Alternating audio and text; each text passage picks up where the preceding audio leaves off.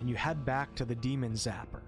Ralzala gulps down the blood and is free of her pact. She goes on to honor her word by writing up a letter of introduction to the Archdevil Bel on a basalt tablet, and then she directs your party in the direction of Bel's volcanic lair. Bel's hatred for Zariel runs deep, and he is eager to reclaim his throne. Brokering a deal with this powerful archdevil will be extremely risky, but he is certain to know the location of the Bleeding Citadel, and possibly even provide assistance. What other hope does your party have? With a couple nods and looks of unease on everyone's face, you and your party once again head out into the wastelands of Avernus. Eventually, in the far distance, you notice a gargantuan volcano dominating the horizon. You are getting close to Bel's Forge.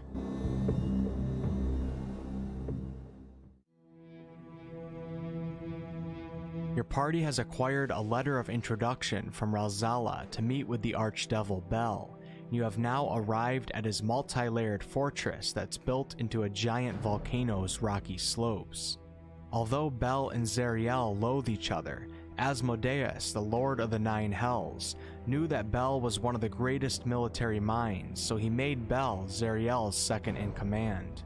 Bel currently oversees the forges that furnish weapons and armor for the Blood War, but it's obvious that he would much rather return to his former position as Lord of Avernus, which Zariel currently holds. Approaching the lower levels of Bel's fortress, you encounter strike teams composed of horned and bearded devils. Your letter of introduction from Ralzala proves its worth and ultimately saves your party's lives. Heading into the forge, you feel intense heat and wonder how long you'll be able to survive in this environment. Open rivers of lava run through the forge and are used to smelt ore and soften metal. You notice fire giants in chains using enormous hammers and anvils to craft infernal weapons and armor. Eventually, you come across Bel himself, sitting on a throne-like chair. He seems to already have known of your presence. As expected, Bel tells you and your party that you must complete a task for him before he reveals the location of the Bleeding Citadel. He wants you to retrieve 9 adamantine rods for him that were stolen from his forge by Zariel's spies. He suggests that you should speak to a Sybriax that was recently captured by one of his spies to learn of the location of these adamantine rods, for Sybriaxes are hoarders of forbidden lore. You bravely decide to ask Bel what these adamantine rods are for, but he responds, "That's not really any of your business. This is the best deal you'll get in Avernus. I suggest you take it." Bel then teleports you and your party to the surface, where an imp named Balakros is waiting to help guide you to the captured Sybriax. When you arrive at the location of the Sybriax, you see a floating blob of quivering flesh with chains wrapped all over it, holding it to the ground. 2 chain devils and an Arcanoloth are torturing this creature, seeking more information to give to Bel, but they seem unable to get anything more out of it. You and your party happen to know some powerful magic that eventually gets the Sybriax to reveal where it last saw the adamantine rods. They were last seen on a wreck of a crashed flying fortress. The Sybriax does not reveal where the wreck's location is, but Balakros, the imp that's accompanying you, who's eager to please Bel, seems to know where to go from here to find the crashed flying fortress. Your party's infernal war machine is not far, and you take the vehicle across a hot, windswept plain infested with magical firestorms. Eventually, the imp points at what seems to be a towering wreck rising from the scorched hellscape. Zariel had abandoned this flying fortress after demons crippled it in battle. The fortress is 150 feet tall, but the lower third of it is buried underground. The command deck at the top seems to still be intact and not completely destroyed, and you decide it's best to search there first. You and your party move through the ruins of the lower decks and are forced to fend off 5 bone whelks, seeking any and all organic matter to feed on. Your party is powerful though, and quickly dispatches the whelks and begins descending upwards once again. Once you reach the open sky area not far from the command deck, a group of giant vultures swoops down. The first couple of rocks are struck out of the air by your powerful cleric companion, and the remaining vultures quickly turn to flee. You then set to searching the command deck, but hear the sound of several infernal war machines approaching below. Looking over the deck, you see Chuka and Clonk with a group of madcaps. They seem to be aware of your presence, but are much more concerned with salvaging parts from the wrecked fortress. You ask one of your party members to stay outside and keep an eye on your war machine, for even though you left on good terms from Fort Knucklebone, you can't trust a madcap to not steal an unoccupied infernal war vehicle. Eventually, you find a safe in a chamber at the lowest point of the command deck. After 3 unsuccessful attempts to open it, an alarm sounds off. In a slight panic, one of your party members goes on to cast 3 knock spells, and the safe thankfully opens. The alarm shuts off shortly after. You and your party do not want... Hello. Happy Wednesday. It's funny, I have to check the date every time. Every time I turn on the stream, I have to check the date to make sure I got it right. Because there's no Monday through Friday concept for me anymore. Hey guys, thanks for stopping in. I know you guys are probably confused. I just decided to play the Descent into Avernus narration for the start of this stream. Try to set the mood a little bit, you know what I mean? Thanks for stopping in, guys. Keith is on his lunch break. Nice. Hello, Van. Hello, Bart. Hello, Leon. Daniel says, what's happening right now? I know some of you guys will be confused. You had no idea what you were watching there for a second. Daniel says, sorry, I've been gone for so long. Work has been keeping me real busy, and the weekdays is the only time I can make it to these streams. I feel you, Daniel. Keep working hard, man. You're not alone. There's a couple people on, there's a bunch of people in the community that have a lot going on at work right now. Keith, Don, Kit, everybody, man. Dragon. Thanks for stopping in, guys. Michael has returned. Angie, hello, hello. Red Cape. Godspeed, Traveler. Alright, let's go to the chatting screen and start up some Baldur's Gate 3. Alright. And so my goal right now with the D&D narrations is to get through this week and next week. This week I want to drop an Ashes video and then also drop a Baldur's Gate 3 video. And then the following week is going to be a bunch of Dark Alliance content, and I have a couple weddings that I have to go to. Then after that, when things calm down, I think it's time to get back to trying to release some more lore content, which includes narrations of D&D adventures. So yeah, let's say goodbye to that. We can just leave this on Google, actually, because we're going to be referencing this when we have questions about any of the in-game lore. To the tavern. Yeah, Michael says I'm crushed with work right now. Everything's getting back to semi-normal. Everybody's busy as hell, man. I understand. Well, I'm always here for you guys, alright? Even if you're busy, stop in once in a while. I'll probably be live, you know? Skull. Hopefully, oh god, you're right. Then patch 5 is gonna come out. Larian likes to drop patches around times where I'm busy with other things. Hopefully they don't do it this time. They're gonna drop patch 5 like a couple days before my wedding weekend. Not my wedding, but I'm going to 2 weddings in a couple weeks. I know it. They're gonna do just a random patch 5 drop, and I'm gonna be pissed. Hello, Carly. Thanks for stopping in. Fate, good evening. Dinner awaits me. Oh, that sounds good. I was thinking about fasting today. I've done a lot of research on it, and doing a 24-hour fast once in a while seems to help reset people and get people focused. And honestly, the past couple months, I've been doing good. And I've been working hard on the channel and stuff, but I have lost a lot of my focus and my ability to focus. And a couple people that I talked to that fasted, it helped reset them and become more focused. So I might do a 24-hour fast. I'll probably consume some electrolytes, and I'm drinking coffee right now.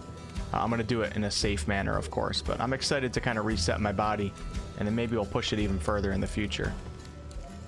I honestly think that food over the past 3 months has been what's been bringing my mental capacity down. Honestly, I think it's food. And the lack of exercise, because I injured myself, and then I'm doing all this stuff on the computer, playing games, doing videos and stuff. I'm sitting at my computer all day.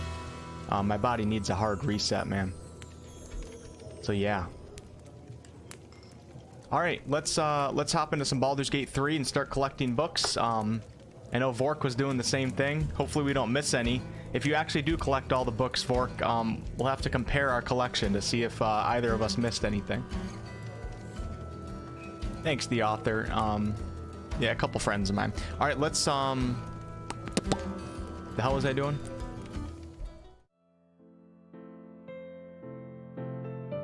Yeah, of course I need healthy food.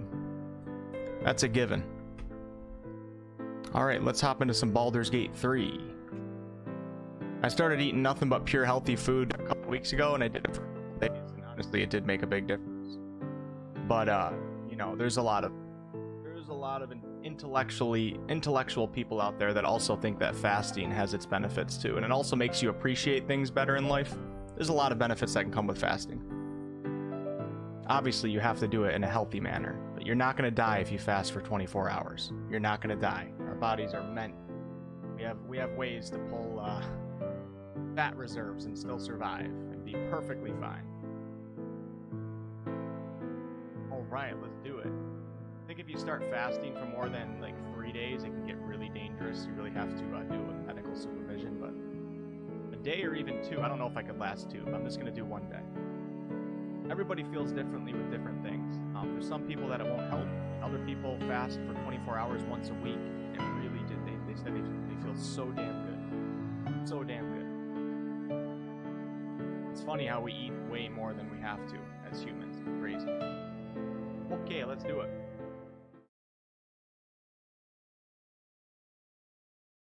Uh-oh. Oh, shit. Check 1, 2. Thank you. Thank you, Keith. Can you guys hear me right now? Okay, there we go. I just had to jiggle the cord a little bit. I have 2 mics, Daniel, because this mic right here, I can hear myself in my ears a little bit. So I don't use this. You guys aren't hearing... Uh-oh, is the game popping up? See if I can get the game to pop up here. Hold on 1 second, guys. There we go. So this microphone you guys aren't hearing anything from, but when I speak into it, it gives me a little bit of feedback in my own ears so I can hear myself better. Because when you're talking and you can't hear yourself, you start mumbling and you're saying words wrong. And I still do that all the time because I still can't hear it that good. But yeah, this just helps me monitor my own voice. But you guys are hearing it through this, of course. The big old mic. All right, make sure we're on the right profile. Oh yeah, Vork. I'm playing a light cleric. You got any advice, man? I'm playing a light cleric. Due to your recommendation. And I haven't played it before. I'm liking it so far. We're only level 3, maybe? I might not even be level 3. I think I'm still level 2, but... Alright, this is where we left off, guys. We went through the crypt, gathered all the books in the crypt. Let's push on. What's up, Joey the Moose? Leon. I don't know how to tag, but hi, Mike. I think you just do an @ symbol, Leon, and then you do @ Michael Scholar. And I think it allows you to tag. I don't know. I don't know how that works. Ali, I did a 3-day fast once and it was brutal. Yeah, I've watched and talked to some people that have done a 3-day fast before. That is pretty brutal. And people do that for different reasons. And it's not, you're not doing it for weight loss. That's not the point of it for 90% of people that do it. It's not a weight loss thing. It's a mental thing. It's a focus thing. It's a resetting your body thing. It's appreciating life type of thing. You realize how much we eat just because of boredom and stuff, and your body doesn't need to do that. So it's just, you know, different benefits for different people. Different benefits for different people. Yo, what's up, Jake? Hello, Trey. Thanks for stopping in. Daniel says roger that. Yeah, if you guys ever hear my mic volume drop like that, let me know. I just have to jiggle the cord on my microphone. The equipment that I use is pretty damn old. Most of the things I use are from my music days, which is potentially 8 years old, so... 6, I don't know, maybe not 8 years old. Yeah, actually 8 years old, because before I was in a metal band, I used this equipment to get into the metal band, so... Good evening, Queen Tiamat. Thanks for stopping in. Alright, let's get to searching. Nothing on when it's coming out, Doom. Nothing yet. We're waiting for news on patch 5. Yeah, skull, guys. Skull, guys. Okay. Light Cleric, I've played that in D&D once. Fireball and Channel Divinity Rock. I wish we could get Fireball, but we can't. And you can get Fireball in Solasta, not in Baldur's Gate 3. Oh, it'd be cool. Alright, so we cleared out the dank crypt. let's let me connect my wireless mouse. And like I said, guys, we're going to be going through and making sure we search everything in this game, every backpack, looking for every script, every book, reading the scripts in the books, discussing what we know, looking up things on the wiki and things to learn more. It's kind of a chill playthrough, and not as gameplay focused, although I will go through probably all of the combat encounters at the same time. So let me come over here real fast. Time and the elements have left the plaque unreadable. I already searched all this, I believe, and we actually went into the dank crypt from the backside, making sure there's no like nothing laying around that we're missing. Okay, let's go say hi to Lae'zel, or not? Yeah, Lae'zel. You know, it's funny. I have like this renewed passion for playing this game right now, and we have, you know, 370 hours into it. It's crazy. And to think we only have, you know, half the classes and we're missing at least 3 races is just crazy. All right, so I should probably do a quick short rest. And I don't have to make save points for Lae'zel because I've already done a deep dive into her, but what I am doing on this playthrough is also creating save points for whenever we get like an interesting talking point from Astarion, Shadow, or Dodge, or not Dodge, or Gale, not Dodge. Dodge is my character. I'm creating save points so I can go back and listen to that dialogue and then work on a video on it. So we're going to do a deep dive into all of the companion quests. Let's talk to our girl Lae'zel. I'm going to do guidance on myself, I guess. I have no spell slots right now, but I'm not too worried about it. We're going to try to possibly avoid combat here. You know, I've slaughtered these tieflings too many times.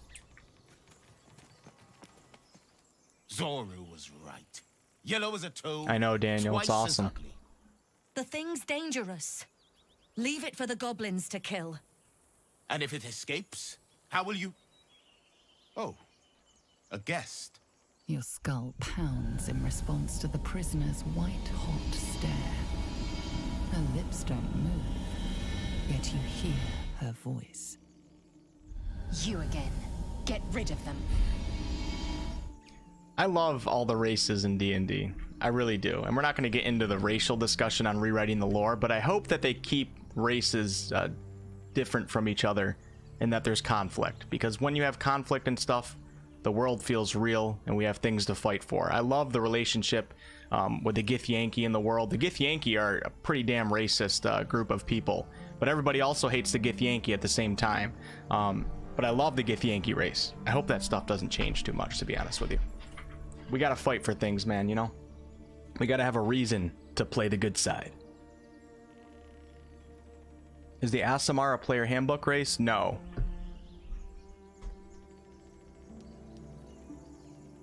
Alright, here we go. I would love to have the Aasimar. It'd be pretty sick, man.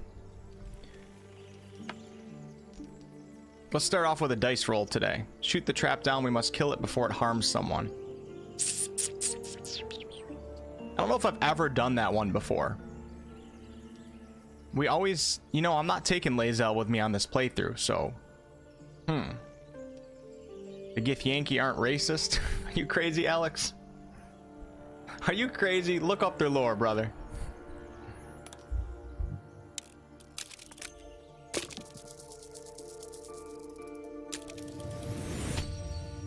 He's right. No one's safe if that thing goes loose. Not even us. Damaze? Enough. Lower the trap. Ready your blade.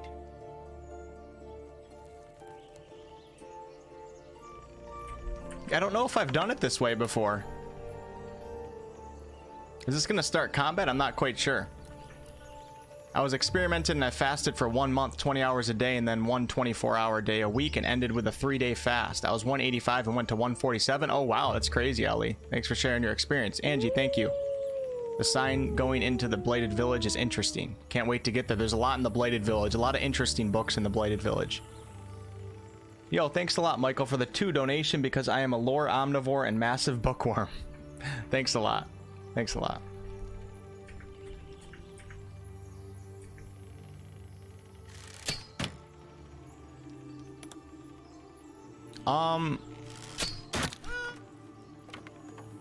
Hey, Sandra, what's up? Chance.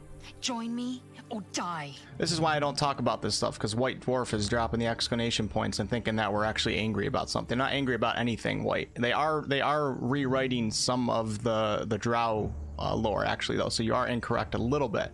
But we are not worried about anything right now. We're just having a good time. This is why I don't get into subjects like this. I believe Aasimar was added in Tasha's as well.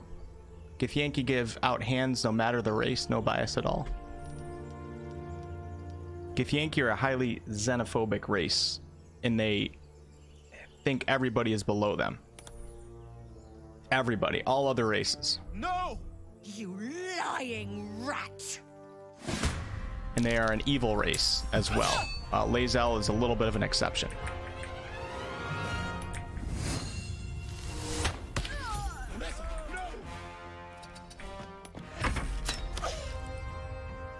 What's up, Raoul? Good morning, David.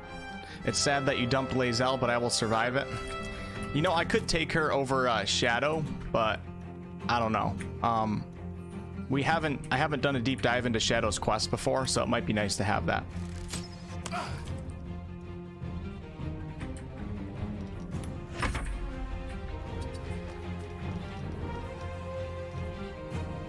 I always forget to prepare a magic missile. Classic.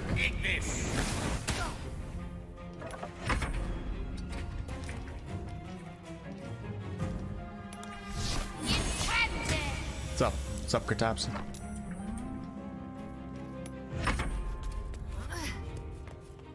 Maybe we'll leave Lae'zel at our base.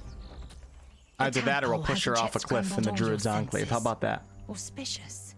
But the longer we wait, Bullywog is another creature that never gets used in D&D anymore. I have to look that one up, Michael. I must find a creche. You will join me. Lies. Just get rid of her.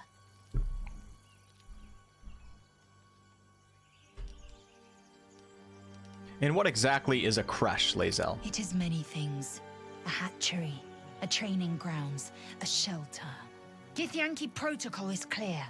When infected with a Geich tadpole, we must report to a caretaker for purification.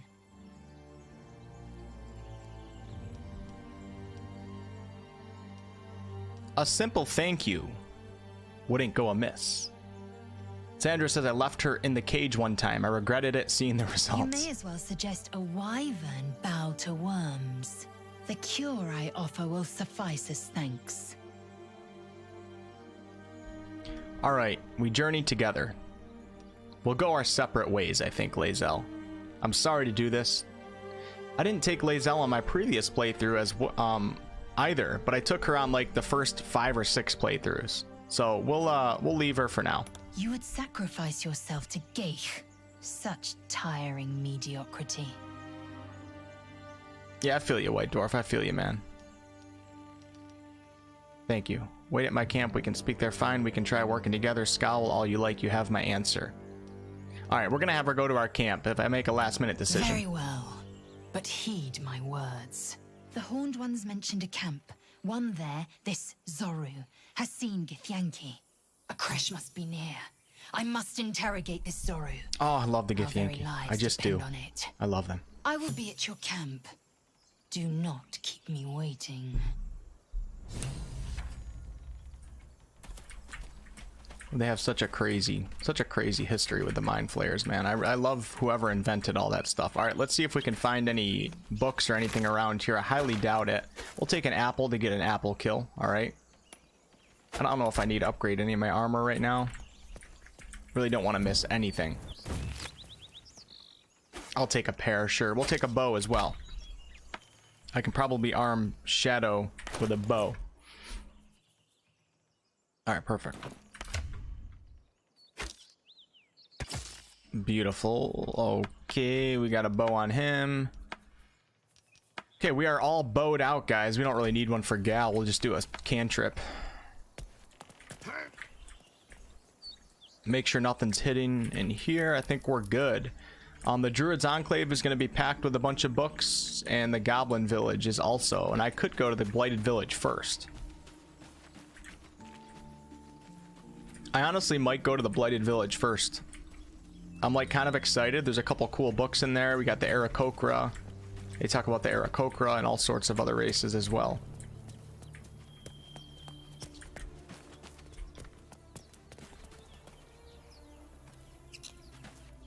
Another broken trap. Who made these things? All right, we got the most boring fight in the game, in my opinion, coming up right now. It wasn't boring on the first couple playthroughs, but now it's pretty damn boring. We should check it out.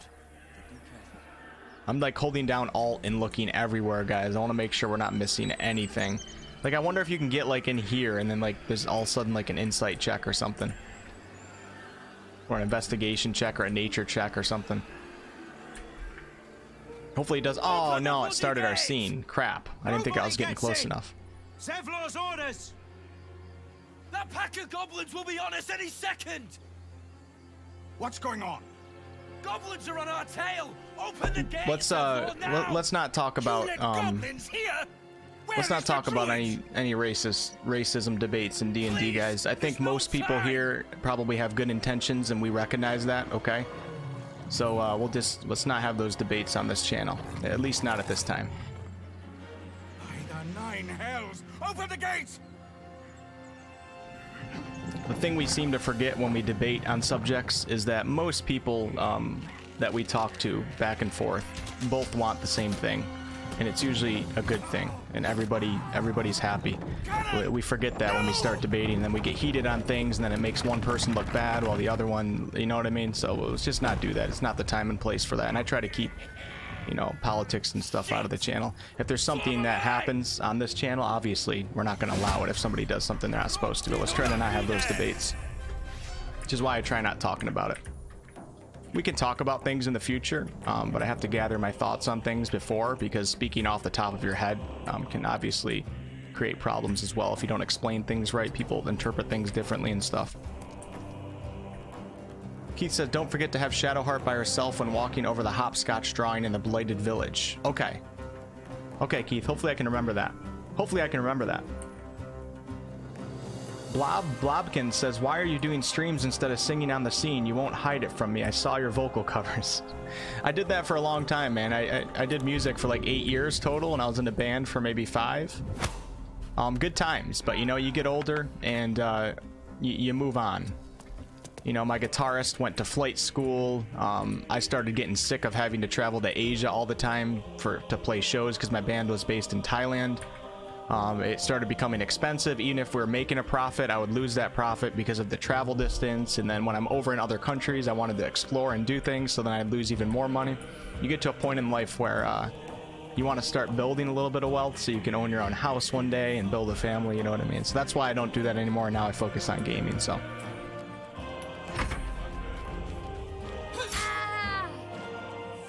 The chest hidden at the top of the tower. Found at the beach in the beginning. I don't know, Kratopsy. I'll keep that in mind. I don't want to go searching for it because you guys know how I am. When you guys want me to find something, it becomes a frustrating experience for me. When I'm multitasking and trying to follow directions, it becomes a frustrating streaming experience. But I'll have to search that, Kratopsy, and think about it later.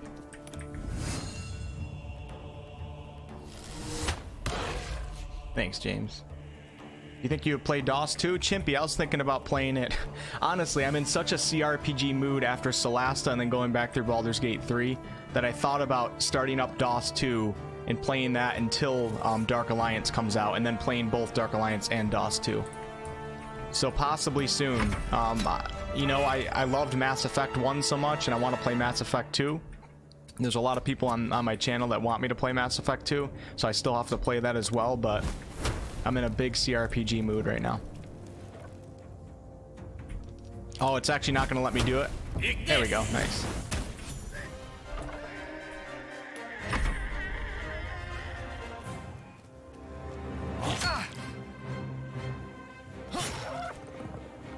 Any other way to play Baldur's Gate 3 using a cloud service like Stadia? No, you have to buy it again, Joey. I'm there with you, man. I bought it on Stadia and I bought it on PC. I spent my own money.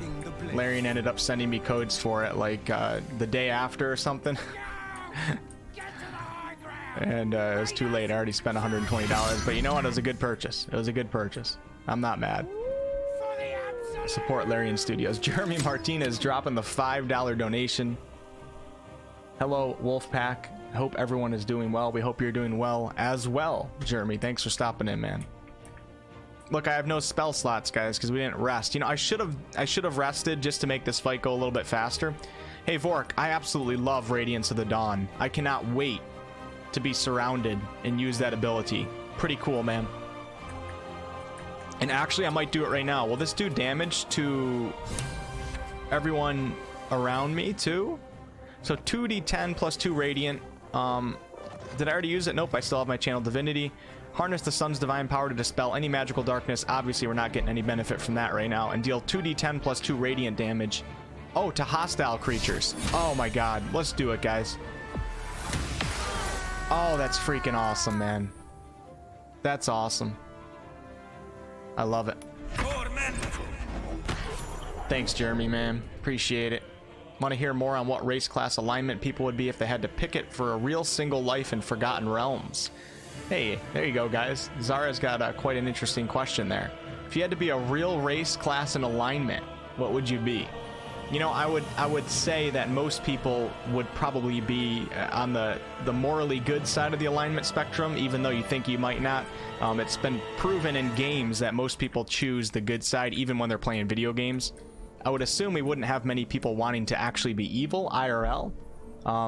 In games, it's fun, but I don't think you guys want to be evil IRL. Maybe you could be like, I don't know. Being evil IRL is a bad thing. Let's go ahead and drop. I'm just going to take care of this guy. Do I need a full guiding bolt? Or maybe some of you guys would be chaotic good. Be pretty cool, right? You could be neutral, too. You could be neutral. Do we have any devils in here? You know, like, wiping out the Druid's Enclave is fun in the video game, but my god, if you're doing that IRL, what the hell is wrong with you? Pushing... I'm the king. I think I'm guilty of the most evil action you guys have ever seen in a video game, and that is thunder waving the bard and the 2 innocent squirrels off the cliff.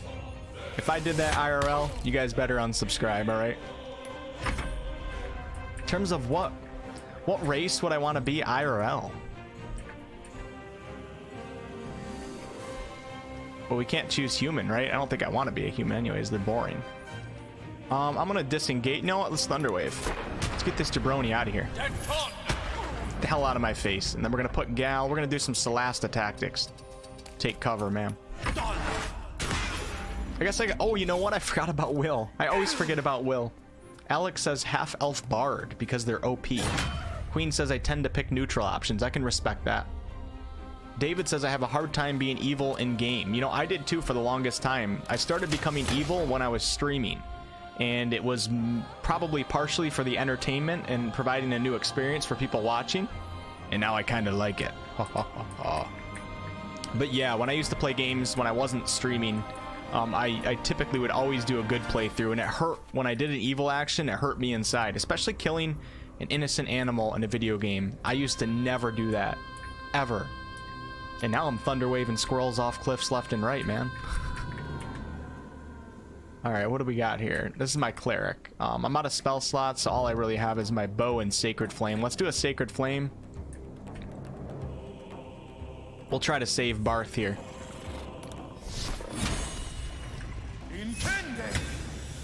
Or not. Sacred flame sucks.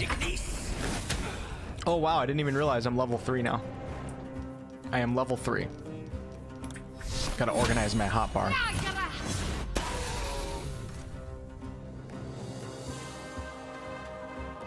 You don't really understand how alignment works in D&D? Not down with knocking off the bard. She reminds me of a friend of mine. I'm sorry, guys, for my evil actions in games. I apologize, okay? I promise you. I'm a good guy, IRL, alright? Especially with animals, I have a soft place in my heart for living life. Even plant life. I mean, I'm not a tree hugger or anything like that. No offense. If you are, that's cool. But yeah, I don't ever... I hesitate to kill insects sometimes. I kill them more now. typically I won't kill a spider. I'll murder the hell out of mosquitoes. Give me a flamethrower, man. Those things piss me off. Yeah, I typically don't kill harmless insects that are just minding their own business. And of course, you know, when I grew up, I had friends that would go out and shoot squirrels and stuff with BB guns. I never partaked in any of that stuff, even if it made me look not cool. But you know what? In a video game, I don't mind dropping a thunder wave on a couple zeros and ones that represent a squirrel. You know what I'm saying? Look at this. Man, Gal's fireboats have been pretty good lately. More may follow. Open the gate! Shut up, Zoru. You're pissing me off. I might thunder wave you off this cliff. Alright, let's search all these bodies, guys. And I might actually go to the Goblin Blighted Village first, but we gotta make sure that we send Shadow up without anybody else. Oh, I can level up right now too. Let's go ahead and do that. Where the hopscotch area is, we have to send Shadow up. I can't remember exactly where that part is. Is it in the beginning? Tell that to the corrupt people in the government and on Wall Street. Oh, there's absolutely some messed up people in this world. Is there a red guard race? There's not. The default class would be a thief. The thief is a subclass of the rogue. Twitch streamers are chaotic evil while YouTubers are chaotic good. Years of DayZ taught us this, says Zara. Ben, the idea of good aligned warlock is nonsense. To be a warlock, you literally sell your soul for power. No benevolent deity or being would engage in that. And the recipient is power hungry. Well, what about the celestial warlock? Well, how would you view that one, Ben? Or does that one not make sense to you? Okay, let's go ahead and do a rest. And we're gonna save too, so we are level 3. More goblins. What's next? I'll probably end the stream a bit shorter today, guys. Just so you guys know ahead of time.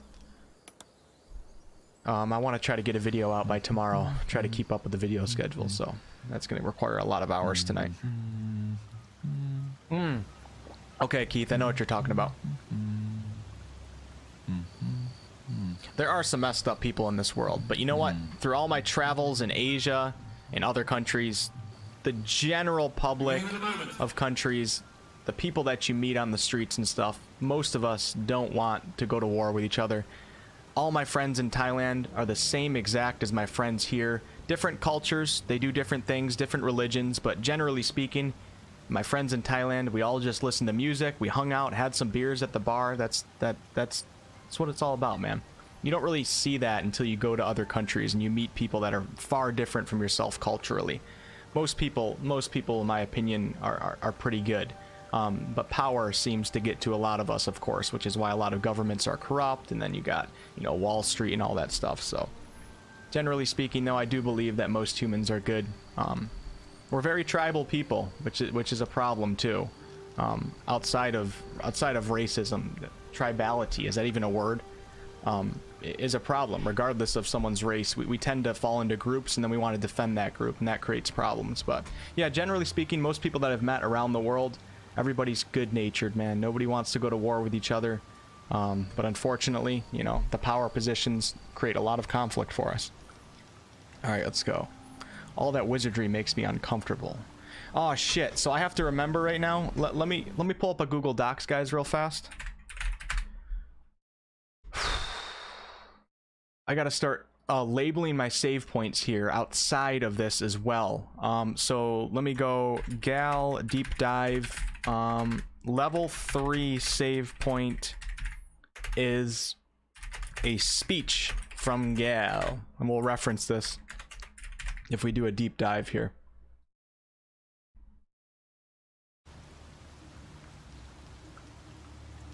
What are you doing, Gal? Indulging in a spot of vanity. Handsome devil, aren't I? Be that as it may. Ceramorphosis. What does it make you think of? I would never hurt an animal. Cool, cool. I like to hear that, man. Celestial, you could have made a deal to save your life, and now you're bound to do their bidding. Ben says that's what good aligned priests are for. I feel ya. Hey, Joe, what's up, man? Thanks for stopping in. For your lunch break. Nice, man. Nice. Thank you. No update, NN. No update. No update. We're just replaying and we're collecting lore and documents and books. Alright, I'm going to be mostly nice to Gal, simply so we get as much out of the dialogue as we can with him.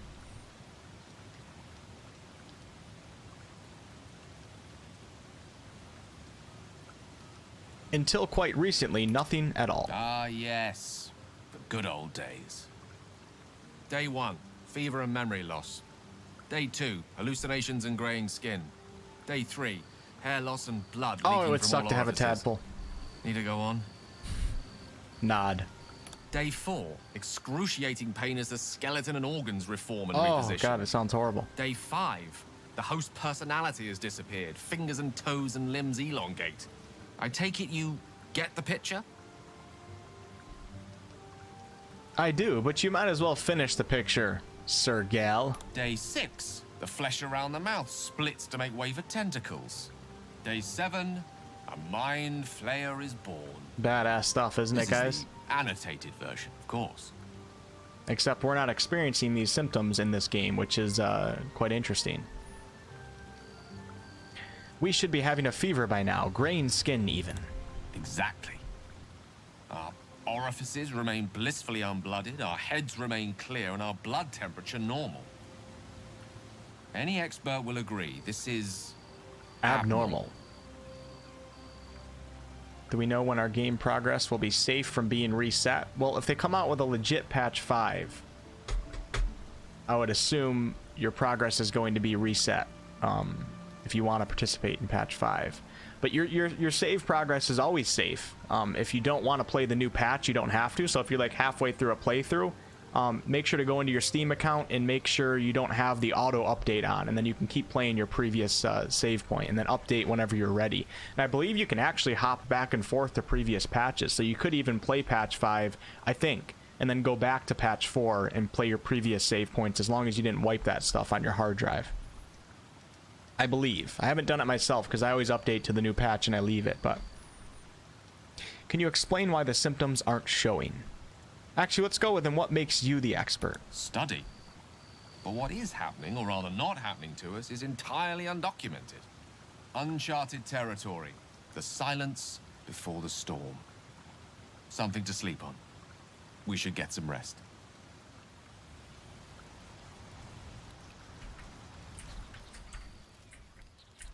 Okay, let's go ahead and level up. Gotta take Misty Step. It's just, you know, Misty Step and Magic Missile are just must-haves for the wizard. I mean, we can always scribe other spells, but it's just like Misty Step, man. Bonus action, you just can't beat it. I already have Magic Missile, and I'm gonna take Shatter. Shatter is just so freaking badass, man. If we could get to level 5, I would consider not taking Shatter right now. And we would use Fireball for our AoE damage. Although it might be hard to control the AoE damage with the Fireball. The radius is going to be huge. You know, I feel kind of boring doing this because I always take Shatter. But it's not a boring spell. It's actually quite an interesting spell.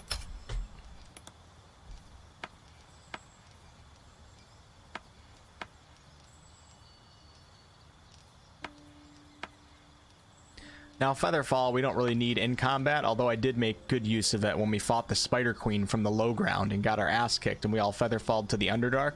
Made great use of Featherfall in combat, but typically speaking, I don't use it in combat, so it doesn't need to be prepared. Let's go with... Yeah, we'll do a Grease. It's always nice to have that, that option to light shit on fire. Alright, Gal, did I do your stats right? Okay, cool, we're at 16. We didn't do Gal's stats, but... 9 strength, 14 dex, 15 con. There's so many odd numbers. It's I wonder why they do this. I mean, I guess it doesn't matter because he's a companion, but you know what I mean? Like we're giving up. Oh my god. I didn't realize there's 4 odd numbers right here. 4 odd numbers, and the stats that you'd want to increase would be intelligence, which is on an even number, so you wouldn't even put a point into these odd numbers for the most part. funny. All right, let's level up Astarion. Let me take a look at the chat. When do you think BG3 will fully release? 2022 is my guess. No idea. I couldn't even give you an idea as to when in the year it would release. No idea. Be a complete guess. Hey Kit, what's up, man? Thanks for stopping in. That's why you take evocation? Yeah, yep, for sure. Yeah, I feel you, White Dwarf. It'd be a cool DLC, wouldn't it? That'd be a really cool DLC. I am playing on Steam. For the most part, I play on Steam. I do Stadia playthroughs for the crowd choice, but the game runs better for me when I actually download it. It definitely, there's a noticeable difference from Stadia to playing on my PC. With that said, the Stadia playthrough, for the most part, has been fine. There's been a couple areas that need to be optimized, like the Druid's Grove, and a couple other things, I think, with patch 4 were a little bit shaky. But for the most part, I play on Steam unless I'm doing crowd choice. I have the graphics card to run it, and it runs better. Streaming is always going to be a little bit worse, I would assume, even in the future, than actually downloading the game, so. I never really used the Inflict Wounds spell, but I tried it on my current playthrough. Now it's one of your favorite spells. Nice, nice. Okay, cool. I would love for them to put in a Tempest Cleric. Shatter and Thunderwave are always prepared, and you can get Channel Divinity to automatically max out the damage from the spell. That's crazy. Keith is our Cleric expert. Expert. Is there a spell that can teleport others? Well, they don't have Dimension Door in this game. I forget what level spell Dimension Door is, but that will be a spell where you can teleport another person with you. I'm assuming we'll get it. I think it might be a level. It might be a spell that we get when we become level 5, a level 3 spell. I think, if I remember correctly, but I don't know. I don't really know. So, all right, let's go with. You know, maybe I will be an Arcane Trickster. The Thief is, God, the Thief is so powerful though.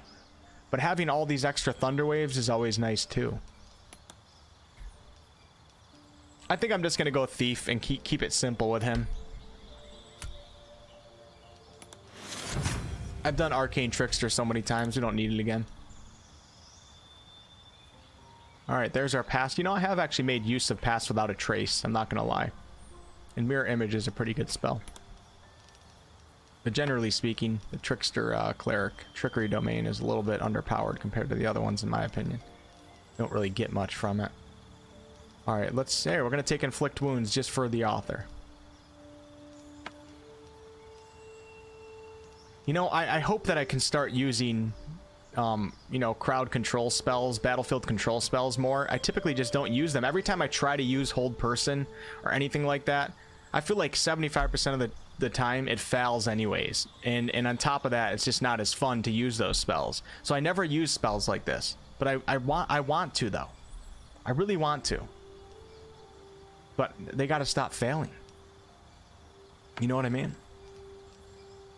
Inflict Wounds is actually really good for her because she doesn't have anything close up that she can do, and Inflict Wounds provides a way to get good damage in melee range as opposed to actually taking a melee shot.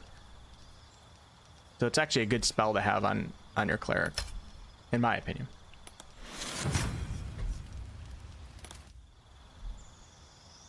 And I'm probably going to keep it with him as well. What do we get here? Oh, here we go, guys. Oh, yes. Oh man, Vork is not kidding around, aka Keith. The Light Cleric is sick, man. Scorching Ray and Flaming Sphere. Oh my god. Oh my god. So I can use Shadowheart for the concentration buff spells, and then we can use him for spells like Flaming Sphere for his concentration. I love how you don't have to choose your spells with a cleric. You just prepare them. Alright, let's go with... I'm not going to use Bless with him. And we don't even have to prepare our Divine Domain spells, which is pretty sweet. This doesn't even matter, because we can just change these on the spot. I'll just use that, sure. Alright, yeah, so Flaming Sphere, which is the Druid spell. Pretty fun to use in this game, although it falls back on your own party often. And burns them. And I think we're good. These are the new spells that we unlock, just typical cleric spells. Okay. Take a sip of coffee here. Oh, dimension spell, or dimension door is a level 4 spell, so you actually get it at level 7. Interesting. I'm not sure what other spells there. Oh, Thunderstep is another one that you can take another person with you, says Keith. I don't know what level Thunderstep is. I'm assuming it's at least a level 3 or 4, right? You need something that lowers the roll of the enemy? Nah, I don't need that, man. A story of Wolf and his Thunderwave, right? Right, Kendra? Hey, thanks for stopping in. Hey, Eli, what's up? Eli Telron. You dislike the Paul brothers? Surveillance, thanks for stopping in. I appreciate it. Let's bring Surveillance to the tavern. It's his first time here. Stopping in for a live stream. Let's do a quick cheers. Welcome to the channel, man. Skull.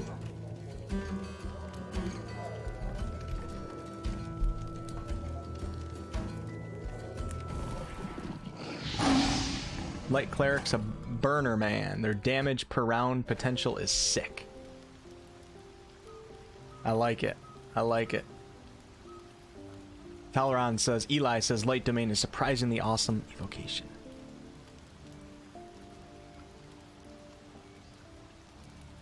Command is a 2nd level spell and can control 2 creatures. It's very good. Alright. Let's go ahead and do a quick conversation, make sure we don't miss anything. We got to treat this like a BioWare game, you know what I mean? Go ahead. I'm listening. Tell me a bit more about yourself. So I'm going to have to label this too as part of my document here. Talk to Gal twice. You know, if you don't label this stuff when you're trying to make videos, you'll never find it ever again, especially in a game where player agency comes into play. Let's see. I hail from Waterdeep, the city of splendors. I'm a wizard of considerable and scholar of exceptional accomplishment. He didn't say a claim. A library, and a weakness he skipped for a word, good I think. glass of wine. And if the mood takes me, I'm Maybe known not. to try my hand at poetry. There. He is pretty funny. Go on. Didn't that paint enough of a picture? You know, I like characters like Gal. I like the ones that are cocky like this. You know, have a bit too big of an ego. I like it when they're heroes. I think it's cool. It's kind of cool to have somebody in your party that brings that to the conversation, I guess you could say. But yeah, there's a lot of suspicions out there that Gal actually might not be a good guy, so we'll find out with time, I guess. You guys ready? Let's try peering into his mind. I'm gonna first drop a guidance on my character.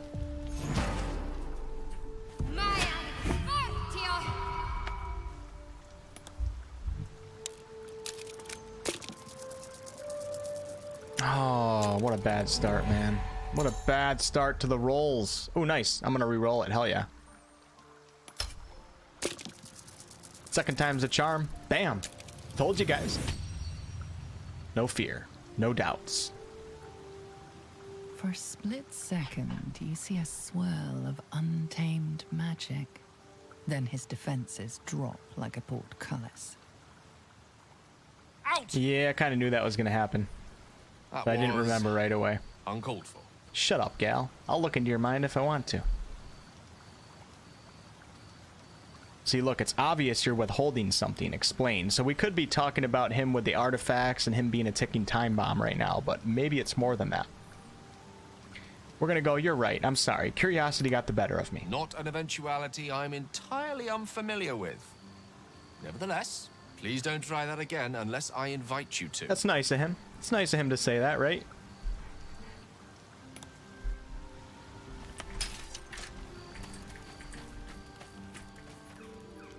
Abominations grow inside us. Our bones should ache. Our mouths should bleed. Yet we thrive. It is madness. Keep your rest short. Time is not our ally. Yes, babe. You got it. I saw you getting a lecture from our magical friend. I have to say, I thought you'd look worse, but no. Not a tentacle to be seen. I could say the same to you. Indeed you could. We're all doing surprisingly well, given the circumstances. I'm not taking anything for granted, of course. First sign of change, and I'll have to stop that pretty little heart of yours. I am open to suggestions. Knives, poison, strangulation, whatever you'd prefer. Decapitation.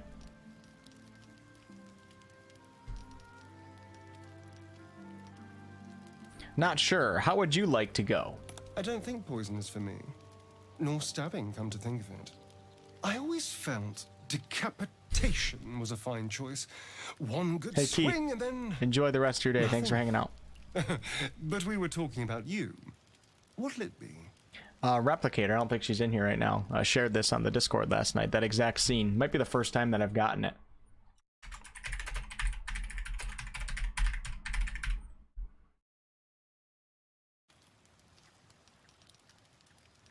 Decapitation sounds good, actually.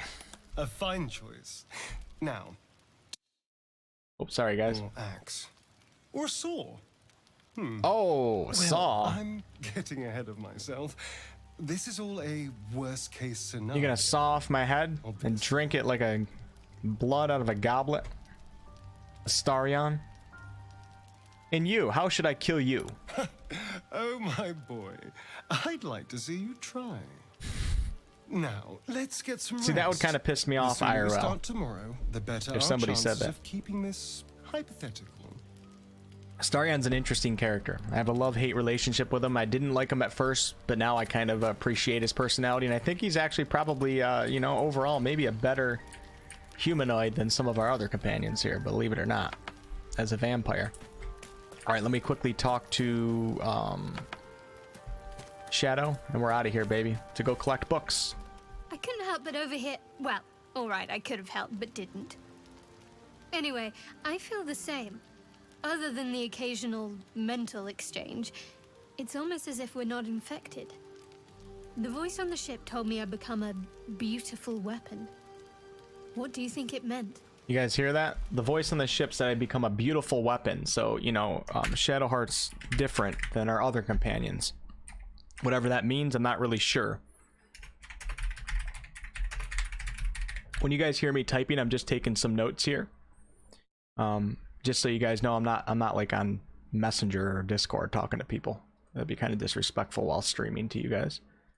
Just taking notes about what's happening at these different save points so I can reference these save points for future videos. Alright, here we go. Maybe it's a compliment. Huh, adorable. But your timing is awful.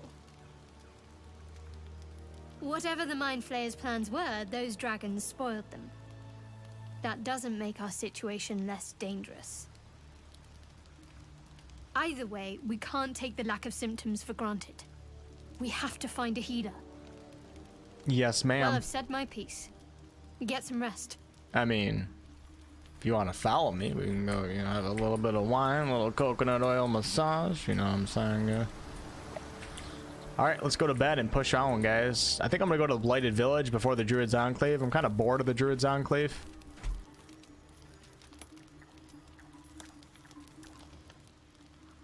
Uh-oh. The hell are you doing, Mr. High Elf? Sneaking off into the wilderness to go feed on boars. Rainbow says, for me, Astarion is annoying. He was very annoying to me, too. But like I said, around like the 5th, maybe 6th playthrough that I had, I started liking him. And I started disliking Gal a little bit, and I loved Gal in the beginning. I've always loved Lae'zel. And I've always felt like Shadowheart is a good character overall. Despite her sassiness in worshipping Shar. I've always had a decent feeling from Shadow and Lae'zel, and they might be the most sassy, rude characters, but I have a good feeling about both of them. And I always loved Gal, but now I'm starting to have suspicions on him, and I hated Astarion, and now I'm starting to like Astarion. Isn't it funny how this stuff plays out, guys? Alright, let's go to the Blighted Village first, guys, and search for some books there. There's some really good lore and stuff that we're going to have to do some research on.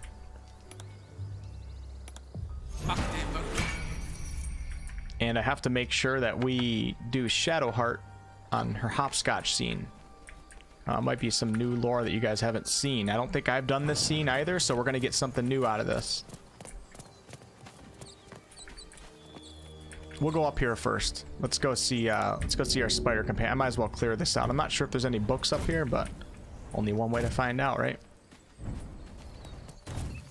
Yo, Shy, what's up? Happy belated birthday to Shy Violet. Cool dude says, I like Astarion myself. Him and Lae'zel I think are the best characters. I'm not a big fan of Shadowheart because she's too whiny.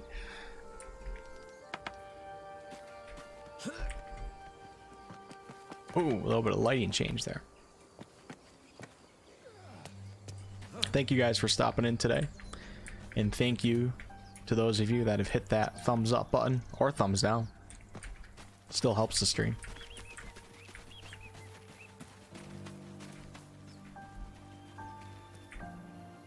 Let's make sure we check out all these little nooks and crannies. You never know when you're going to get a perception, nature check, insight, religion. You just never know. So we're going to make sure we cover all the areas of this game. And now let's go talk to some spiders. I like this little area right here. Oh, maybe this is what, I think this might be what you're talking about, Kratopsy. This chest right here. I have gotten this, if that's what you're referring to. What has been your favorite class? Dual-wielding Ranger Knight. Although Ranger Knight getting the heavy armor doesn't provide that much of a benefit because you can only get one type of heavy armor in early access right now. But Ranger Knight looks badass with heavy armor and jumping around like a maniac. That has been my absolute favorite. Ranger Knight Hunter. I'll definitely do a dual-wielding... I'll definitely do a Drist build when the game comes out, and I'm pretty excited for that. I wonder if they'll give us a Black Panther as a companion. What's that? Pretty cool. They have to give us a Black Panther, man. It would make so many people happy, although it wouldn't be a magical astral plane panther technically. It would still be pretty damn cool. All right, let's go ahead and do guidance. Kylo Ren. At the back of the crevice lies a bag covered with spiders. A shiny gold coin pokes from its mouth. Survey the spiders with a -1. I should have done this with Gal. I forgot that it was an intelligence check. Let's do it though. We can do it, guys. 10, easy stuff. Further than that, the one place you have to come from the forest per se and jump down a little bridge leading to the middle. Yeah, I don't know if I've seen that one. The pouch possessively.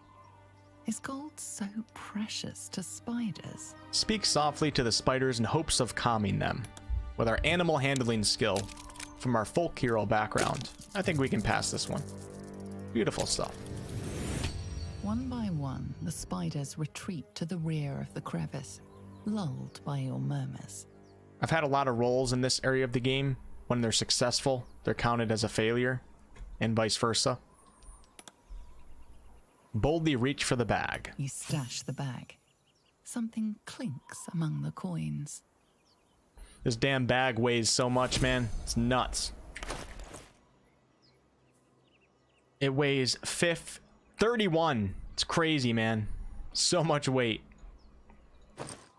But we can throw the spider at people. The spider egg sack. We'll give it to Shadow for now. Oh, you can actually. Hold on, wait. Can you? Yes, you can. There we go. Huh, okay. Well, I'll keep it on my cleric for now. Alright, let's go ahead and make sure we search every barrel. I'll take that. We'll pick up the apple right here. I love little items. Pick up the sausage. We're going to throw sausage at the Minotaurs. Spoiled. Oh yeah, we're going to take that. We looked that up on stream one time. You guys taught me that. Let's go ahead and blow this up. Never know what's going to happen, right? You never know what's going to happen.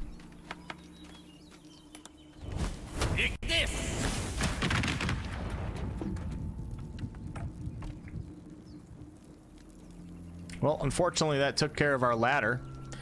So we're gonna have to do an old-fashioned Misty Step.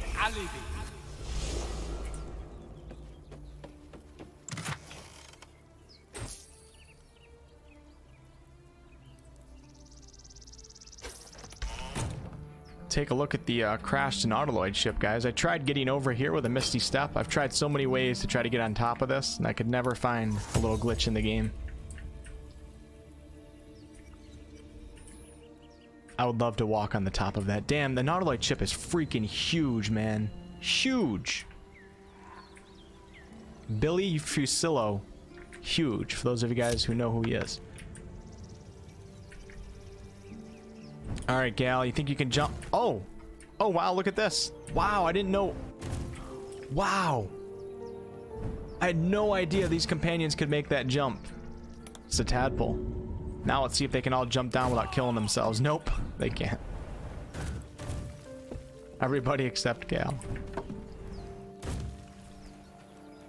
Alright, let's get out of here, guys. I'll pick up the Thieves' Tool on the ground. We could go to the Owlbear Cave, but I'm excited to find some books, so we'll go to the Blighted Village first and search that place very thoroughly. Make sure we find everything. It's just packed with books. Alright, let me send my companions over here. I'll take a look at the chat.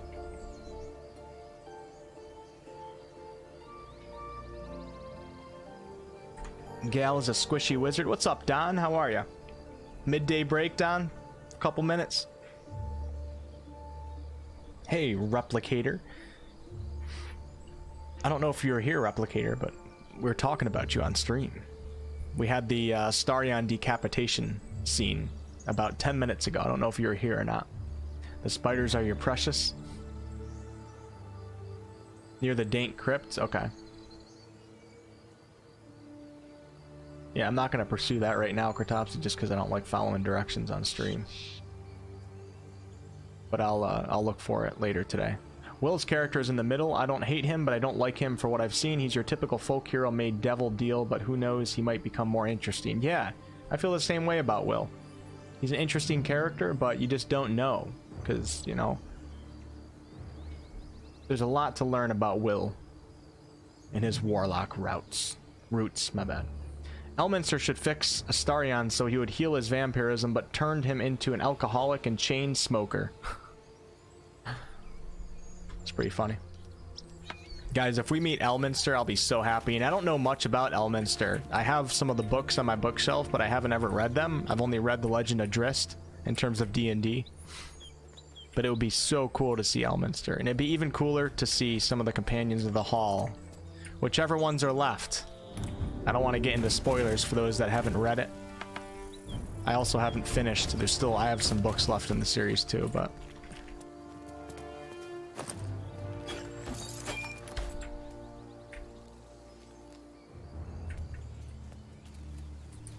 Alright, we could talk to these guys over here, but I honestly don't feel like talking to them. I honestly don't feel like talking to these guys. They're not showing up right now, but they're there.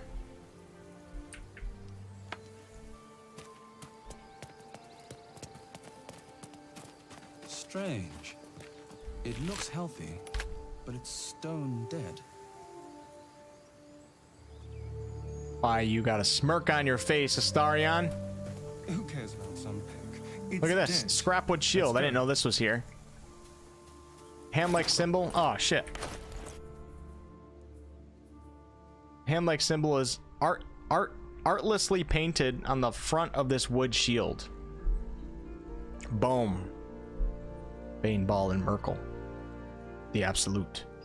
The Dead Three. Alright, looks like there's a pouch right here. Let's pick that up. I wonder if there's an achievement where if you pick up all items in early access. That'd be pretty cool. Probably drive some people crazy, man. Because you're bound to miss something in this game. Imagine if they didn't have the option to hit the Alt key to show things. That would be crazy.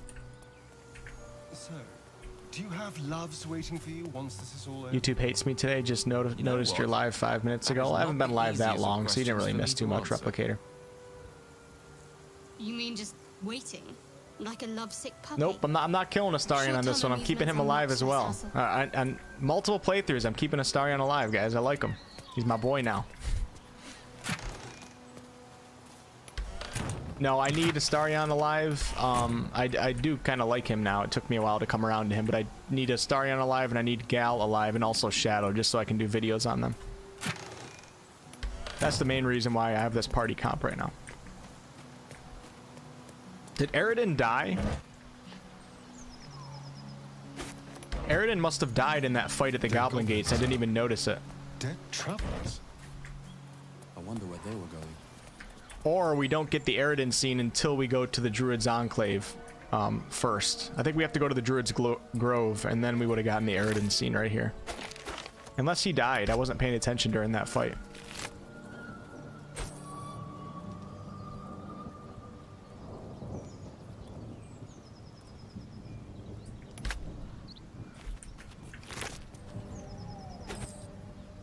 Goblin's Drawing.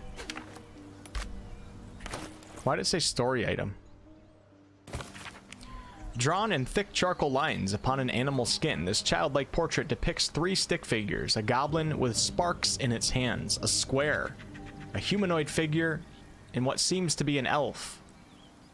Each of them is wearing a simple crown.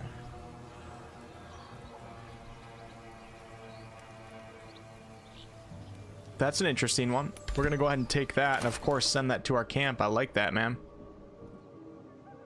Wonder why it says story item. I don't recall what that ties into myself, but that's why we loot everything, man, on this playthrough. Did I loot her yet? I'm not sure. I didn't. I like how they added in the trap disarm toolkits. Alright guys, let's do some book collecting in the Blighted Village. And my god, there's quite a lot of books. So this hopscotch thing, I'm going to bring Shadowheart over here by herself. That's the first thing we're going to do to see what type of new cinematic that we get here that everybody's talking about. But first we'll go in. I'll just do Shadow by herself. Let's go. We'll give her guidance even though we're going to do an Illithid check.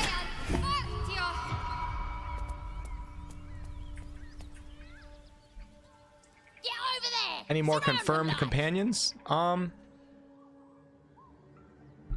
Well, nothing. I don't know if anything's technically confirmed because we're still in early access, but Karlach is kind of what everybody's assuming we're going to have as a companion. Helson is another one that we think we're going to have as a companion.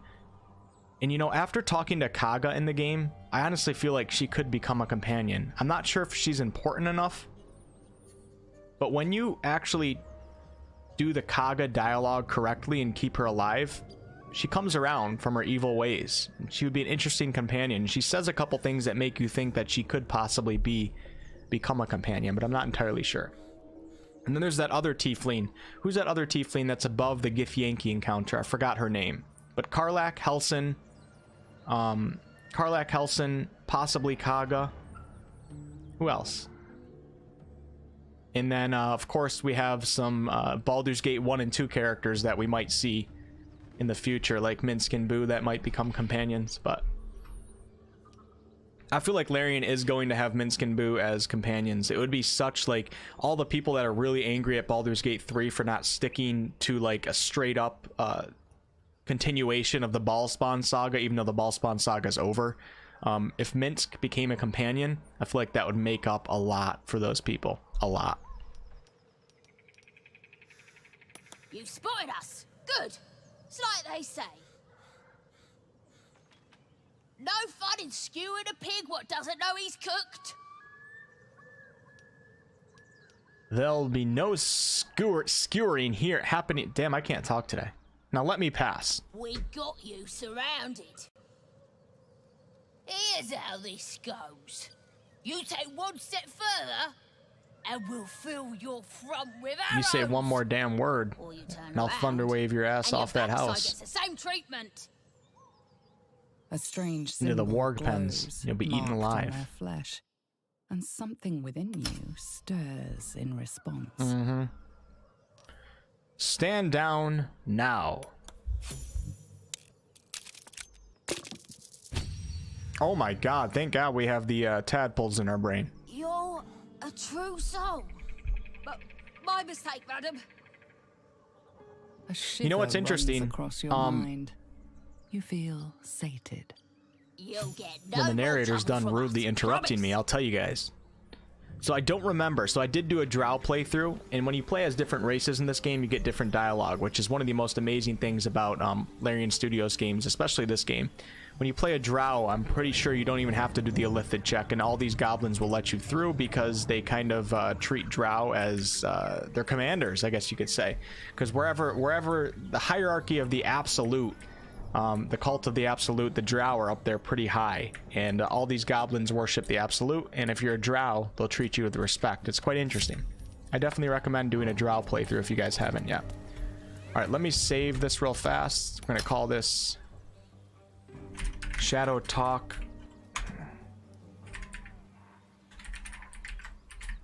I'm not sure what she's going to say here, I forgot, but... And then we're going to get some new dialogue here, guys. Some of you guys might not have seen this after this conversation. Did you feel that? It wasn't us doing the talking. There was a power behind the words. The parasite. We spoke, but it commanded. Just who is being manipulated here? Those we speak to? Us? Both? I'm not sure I want to know the answer to that question. But I doubt these pests are acting out of kindness towards us. We have to be careful. There's a lot we don't know, but we still have a choice. For now. Okay, so let's take Shadow. You guys ready for this? Let's give her guidance once again. And we're going to send her over for this scene that I haven't seen myself. And I'm assuming some of you guys haven't seen it either. Adoram, have a great day. Thanks for stopping in. If I could pick, I'd love a goblin companion. It'd be so cool if they included goblins or Duergar as playable races. No news yet, Pietro. Queen Tiamat says, my concern is that Karlach is a good aligned character and I find her more interesting than the other female companions. But I don't fare well with good people. It's pretty funny. Cathrak, what's up?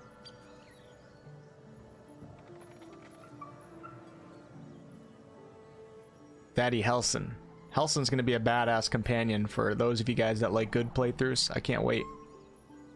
And Helson, I probably would play a druid on my first playthrough, or it'd be one of my top choices. But since Helson's in the game, I probably won't with my main character.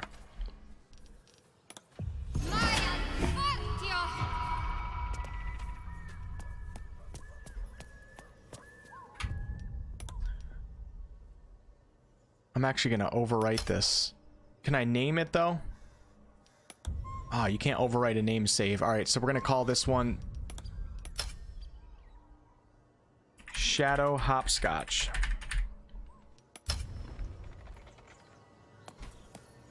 You guys ready for this? Centauri, love your material for Ashes of Creation. So now I found this live stream. I'm going to stay a while and listen. Hey, thanks a lot, man. Appreciate it. You ever play any CRPGs, Centauri? You ever heard of Baldur's Gate 3? Or are you just an MMO player? Looks familiar. Did I play this once? Long ago? Okay, so apparently there's not a cinematic scene. But that's pretty damn interesting. That's pretty damn interesting. And now we have a ton of books that we're going to go through. So some of you guys that are new to this stream today we're doing a... I've already played this game so many times. We're just going through the game and collecting all of the books and scripts, reading them, and then talking about the lore. So this stream might bore some of you guys. Just a warning ahead of time. Less focused on combat and gameplay, although I will do all the combat encounters. We're more focused on reading the books and collecting things. I figured I could do this off stream, but a lot of you guys like this stuff, so... Alright, we have a ton of books to look at right here. Should I start right here, or should we start... We'll start at the beginning of the village. So Shadow says this looks familiar, like she played this a long time ago. What the hell does that mean? And you know, another question that I have is, like, what was this blighted village before exactly? Is this where Shadow grew up, man? It'd be crazy. What do we got here? Hopscotch, man, I haven't played that in forever. Do we have a hidden symbol in here? That's pretty cool, though. And I don't think you actually get that if you don't have Shadowheart by yourself over here, which makes this game even more interesting.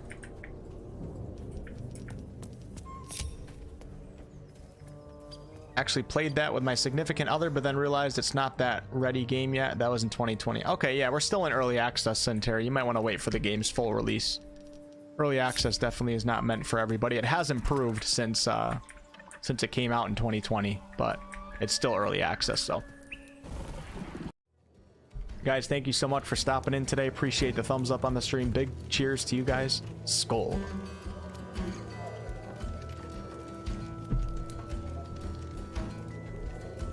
I'm not sure, Bobbles. We'll have to walk by that and find out.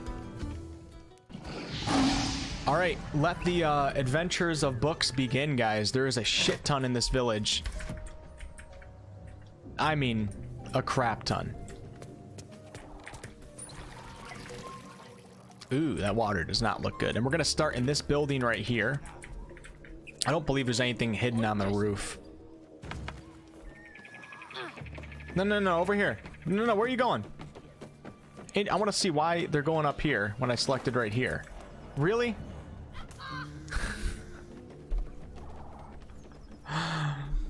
Oh, this is classic. Look at my party. Oh my god. Bunch of jabronis. Are you serious?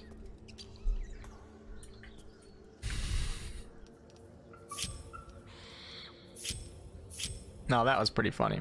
All right, who do we got up here? Gal and Astarion. Let me put them together. And we're going to have them come down the ladder. And, oh no, what are you doing, Gal? You're scaring me, brother. And we're going to have them go around to the actual staircase. How about that? Apparently, their pathing went for the shortest route possible, which involved a bloody fall.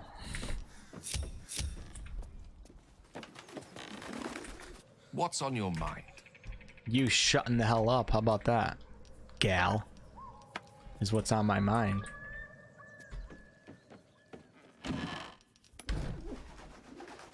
Alright, here we go. Here's our first book, guys. I remember I did some research on this, but I don't really remember it. Move this out of the way. Guys, you are not the smartest party I've ever been around. That's for damn sure. Alright, guys. Our first book in the Blighted Village, filled with books. The Wonders of Phandalin. In this year, 950, Dale Reckoning. There can hardly be a more prosperous and fortunate town than Phandalin. Phandelver's Pact has brought prosperity to this land, splitting the wonders of Wave Echo Cave between gnomes and dwarves. The town now boasts thriving communities of both peoples, living and working together in harmony. We have also tempted human spellweavers from all across the north to our town, who are happy to work side by side with the allies of Phandelver's Pact. Mayor Elderleaf invites you to come and witness this miracle yourself. See the powers being uncovered in the Forge of Spells, and the prosperity this power brings. I dare say Neverwinter will soon have a new rival for the title of Jewel of the North. Matt, welcome to the channel. Thank you. So this is almost 400 years ago. In this year, 950 DR, there can hardly be a more prosperous and fortunate town than Phandalin. So we're going to look that up real fast. I remember doing some research on this in the past, but I didn't quite retain it in my brain. Phandelver's Pact has brought prosperity to this land, splitting the wonders of Wave Echo Cave between gnomes and dwarves. Okay, so there's obviously a lot of wealth to be gained in the Wave Echo Cave. The town now boasts thriving communities of both people, living and working together in harmony. We also have tempted human spellweavers. Okay. Let's look this up real fast, all right?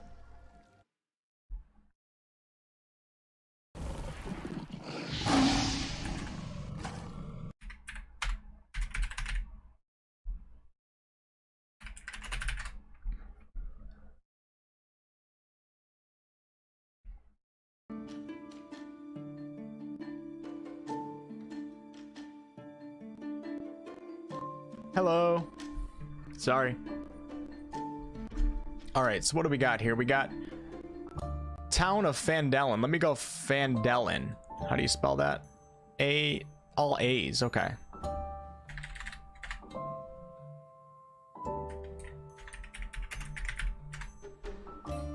Alright, so here we go, guys. We got a little bit of lore on this town. And then the Wave Echo Cave, just split between gnomes and dwarves. Alright, Phandalin was a mainly human village located northeast of Larian, where the road that ran from the high road to Trebor faded into a trail. It was raided by orcs in 951. 1 year after this book. In subsequent, guys, I'm telling you, I need to take like a couple days off from videos and streaming and just let my voice heal. My lips are not moving in the right order. I can't pronounce words that I used to be able to pronounce. I'm mumbling things. Subsequently abandoned, it was eventually resettled, however, and Phandalin became a frontier settlement of farmers and prospectors looking for wealth in the Sword Mountains in the late 15th century. Is that all we got? Nope, we got a little bit more. Phandalin was originally... Okay, we already read that. Ooh, look at... We got some Volo stuff here. Phandalin was originally a farming community. However, when the orcs of the realm Uruth Ukrypt had destroyed all game in their realm, they went in search of food and turned on the human settlements in the area, raiding them. Phandalin was one of these settlements, and in 951 Dal Reckoning, it was overrun and then abandoned. After Volothamp... You guys know who that is, don't you? You guys know who that is? What's up, Clavis? English is hard, I agree. I agree. It's a 5e campaign, Eli? Interesting. So after Volo passed through the town and wrote about it, the area experienced an influx of tourists and adventurers. I'm not going to read all of this, guys. Just skim. Sometime in the 1400s Dal Reckoning, which is the century that Baldur's Gate 3 is taking place in, settlers from Neverwinter and Waterdeep resettled the ruins of Phandalin. And it was well established by 1491, so only a couple years before Baldur's Gate 3. In the late 15th century DR, a group of bandits known as the Red Brands, or the Red Brand Ruffians, settled in Phandalin and made their lair under Tresendar Manor. They committed several terrible acts, such as racketing local businesses, kidnapping over a dozen travelers and selling them into slavery, killing the woodcarver, Thel Dendrar, for his defiance and later kidnapping his family.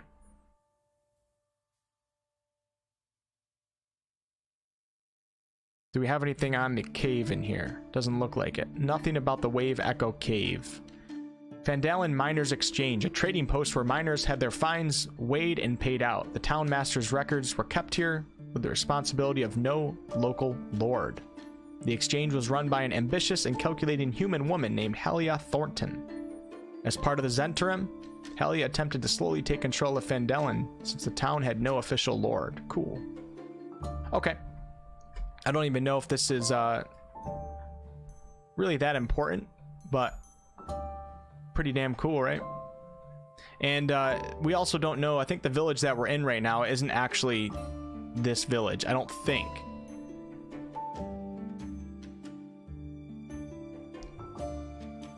Okay, we'll come back to more of that.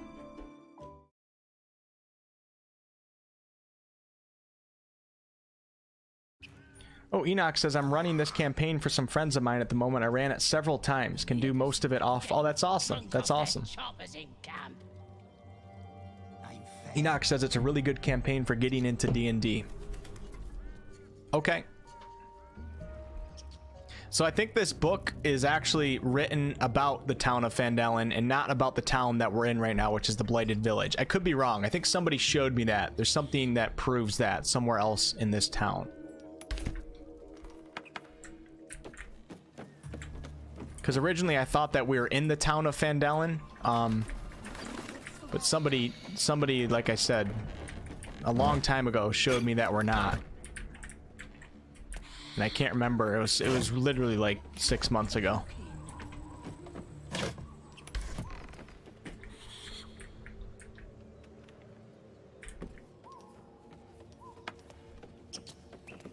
I love these indoor scenes so much. Make sure we search everything. I don't want to miss anything. You know, I could go down here and do this part right now, but I think I'm going to skip that. Do that later on in the stream. All right, here we go. We got a household prayer. Oh wait, hold on, let me take that book. I didn't take the book, did I? Here it is. We have to go ahead and pick that up and send it to camp, man. Very important that we do that. If you guys see me leave a book, let me know. Richard Morales with a 1999 super chat or super sticker. Thanks for being you. Thanks, Richard. Thanks for the 1999. Very generous of you. I've been looking. And you got nothing to show for it but your own. Lathander to light, Selûne to guide, Kelemvor to judge and passage provide. Not really much here besides a couple of the D&D gods. Let me look up Lathander real fast.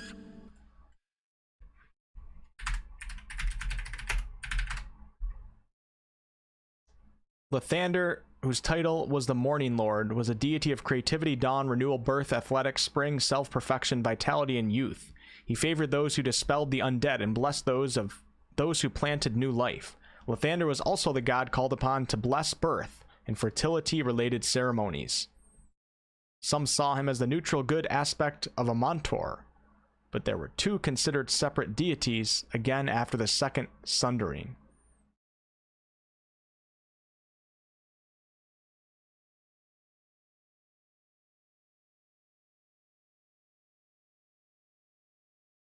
Hey, thanks, Richard. Thanks again. Appreciate it. In 1358, Lathander met the heroes of Waterdeep after they restored one of his sacred statues in Myth Draenor. At some point between the time of Troubles, which is when the D&D gods walked Faerûn as mortals, and the end of the spell plague, Lathander disappeared and was replaced by the resurrected Amontor, presumably confirming the truth of the theory that the two were one and the same. Lathander, however, returned during the events of the Second Sundering in 1486 Dale Reckoning. However, by the year 1491, Amontor and Lathander were once again worshipped as separate beings. Okay, I didn't actually know that. That's pretty cool. It is unknown if they were actually separate beings by this time or if Lathander was simply granting spells to followers of Amontor. Okay, cool.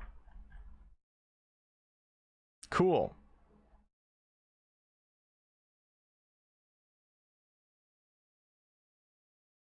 The Morning Lord. Okay. Alright, we're going to take that with us. Selûne is the goddess of the moon. Kelemvor, the god of death, the judgment of souls. Let's go ahead and take that with us. And if I do like a video on all these books, I'll probably like heavily research everything and then do like a 4-part lore series and just explain everything after researching it all as best as I can.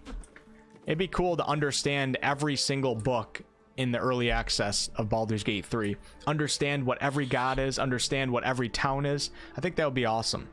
I think if we could establish a knowledge library in our brains like that, when we play the actual game, Act 2 and 3 are going to be really enjoyable because you'll be able to take in so much more. And that's the point of this playthrough. Let's go ahead and send this to camp. And can I search anything else in here? It doesn't look like it. Richard, thanks again for the $20 donation. Enoch says Lathander is also mentioned in the Lost Mine of Phandelver. Really? His priests commissioned the creation of a powerful mace called Lightbringer. Yeah, I know what you're talking about. It was lost in Wave Echo Cave. There's actually... We actually have the Lightbringer weapon in this game. Enoch. I wonder if it relates back to that. It's quite interesting. Maybe I'll do like a D&D narration of the Lost Mine of Phandelver. It sounds like it'd be pretty cool, and it might relate to this game a little bit. Lathander had some pretty tough paladins, says Milburn.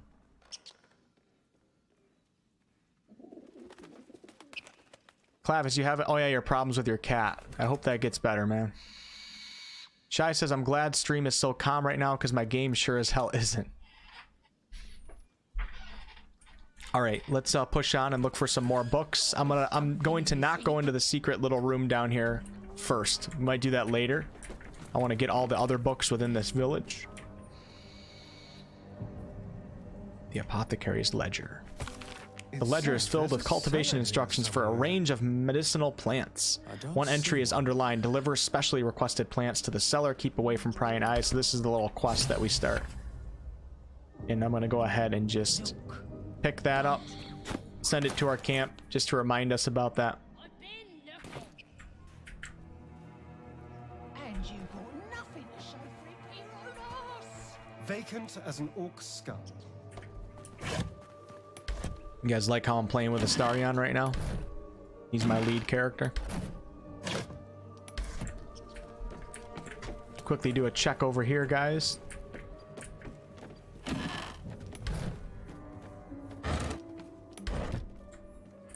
So where's Phandelver on the map? I might look that up right now. Oh, here we go. Oh, baby. This is why we search everything.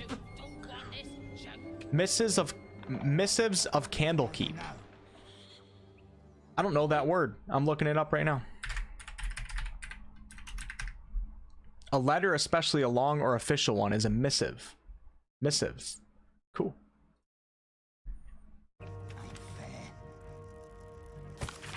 Okay, a select collection of the most notable letters sent from Candlekeep. Many are dry reports of celestial movements or incomprehensible details of arcane rituals. Don't talk. However, this letter catches your eye. To the sage Elminster, which is the famed wizard in Faerun. Over the past year, I've delivered many of your letters to Master Gorion. R.I.P. R.I.P. guys, Baldur's Gate 1. So I wanted to be the one to deliver this sad news. Oh, I think we already came across this book in a different section. Gorion and his ward left Candlekeep soon after the last letter to him arrived. They departed in the middle of the night, but were waylaid shortly after on the road to Baragos. So this is just kind of a recap of Baldur's Gate 1, the beginning of the game. The gate warden tells me that Gorion saw to it that several of his attackers joined him in the next world before he was struck down. I hope this brings you the same grim comfort it brings me. Of his ward there was no sign. In some better news, I received your letter to the library and was able to find much of the material you requested. It has been carefully secured and will travel with this letter. Yours in honor, Tristan P. Shall, librarian at Candlekeep. P.S. I hope you'll forgive my curiosity, but might I ask, why do you need so much information about Ballspawn? What exactly are you working on? Okay. Yeah, we read that yesterday, I believe. So let's go ahead and pick that up. And then we'll take a look at this one. Publisher's note claims this volume promotes magical theory too radical for the mainstream. This excerpt is attributed to High Artificer Thora Bryn of Baldur's Gate. Let's see if we can find anything on her real fast.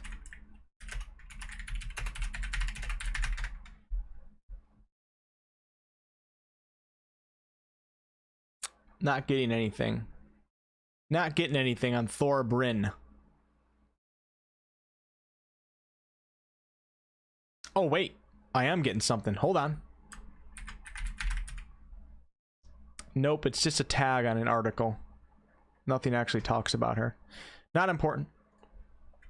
I suppose they seek to silence me, believing that an artificer of the High House would not stoop to publish in any volume outside of the great Gondian journals. They so diligently guard, but they forgot that I am not so grand.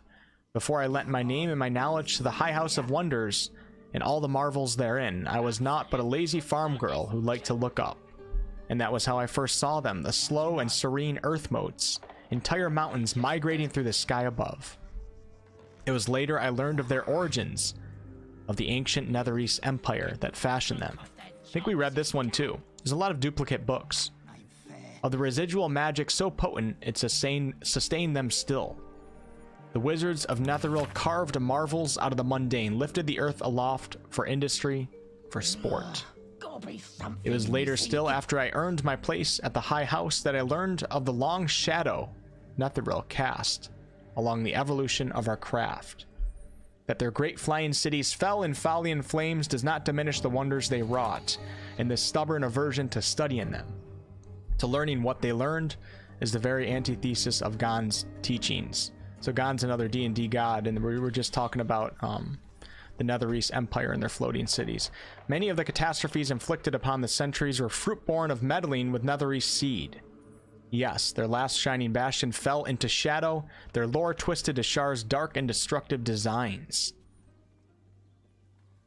The Shadowvar.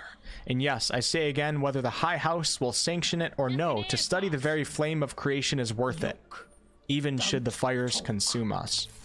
So I won't get too much into that because we did discuss this on a previous stream. But I'm going to take that book. There's a lot of great Netherese lore out there. I'm gonna have to do a video on it and do some research because it really is kind of important for Baldur's Gate. So let's go ahead and send that to camp as well. And we're gonna skip the basement here. Come outside. Let me search over here real fast.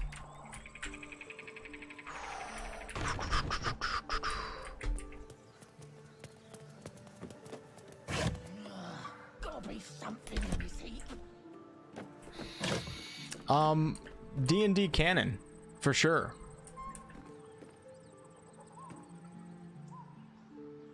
I have a feeling the Netherese will be important to the story since it's their magic on the tadpole. Yeah, exactly. And the Netherese are kind of confusing if you don't really know the D&D lore that well. It's kind of confusing when you read about them. There's such a unique story behind the Netherese Empire, so I'll just have to do a video on it sometime. The floating cities of the Netherese Empire.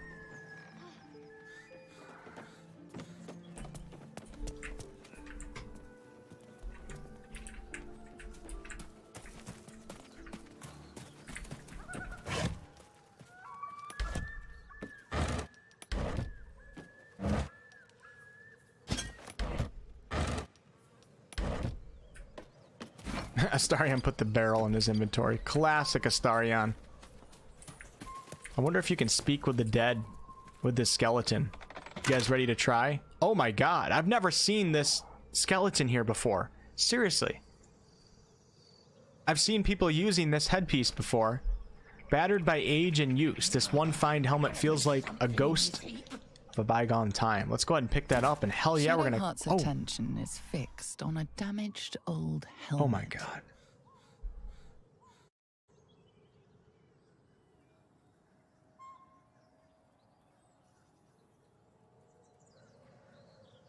I've never got that scene before. We should keep moving. Have you guys ever got that scene? Nothing. The trick of the light. But something tells me there might be a solution to some of our problems hiding in this wilderness.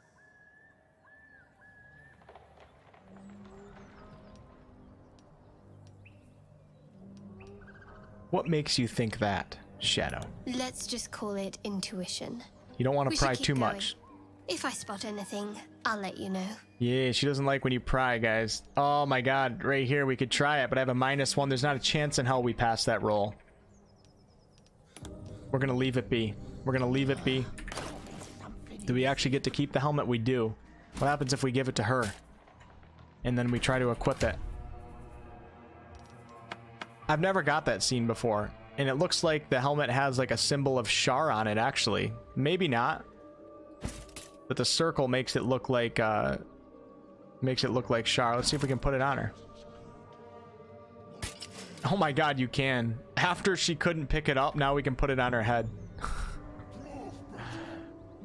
Lore videos after your voice heals. You got it, Clavis. You got it. I have a feeling... Oh, I already read that. Cool. Not new to you. Yeah, I just missed that one.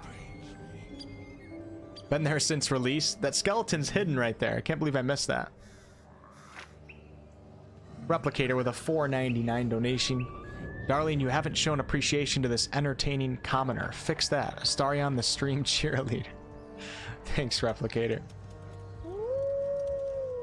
Angie, can we vote for him to start save scumming some decisions? Yeah, we could do that. The problem is I gotta make sure that once I get into it, so if I go back now, I'm going back so far. Because I'd have to know that we're coming up to a decision first and then save right before that. Let me quickly go to my Google Docs. Shadowheart. Hopscotch. And helmet. And helmet.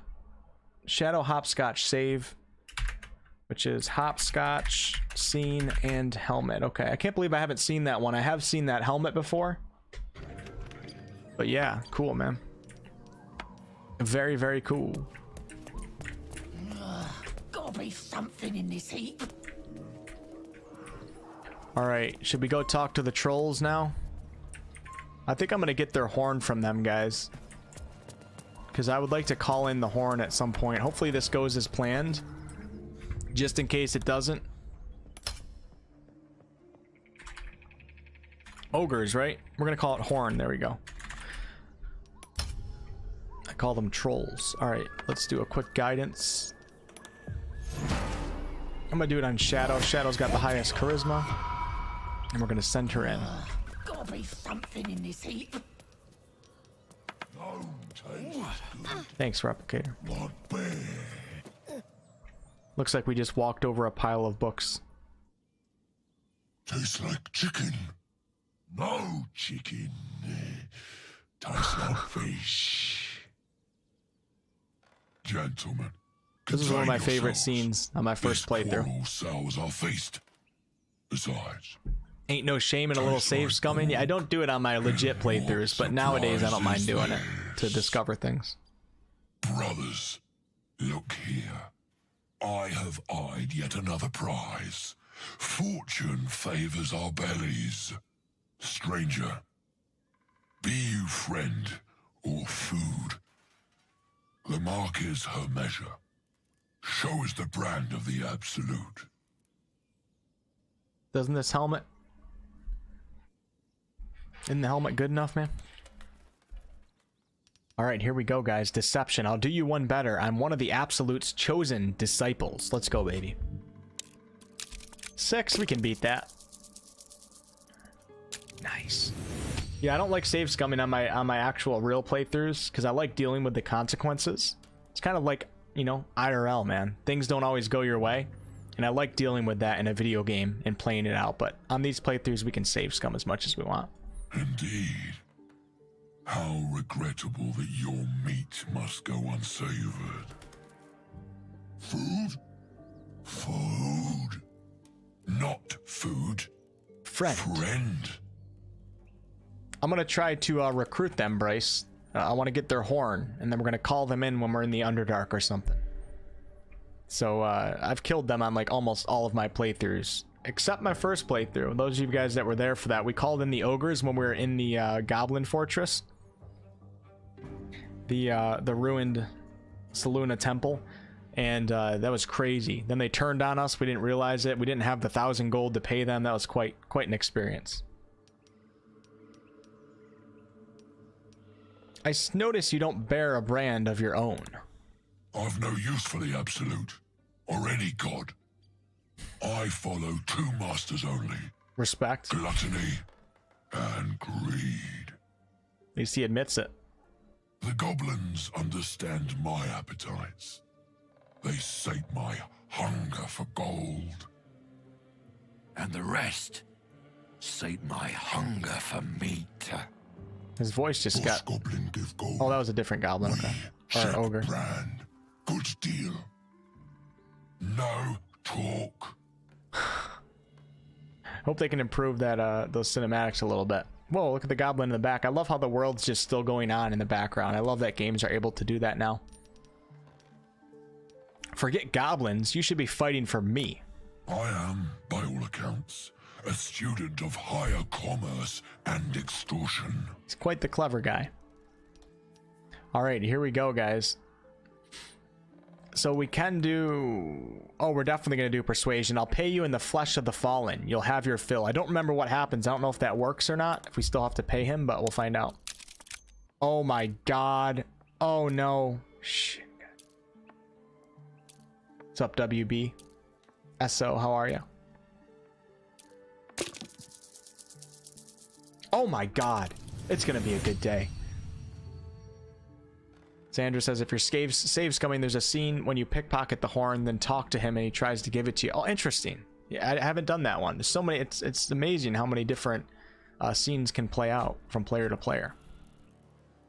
A brilliant notion, and a boon to my aching belly.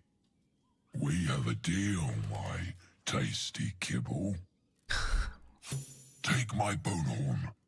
One blow, and the ground will quake with my family name. It's a cool little thing they added into this game. Use it when the need arises, and never a moment before. Never a moment before. Around, then ogre so what happens if you call in the ogres when you're not in combat? It'd be interesting to try that. Indeed. Ogre kill everyone around.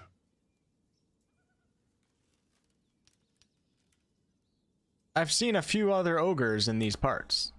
We follow the sense of blood and gold to all lands fertile, friend. And this land proves particularly fruitful. God, it would be such a horror experience to come across an ogre IRL, man. Imagine just walking in the woods and then coming across an ogre. Shit, that'd be so scary. You are quite the articulate ogre. Am I not astonishing? A robust diet makes for a shrewd mind, you see. I am a gourmand, and you a delicacy. Were I so lucky? We will keep close. When you are ready, sound the horn. You got it, babe. Alright, so guys, now we have Lump's Warhorn. So yeah, those of you guys that haven't done that scene, you get a little horn as long as you're successful in the dialogue. A simple horn belonging to Lump the Enlightened. The mouthpiece is crusty with chunks of dried what? The mouthpiece is crusty with chunks of dried food? To the effin' tavern skull to that, baby. Crusty cups, man. That's how we do it around here. And if you can't handle that, you can come to the tavern on Tuesday and Thursday nights, alright? Those are the nights when we clean everything. Angie says I call them Costa, Romero, and Riganu. Nice. Hey, Dylan. It's a great day to roll some die. I got a feeling that luck's on my side. Maddie says can't wait for the game to come out in 2 years. It could be. I think it's gonna come out, I would think in the first half of 2022. I could be wrong though. That's a complete guess, so. Joe, what's up? Joe has returned. Replicator says it's gross AF. Clean everything, we shall triumph against the crust. Skull, Carly. Thanks for hanging out, Carly. Oh, I never sent this to my camp. Let's go ahead and send that to camp. You know, I'm a little bit worried about my inventory being full and my stash, and then the books deleting. So we're gonna have to check out the camp here in a second, but we do have a couple books to discuss and talk about right here.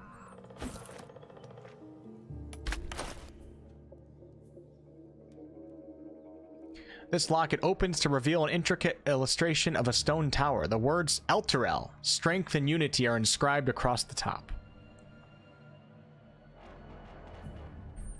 Cool. See, sometimes I want to like discuss some of these things, but I talk about it on so many streams that I feel like I don't have to talk about Elturel right now. But then again, there's probably like 50 of you guys in here that weren't here when we discussed Elturel and showed it on the map and stuff.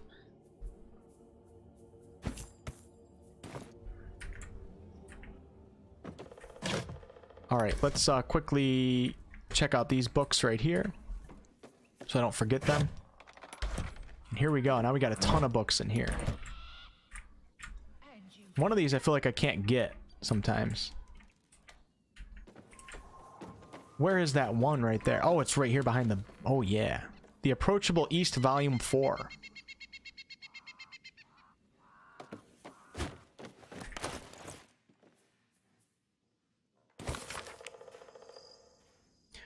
Ooh, we're talking about Cormyr.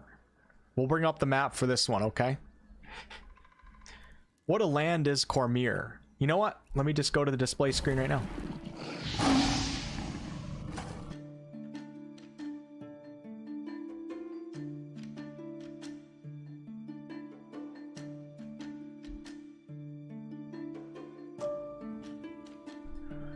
Okay, what a land is Cormyr. Certainly the geography is dramatic, edged by mountains and sea, filled with the forests and swamps, but why dwell on these when the great walls of Suzal loom ahead?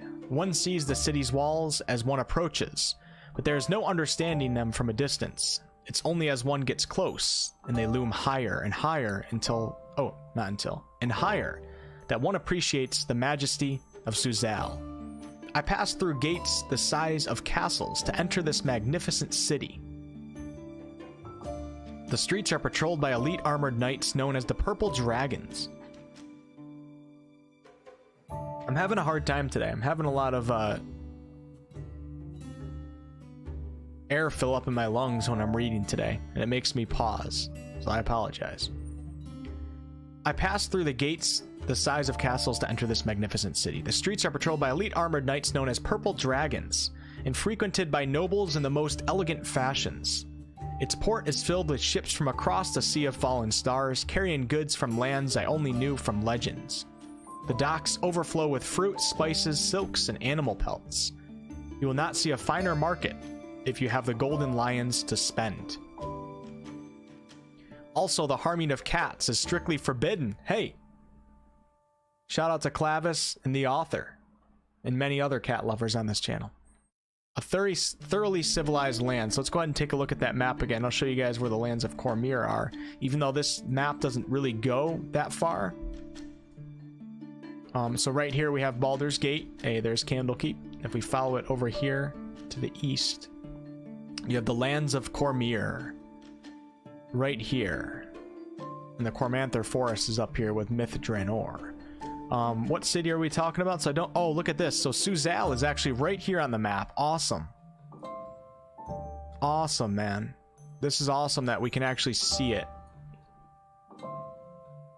My stomach is growling. Like I told you guys in the beginning, I'm trying to fast for 24 hours. I'm still drinking coffee and taking electrolytes and stuff, but I'm doing a 24-hour fast just to see what it does to my body. More so my mind. I want to see like what my focus is like after fasting and during fasting, because I've been having some not problems lately, but I've been feeling weighed down by things, and I think it's partly because of diet and overeating, and I'm just testing that out today. So my stomach's growling. That's part of the reason why I can't talk that good. All right, Suzal, look at that, guys. That's pretty sweet. So once again, we got Baldur's Gate right there. We follow it over here to the east to the Dragonmere. The Sea of Fallen Stars is this body of water right here. It's larger than this, but we only get to see half of it on this amazing map by Sebastian. And then we have the city of Suzal. Really cool, man. Is there a way for Suzal to get all the way to Baldur's Gate in the Sea of Swords? I wonder. Let's see if we can follow the river system. We got Suzal right here, and it looks like... I don't know. I don't know if you could actually get all the way to the Sea of Fallen Stars. Maybe. There's probably a way. But anyways, let's look up Suzal real fast and learn a little bit here.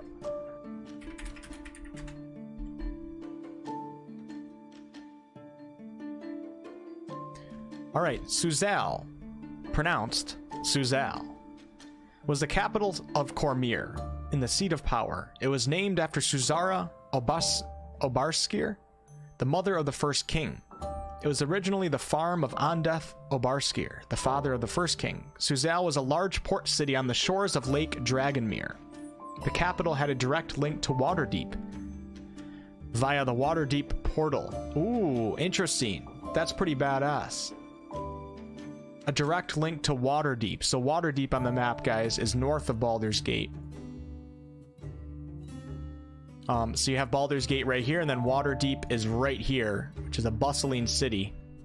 Kind of like competition to Baldur's Gate in some ways. And there's a direct link through the Waterdeep portal all the way from Suzal to Waterdeep, which is pretty cool. There's also a way to get to the Githyanki Creche, I believe. From underneath the city of Waterdeep, there's like a vast network of the Underdark, and there's a way to get to the Githyanki Creche that Lae'zel is from, I think, from down there, if I remember correctly. So that's pretty cool.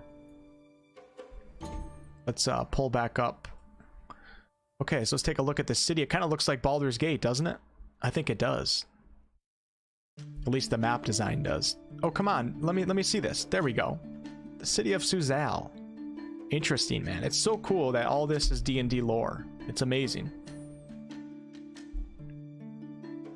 Not really getting anything out of this, but it's a pretty cool map. It does kind of look like Baldur's Gate a little bit. Looks like you got like the upper city and the lower city down here. That's kind of how Baldur's Gate is laid out. Races. Humans, halflings, half-elves, dwarves, elves, Eldarin. What? Eldarin? Are you serious? See, I don't know much about Eldarin, or Ladrin, my bad.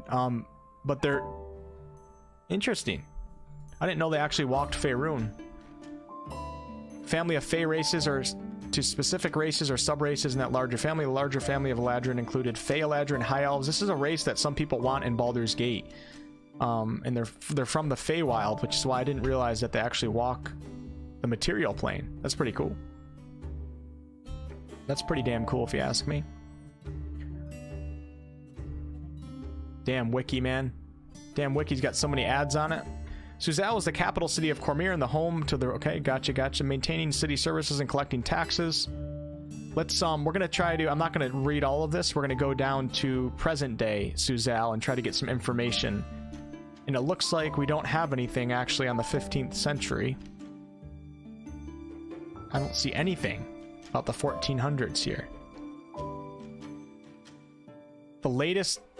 It must not be a popular city in D&D lore. I could be wrong, though. I'll take a look at the chat here in a second. I'm sure some of you guys probably did something in this city. In 1018 Dal Reckoning, much of Suzal was set ablaze by 3 red dragons. The docks and the lower wards were worst affected because of their wooden construction. The garrison of the city were able to defeat all 3 dragons, but Foglore soon arrived, demolishing part of Castle Obarskir and setting it on fire. In all, half of Suzal was destroyed in the attack, and a third of its population was wiped out, in addition to extensive damage to the castle. So that's the latest that we have in terms of history on this city, which was a long time ago. A very long time ago, almost 400 years before the events in Baldur's Gate 3, so I'm assuming it's probably not destroyed anymore. I wish we had some more recent history on it. It's pretty cool, though. Pretty cool, man, that they got a Ladrin walking in their city. 5% of Ladrin. I want to go there, man. All right, back to the game.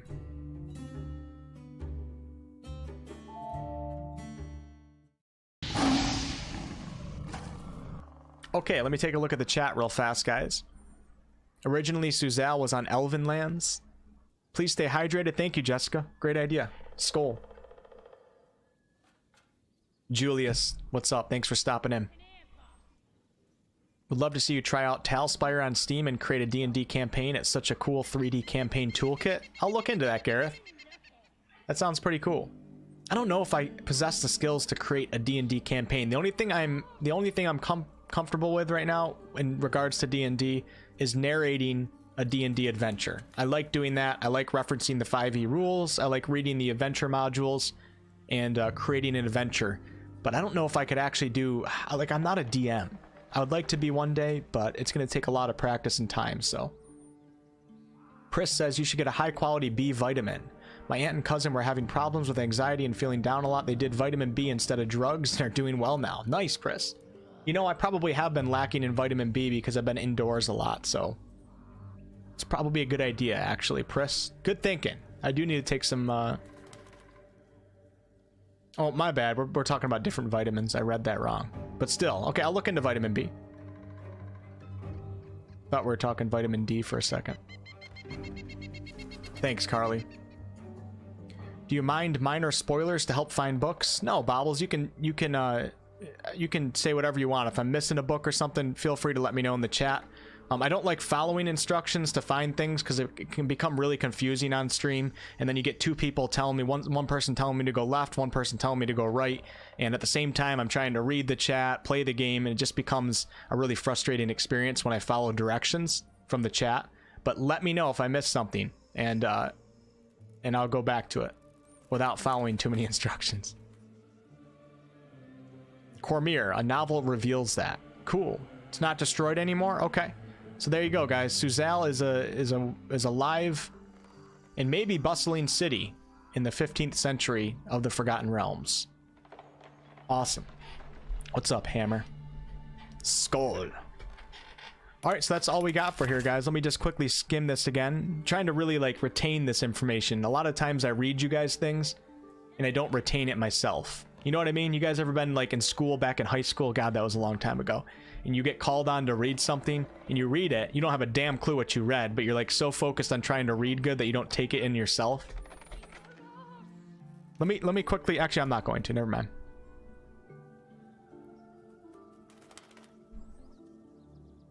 So Suzal is a majestic city. Streets are patrolled by elite armor knights known as the Purple Dragons. Okay. And giant gates. All right, cool. I might actually look up the Purple Dragons real fast.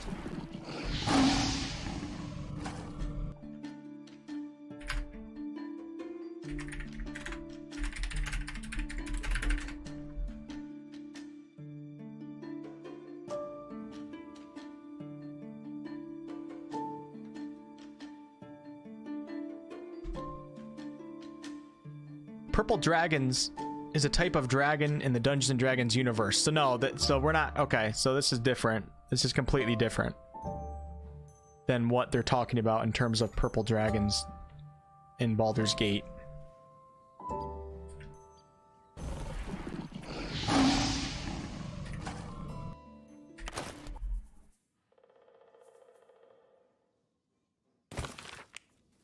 Yeah, the streets are patrolled by elite armored knights known as purple dragons. So that what we were just looking at was actual purple dragons in D&D.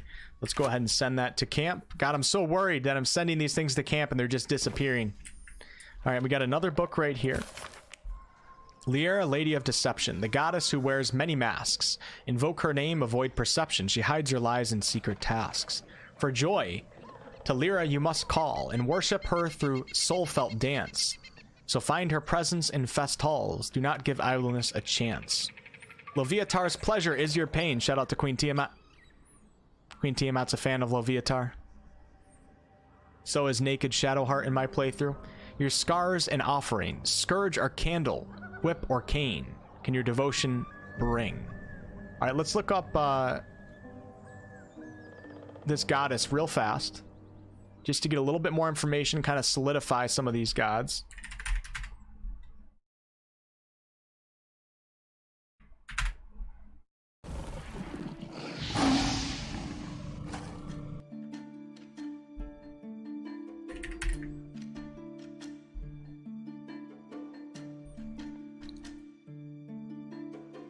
Lady of Joy, is that what they said in here? Lady of Deception. Oh wait, okay, hold on. Okay, so hold on. We're looking up Liera first. You worship her through soul-felt dance, so find her presence in fest halls. Do not give idleness a chance. So Liera, known as Our Lady of Joy, was a good lesser deity. And Lady Exart of Soon, responsible for the sphere of joy. And that's all we got. Okay. Oh no, we got more. Okay. Liera hated most forms of violence, especially at celebrations. There's a god for everything in D&D. She was known to withhold her blessing from celebrations marred by it, so she wouldn't like the Vikings, would she? She wouldn't like the Githyanki. She resided within the divine domain of Brightwater, sharing it with the goddess of Soon and Timora. When Lord Ao cast nearly all the Faerunian deities into mortal avatar, which was the Time of Troubles, and scattered them across the surface of Toril, Liera was among them. As luck would have it, the first being she met was the avatar Joaquin. Hey! Joaquin's Rest, guys, in Baldur's Gate. Having been on good terms prior to this, the two goddesses decided to stick together while they worked out a plan of action. Joaquin advocated a straightforward approach, climbing the celestial stairway from its landing in Shadowdale and bribing Helm with his heart's desire to allow the two of them back into the outer planes. So the Time of Troubles was when Lord Ao made all of the Faerunian deities walk Faerun as mortals, basically. And it's saying that Liera worked with Joaquin to try to stay alive and basically get back to the outer planes by bribing Helm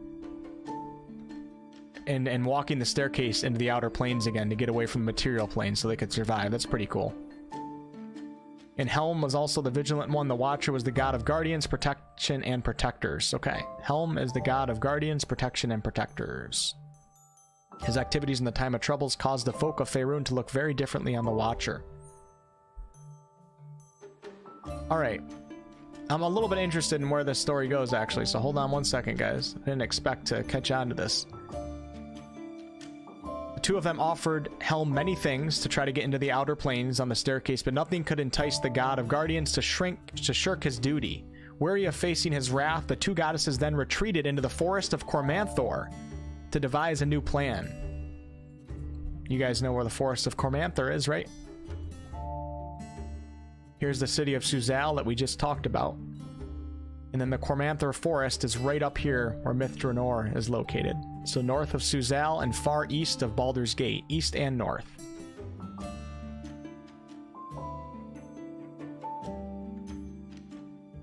Okay, so they retreated into the forest of Cormanthor. Joaquin came upon the idea of smuggling her way into the outer planes by means of a convoluted route, everybody says it differently, through the astral plane and lower planes. An outsider deity known as Celestian agreed to transport Joaquin to the astral plane as payment for a past debt, but would not go so far as to include Lyra in the bargain. Joaquin came to the conclusion that it was her divinity that bounded her to the plane. At her request, Lyra promised to hold Joaquin's power and portfolio and stewardship until she could reclaim it. Oh, sometime after this period, a local cult of Loviatar murdered the priestess. And this deeply affected Lyra. 10 years later, Joaquin was still nowhere to be seen, having become trapped in the abyss. That's what happened to Wulfgar. And Lyra became increasingly worried over her friend's disappearance. No matter what she tried, Lyra could not locate her and was watched as the Church of Joaquin gradually fell apart. Damn, I'm reading like this whole thing right now, guys. It's kind of interesting. In 1365, so 100 and something years before Baldur's Gate, Lyra came, a couple years before Baldur's Gate 1 and 2, Lyra came to the conclusion that she would need to take control of the Church of Joaquin in order to preserve what she could for her friend when she eventually returned. She transported her prophet to the gate of every temple of Joaquin. Okay. The Church of Joaquin flourished under Lyra's regency. However, she regularly felt uncomfortable with her role as regent and constantly felt tempted to completely fold Joaquin's power into herself. However, she managed to resist this urge. Alright, let's see if we can get anything in the 1400s. Here we go. Following the time of troubles, a rumor arose that she hunted down and murdered the goddess Lyra, which is the one that we have actually. Look at this. So we're talking about Lyra right now. And rumor is that she murdered Lyra. Lyra, I don't know how to pronounce these things. Hunted down and murdered the goddess Lyra during this time for having a similar name to her. Oh my god. However, no evidence of this has ever arisen and thus is considered a falsehood. Okay. Some speculated that the leaders of the mercantile organization, the Iron Throne, you guys remember the Iron Throne from Baldur's Gate 2? Or Baldur's Gate 1, too. Both of them. More so Baldur's Gate 1. Whose identities were a mystery, were devotees of Lyra.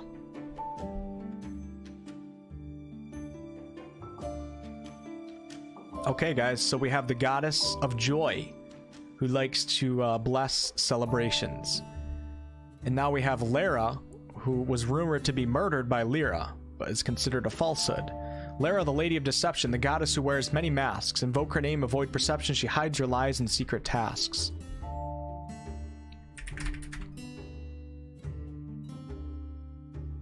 So Lyra, pronounced Lara, also known as the Lady of Deception or the Lady of the Mists, was a goddess of deception and illusions. Isn't Cyric also the goddess? I mean, the god of trickery. I guess so many of the gods and goddesses' descriptions kind of, a lot of them share similar names in terms of being the god of death, the god of the dead, goddess of deception. A lot of them share similar descriptions, even though they're a little bit different. Goddess of deception and illusions, and patroness of illusionists and liars. Okay. Never telling the truth when falsehood would. I think we're good here. She maintained a divine realm called the Courts of Illusion on the chaotic plane of Limbo. After her demise, her body was adrift on the astral plane. Lara had quite a small following. Her priests, known as larians, or worshippers of the mist shadow, wore silver masks. Alright, anything in recent history? By the late 15th century Dal reckoning, it became known that Lara was in fact alive, and delighted in the confusion created by rumors of her demise and return. At this time, the faithful of Cyric also considered her to be his daughter. So we got an evil goddess here. The Lady of Deception, the Lady of the Mists. And then we have Lyra, the Goddess of Joy. Loviatar's pleasure is your pain, your scars and offering, scourge or candle, whip or cane, can your devotion bring. So we'll quickly just touch on Loviatar, the god of pain.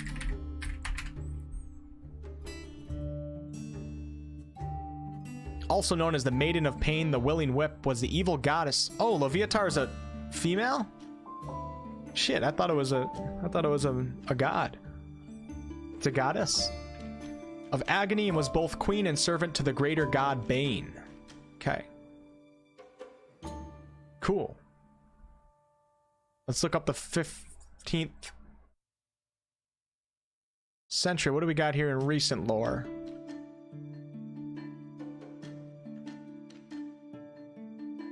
Hey, look, we have a picture of him. What is this from right here? Is that from Baldur's Gate 3? It has to be. That's the model from Baldur's Gate 3 of a worshipper of our buddy, your guy's favorite, Abdurak. That's funny. Okay, cool. All right, we are learning things, guys, and solidifying things. So Lara, Lady of Deception, Lyra, the Goddess of Joy, and Loviatar, the Maiden of Pain. Let's go ahead and take that.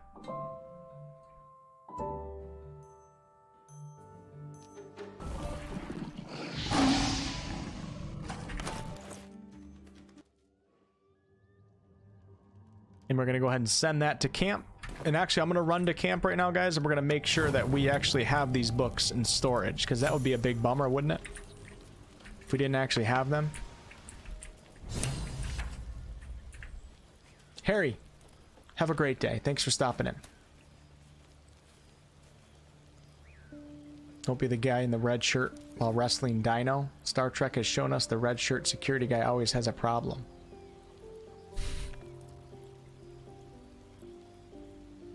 Baldur's Gate 1, the Iron Throne. Yeah, I caught my mistake almost right away, Light Streak, but you were on it. You were on it. I think this village, you get a quest from reading a book. Yeah, we already picked up that quest, Clavis. If we're talking about the same one. Grim says, I thought Cyric killed Lara. Or was that... It seems like she wasn't actually killed. And that it was all rumors. Roll on Dark Alliance, cannot wait, and finally got my internet sorted, so now I get 800. Nice, Gareth, nice. Zara says, I just died in Pathfinder and lost 3 hours of progress. Damn. I remember a cleric of Joaquin in Trade Meet mentioning Joaquin's absence after the time of troubles ended. Van, what's up? Van has returned. Bryce, have a great day. You're probably already gone. Sorry, when I get into these readings, I end up not looking at the chat for a couple minutes. Purple Dragons is a fighter subclass? Never heard of that. Never heard of that. Oh, nice. So, I wonder what's going to happen when we fill this out. Are we legit going to run out of room or what? 1, 2, 3, 4. Okay, so we have 9 slots. So I'm going to be careful when we get 9 more books and see what happens. Let's go ahead and... Oh, wait, is there books in the camp right here? Hold on, hold on. Look at this, guys. Look at this. Never would have checked the camp itself. I don't know if I've ever even looked at this. I must have. Map of the Sword Coast. Cities great and small dot this map of the Sword Coast. Elturel, Baldur's Gate, and Waterdeep. Oh, you better let us see this map when the game actually comes out. This map of the Sword Coast sprawls from the deep forest of Tethir to the frigid spine of the world. Its topography worn by ancient ink and the constant trade between mortal hands. Forests of Tethir.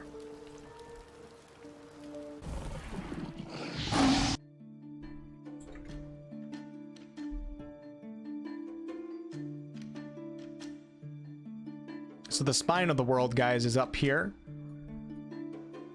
Just south of the 10 Towns, which is where a lot of the Drist books take place, and the Dark Alliance game coming out takes place in 10 Towns on Kelvin's Cairn, which is one of the mountains.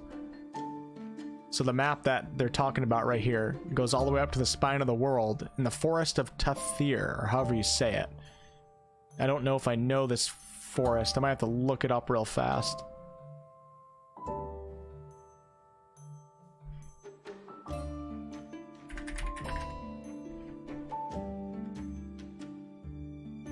The name, oh, it was the name of an elven hero. The Forest of Tethir, the original home of the Tethir tribe. The Forest of Tethir was also, God, this website's annoying, was also known as Weldath, was the largest forest in the lands of Intrigue. Oh yeah, I know where this is, and on the Sword Coast, and one of the largest in all of Faerun. Some scholars were of the opinion that the forest was the single most important thing that set the culture of Tethir. After 1370, the official name of the forest was made Wealdeth by the government of Tethir, though the people of Amn still called it the Forest of Tethir. Full of a plethora of monsters. Basilisks, bloodthorns, bullets, manticores, owlbears. Officially, with the start of the Queen Zeranda's reign, the forest was divided into 2 duchies. Oh, yes, this is how we know it. The city of Saldanesselar. That's why it was ringing a bell. So Saldanesselar is the city in Baldur's Gate 2, where John Irenicus is from.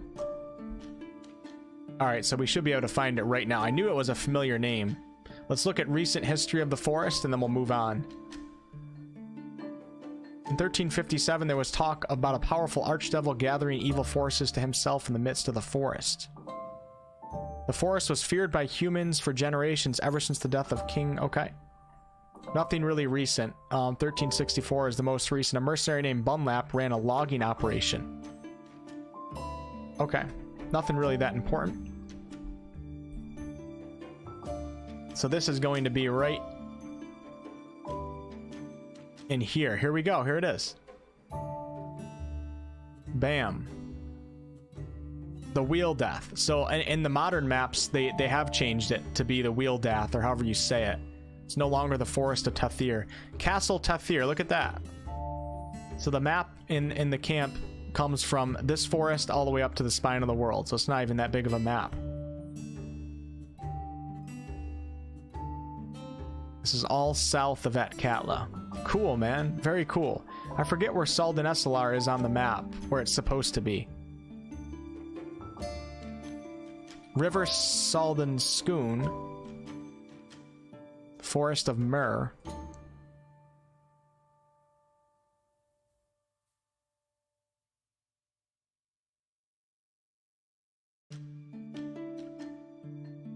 Okay. Velen, that sounds like a cool city. Alright, so we learned that the Forest of Tethir is now called the Wealdeth. I think that's enough.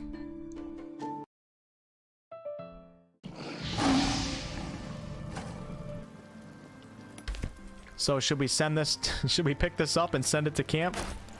Let's see what happens when we do that.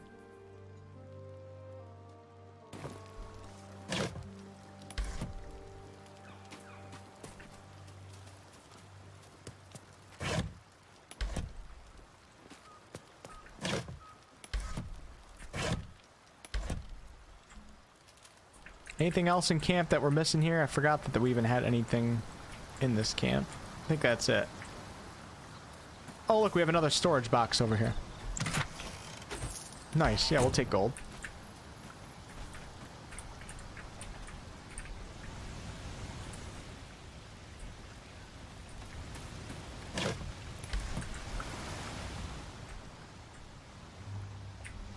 Okay, let's get out of here.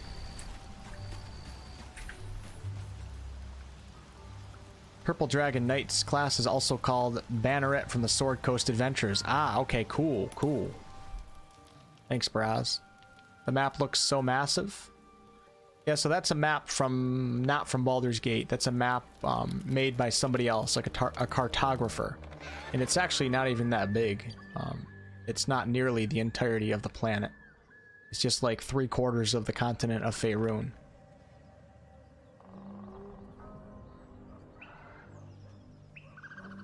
Yeah, how are you, bros? Larian needs to step up their community management and give us some weekly updates. Yeah, I think everybody's with you on that. All right, can we get to this? What is this? Doesn't look like... Oh, I thought that was a letter. That's funny. It's not actually a letter. Okay, make sure we're not missing anything. Let's go ahead and pick up. Got a book right here called The Folly and the Fall. Here it is. Though clearly old, this handbill has managed to maintain its bold print over time. For one season only, see the play that sent Elturel's Everlight Theater into chaos. The Sharp-Tongued Traveling Troupe presents The Folly and the Fall, a tragedy in 4 parts. Part 1 of Lost Netheril, that great wizarding empire in humanity's age of wonder. Okay, Netherese Empire, no longer really a thing. Part 2 of the great mage Karsus, his brief and terrible godhood and the ruin he wrought. So Karsus was a really powerful wizard who was part of the Netherese Empire, and through Karsus's folly he ended up being the one that created the destruction of all the Netherese cities. I know I've talked about this in other streams, so I don't want to sit here and talk about it again, but Part 3 of Netheril's Fall, 1,000 years of shade and Shar's subversion. So Karsus actually tried stealing divine power from the goddess of magic herself, Mistral, and in doing so, Mistral sacrificed herself, and then all magic ceased to exist for a little bit, and all the Netheril cities all fell from the sky, and that was the destruction of the Netherese Empire. I really do have to do a video on the Netherese Empire, because it would not only help me, but I think a lot of you guys probably would like to learn that too, because as Replicator said, it seems to play a big role in this game. 1,000 years of shade and Shar's subversion. So when you think of like the Netherese people nowadays in the 15th century, you're mostly thinking of shades and Shadowvar, even though it's not technically all of the Netherese people. A lot of them have been corrupted by Shar. Part 4 of Netheril's return and its shadow falling upon the land. So this is when all the Shadowvar and the Shade are starting to spread. And actually, this is kind of relevant to Baldur's Gate 3. It really is. Penned by the great bard Bargain Feg, The Folly and the Fall tells the true story of the flying Netherese city of Taltantar in its dramatic return after 1,000 years in exile on Shar's Plane of Shadows. So when Karsus ended up causing the destruction of the Netherese Empire, the city of Taltantar actually went to the Shadow Plane, and it says right here, after 1,000 years in exile, and then it finally came back to Faerun, and because of that, everybody was corrupted by Shar. See the climatic battle above Mithranor, rendered in stunning detail thanks to the finest thaumaturgies on the coast. So I don't know much about this, but I do know that the city of Taltantar was able to fly over Mithranor, which is that elven city where the Harpers were created. And I don't remember exactly what happened. Rendered in stunning detail thanks to the finest. And I think that was the destruction of Mithranor, maybe? I'll have to look more into that. Direct on your village green as Sharp-Tongued Traveling Troupe makes its transit to Baldur's Gate. See it now or face 1,000 years of sorrow. You could get a lot of lore out of that book with the proper research. So let's go ahead and pick that up. Send that to camp.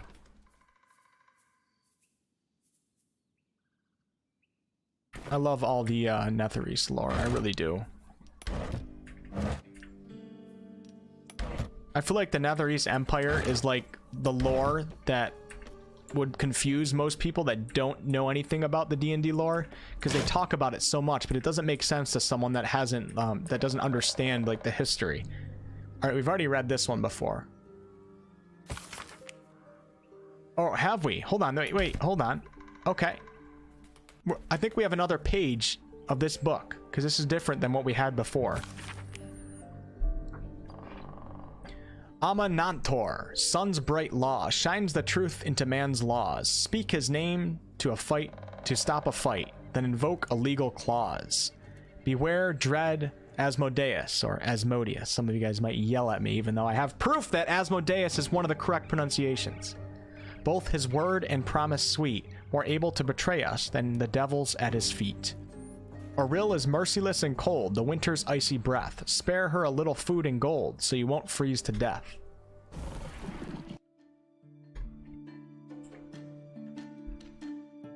Let's do our checkup real fast to solidify our knowledge and learn. So we already talked about this god when we were referring to other gods. Pronounced Amon-Ator. Amon-Ator was the Netherese solar deity of order, the sun, law, and time. He was viewed as a harsh but fair deity, revered by many rulers, soldiers, and powerful wizards in ancient Netheril. It was eventually claimed following the Spell Plague, which is when magic stopped working correctly for about 100 years, that Lathander, the Faerunian god of the sun, was an aspect of the long-dormant Amontor. Amonitor. I gotta start pronouncing that right. There's an A. Amonitor. By the year of the Ageless One, 1479 Dalrekin, Amonitor was worshipped both as Lathander and by his own name. So you guys remember when we looked up Lathander, we were talking about how people are not sure if it's two separate gods or just one. This is pretty cool. I didn't realize that Amon-Ator was the Netherese solar deity of order, while Lathander is the Faerunian god of the sun, but they might be one. That's interesting. Let's go quickly down to recent times, 15th century. Post-Spell Plague. After the Spell Plague, Amon-Ator became an established greater deity of the Faerunian pantheon. He fulfilled the role of timekeeper among the gods.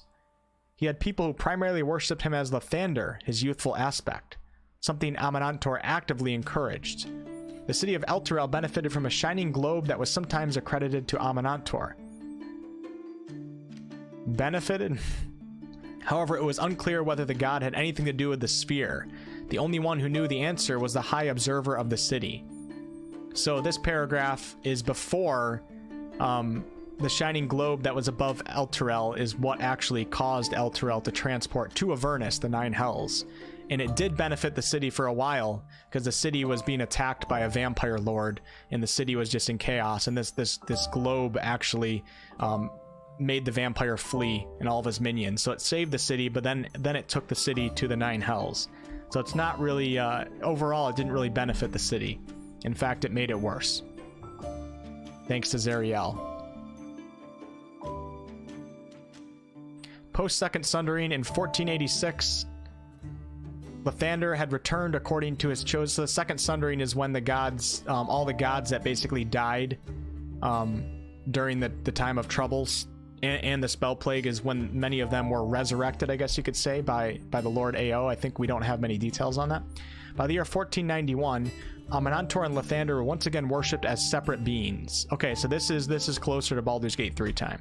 It's unknown if they were actually separate beings by this time, or if it was one aspect of the other. Okay, so as of now in Baldur's Gate 3, Amon-Ator and Lathander are two separate gods. But we don't know for sure. They're both kind of gods of the sun, though, but Amon-Ator is more from Netheril. Okay, cool.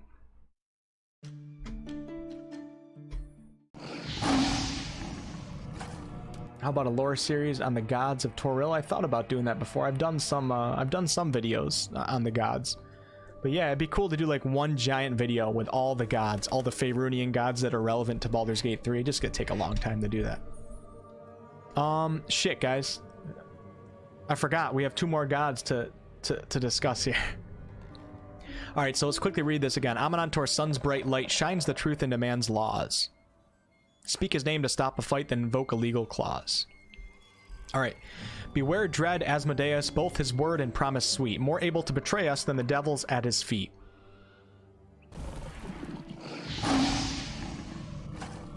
Asmodeus, the ruler of the Nine Hells. Let's get a quick summary. Oh god, I spelt that wrong.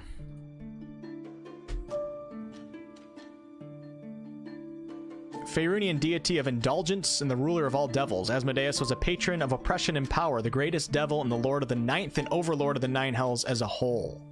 So the ninth layer, he resides in the ninth layer of the Nine Hells. And so this, some of the pictures during Raphael's speech, it looks like there's pictures of Asmodeus on the walls, which is interesting. Asmodeus' true form was that of a wingless, scaled serpent hundreds of miles long. His former sheer size made it impossible for him to meet and enter into conversations with others. Therefore, he created humanoid-looking avatars.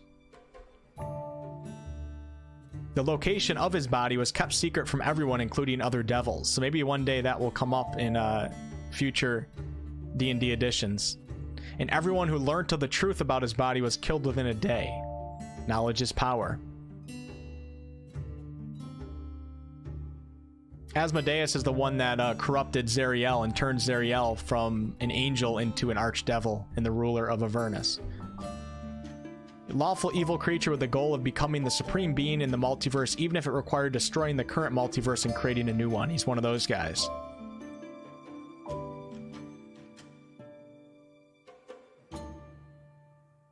Asmodeus ruled the entire plane of the Nine Hells of Baldur, which is the ninth layer of the Nine Hells. His seat of power was Nessus.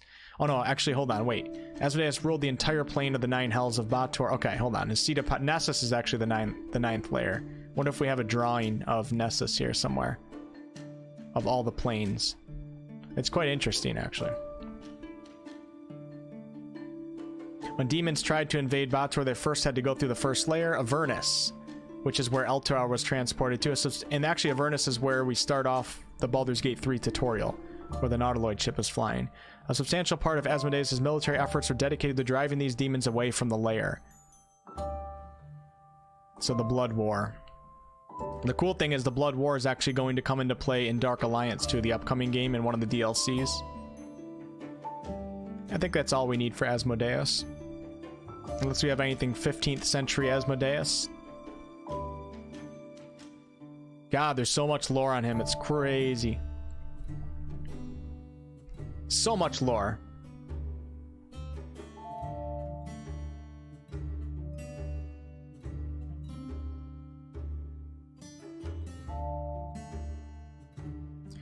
At some point after the Second Sundering, which is when many of the Faerunian gods were resurrected, Asmodeus demoted Bel and re-elevated Zariel to the position of Archdevil of Avernus. So this is kind of the story of descent into Avernus. Another Archdevil he restored to the position was Fierna. This was a unique ruling that made Belial and Fierna equals.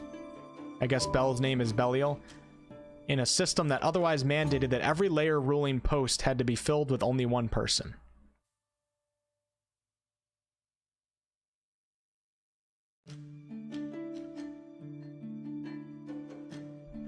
Okay, we're done. We're done with that. What other god do we got? Auril is merciless and cold. Hold on one second. Beware, dread Asmodeus, both his word and promise sweet, more able to betray us than the devils at his feet. Auril is merciless and cold, the winter's icy breath. Spare her a little food and gold, so you won't freeze to death.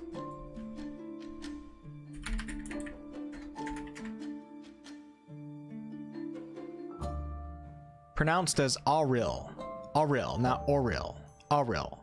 Also known as the Cold Goddess, the Frost Maiden, Ice Dawn, the Goddess of Winter, and the Frost Sprite Queen, was a fickle, vain, and evil deity who was primarily venerated out of fear. The few among the Lultuin, I don't know what that is, a great glacier who worshipped her called her Sakurak.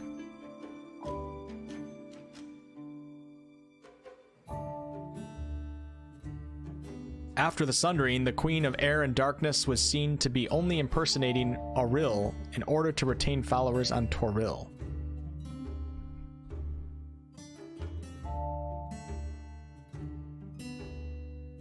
Okay, here we go. Recent history. In 1485 Dal Reckoning, chosen of Auril, Hedron Arnsfith began her war in Icewind Dale.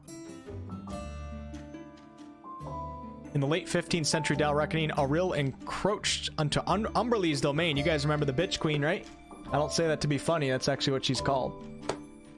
The Bitch Queen. Umberlee, the goddess of the sea, worshipped by sailors.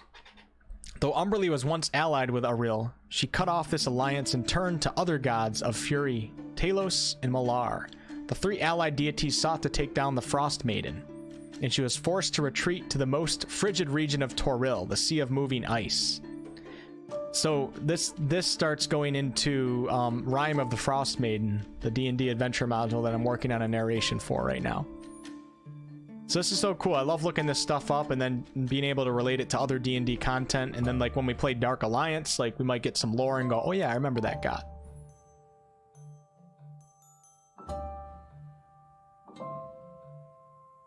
Making sure I'm taking this in. Encroached into Umberlee's domain. Okay.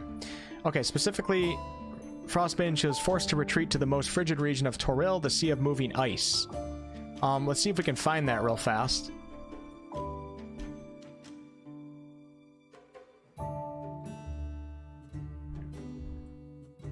Here it is.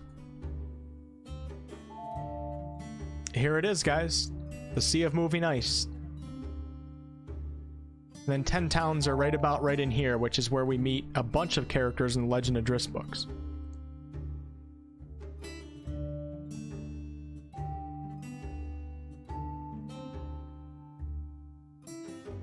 Okay, so she freed because a bunch of allied deities sought to take her down. Specifically on an island known as Solstice, the goddess of winter caused a seemingly eternal winter over the area, including Icewind Dale. So this is literally the Rime of the Frost Maiden lore right now, which I have right here, baby. And she was forced to blah blah blah. Okay, specifically, the goddess of winter caused a seemingly eternal winter over the area, including Icewind Dale. As such, Auril became a very weak and vulnerable and self-isolated. In fact, she became so powerless that she could be slain by mortal creatures, which could force her to be banished until the next winter solstice. So this is the entire like objective in the Rime of the Frost Maiden, is you're basically running a D&D party that's going to possibly take down Auril in her mortal state and save the entire the north, I guess you could say. Among the northern islands of the trackless sea, such as Gunderlin, the Purple Rocks. Okay, all right, that's all we got for that.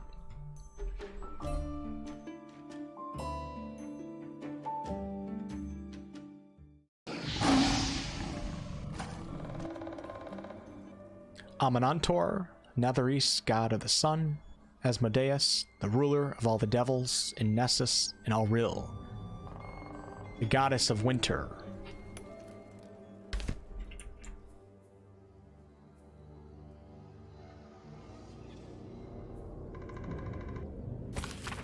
A school's attendance log fills the ancient pages. As the pages and days progress, more and more pupils' names vanish from the entries. An urgent script, a note in the margin states that someone has to investigate what's become of the missing children and their families.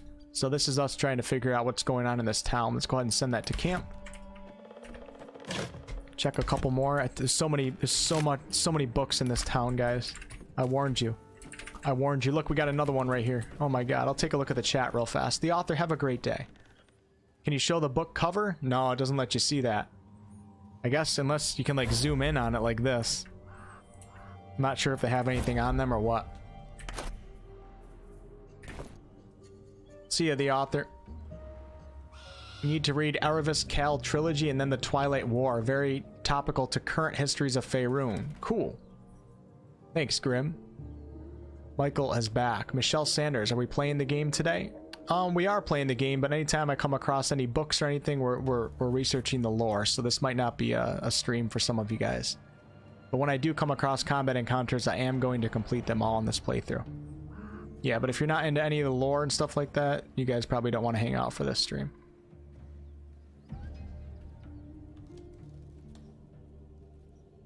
Jiminy Jester, what's up? You would love to learn more about the Netheril people? Me too.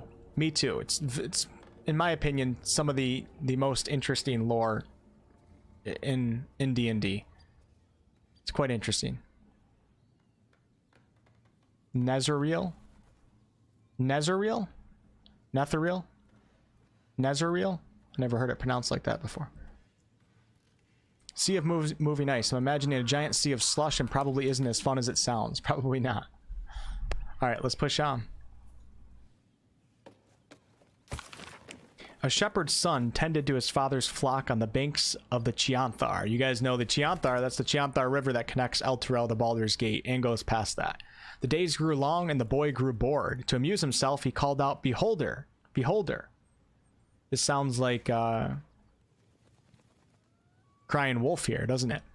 The shepherd came running, but there was no beholder. The boy pointed and giggled, but the shepherd scolded him. "Do not cry beholder when there is no beholder. Promise?" "I promise," said the boy, but the next day was as boring as the last. "Beholder," the boy cried, and his father rushed to his side.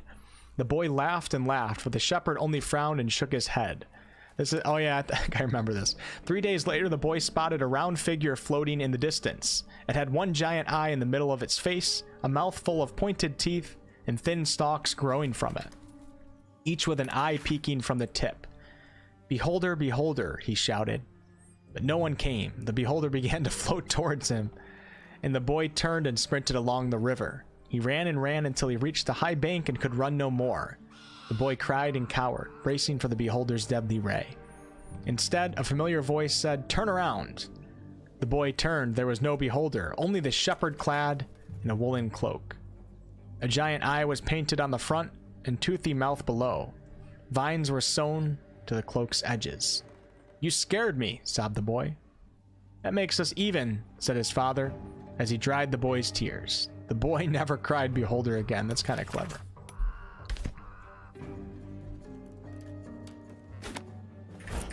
Might have been able to send that one to camp without actually taking it, but that's okay. Let's go ahead and send that to camp.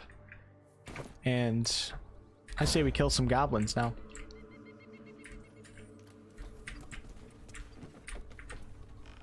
First, we'll check out... Oh, missing poster. Hold on. Here we go. Missing children. Maggie Terrans, Marcus Terrans, Mathan Deach, Rochelle Kirk. Let's go on top of the ogre building real fast and just see if there's anything up here. I'll just send a Starion up there. Make sure we don't have any books that were thrown to the top of the building. Doesn't look like it. Okay, now let's go ahead and check out the backside. And then let's push on. I might kill some of these goblins. Oh, hold on. What is this? Oh, hold on. Wait. Oh, I already searched these, didn't I? We already know this one. Let me pick these books up right here. The whole party's going back down. Come on, guys. Get your ass over here. Look at the... oh, we can't really see it that good. Look at the school's logo. It's an owl. It's Harry Potter's owl.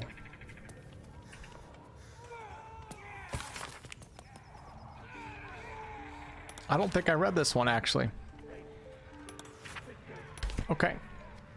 Here we go. The True and Impossible Adventures of Tenebrae Morrow, Volume 1. The manuscript is eye-catching, if only for its lurid and jarring color schemes. This one's actually a pretty cool book. I didn't read it on stream, but... Alright, here we go. An excerpt from The True and Impossible Adventures of Tenebrae Morrow, a pulp serial following the real-life exploits of an interplanar ship's captain. The real Captain Morrow is known never to have left her native Waterdeep, and emerges from her rooms at the yawning portal only to exchange scrawled manuscripts for fresh meals and inks. So, this is a book about the interplanar ship captain who actually never left Waterdeep, but there's a bunch of stories written. His red dragon thus dispatched, the knight had no choice but to leap for my ship, crashing to the new bride's deck, even as his mount was swallowed by the eerie gloom of the astral plane's shifting tides. Faithful Norrells was upon him instantaneously, clawing and biting, alas, in vain. Astral projection thwarts even the fury of Tabaxi cabin boy, and the treacherous Githyanki only laughed at Norrell's formless blows, passed harmlessly through him. Let me just quickly read this one more time. As Red Dragon thus dispatched, the knight had no choice but to leap for my ship. So apparently in this story he was attacked by a Githyanki on a red dragon, crashing the new bride's deck even as his mount was swallowed by the eerie gloom of the astral plane. Faithful Norrells was upon him instantaneously, clawing and biting, alas in vain. Astral projection, which is where your body's in one spot, but it also goes to the astral plane, I believe, thwarts even the fury of Tabaxi cabin boy, which is our cat people, and the treacherous Githyanki only laughed at Norl's formless blows passed harmlessly through him. The knight's silver sword came about in an arc that missed Norl's entirely, but neatly clipped the spiritual cord. So when you do astral projection, you can't actually be killed, like your projection of your avatar can't be killed, but if you have a silver sword, you can cut the actual cord that goes all the way back to, I guess, your body on the material plane. So Norl's entirely but neatly clipped the spiritual cord, anchoring the Tabaxi's stalwart soul to the plane. Oh, okay. I mourned as my faithful feline companion faded from existence, but did not hesitate. The Githyanki only smirked lazily at my charge, anticipating the futile efforts of another bound by the laws of this plane. But that is not as has never been Captain Tenebrew Morrow. Unlike poor Norls, I had entered this plane in my full-fleshed form, a fact I demonstrated by thumping the warrior solidly between the legs. He tumbled over the new bride's rails and down into the mists, even as a fresh horde of dragons rose from the distant dead citadel of Tu Narath.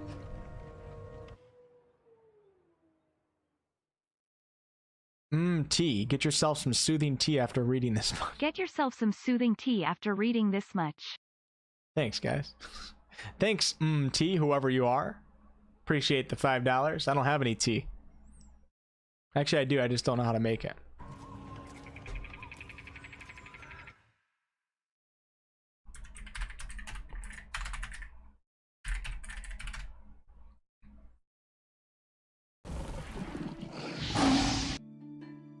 Astral projection was a necromancy spell that projected the caster and a number of companions into the astral plane. This spell was sometimes called the astral spell and was considered a member of the alteration school. This spell created a projection of the caster's body and up to 8 additional willing creatures in the astral plane, leaving their physical bodies behind in a state of magically suspended animation. The projections carried all of their owners' possessions at the time of casting and were essentially identical to their physical bodies. While the spell lasted, the travelers' souls remained tethered to their physical bodies via a silver cord, which is what the Githyanki cut, or the silver weapon, that trailed behind the astral form, departing from its shoulder blades and remaining visible for only 1 foot. Interesting. Oh, wow, I didn't realize that. So the silver cord, when you do astral projection, only trails behind you for about 1 foot. It's just a little tiny, like, little rope of silverness. But it actually extends all the way back to your body, you just can't see it. The astral form could travel freely through the astral and pass through portals normally. Upon entering another plane, a new body formed at the destination with the traveler's soul and equipment transported to the new form via the silver cord. The spell could last indefinitely until the caster dismissed it, in which case all companions safely returned to the prime material plane, or until a dispel magic was cast on an astral form or physical body, thereby ending the effect for that particular traveler. If an astral form was killed, the soul also returned to its owner's physical body via the silver cord. So when you're in your astral form, you can't be killed. If somebody kills your astral form, you basically just appear back in your material body.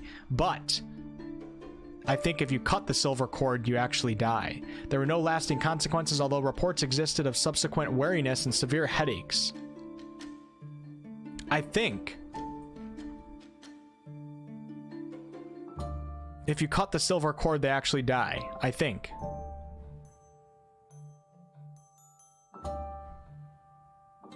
The spell was attributed to Netherese Arcanist Vladik. So yeah, even more Netherese lore.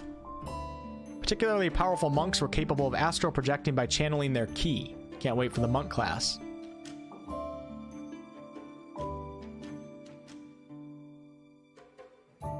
If an astral form was killed, the soul also returned to its owner's physical body. But if the silver cord is severed, I think the physical body dies.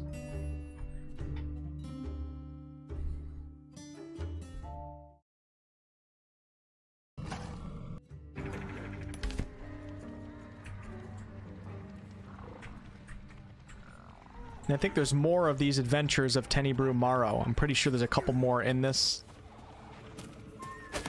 town, actually.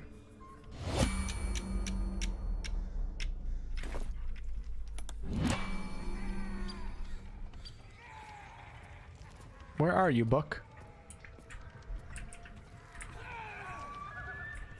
Where the hell is this book?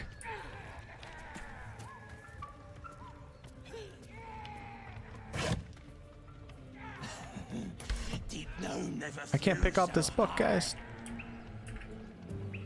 No, this cannot be. No, you can't do this to me, game. I gotta pick up all the books, man. Let me write this down in my Google Docs. Book near hopscotch.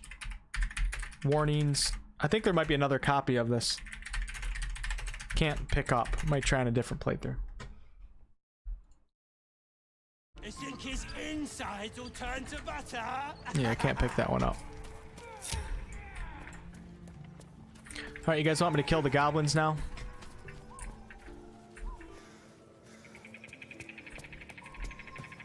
I'll tell you what we'll do.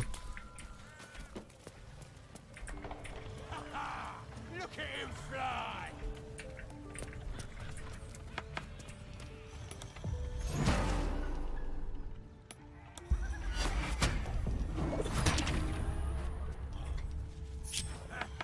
Go on then!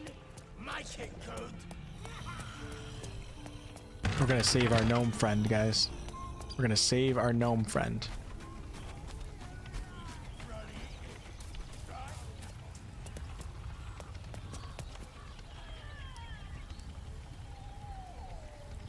Missing children mystery solved. I like it, Zara. We're at 168 lore nerds just glued to the screen right now, and that's amazing. Yeah, thanks for hanging out today, guys. I know this content's not for everyone, these types of streams, but...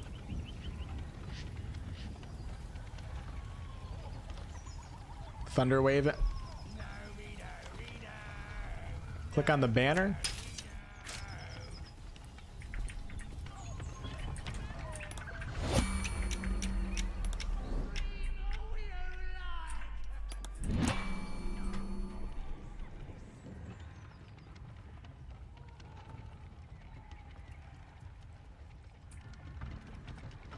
Come on, buddy. I thought this guy stops eating. Wonder if I can stay in the shade here. Oh look, I can actually get to right here.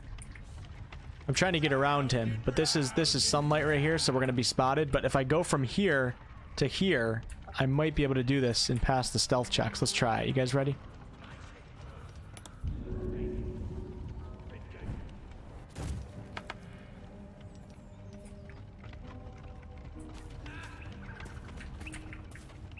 Take advantage of it in real time, man. The guy turned away. I didn't expect that. I was going to jump from shade to shade, but that works.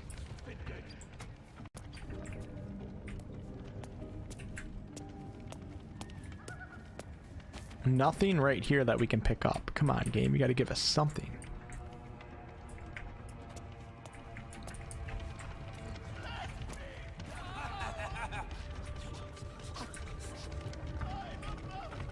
What do you guys think? Should I launch the gnome or save him?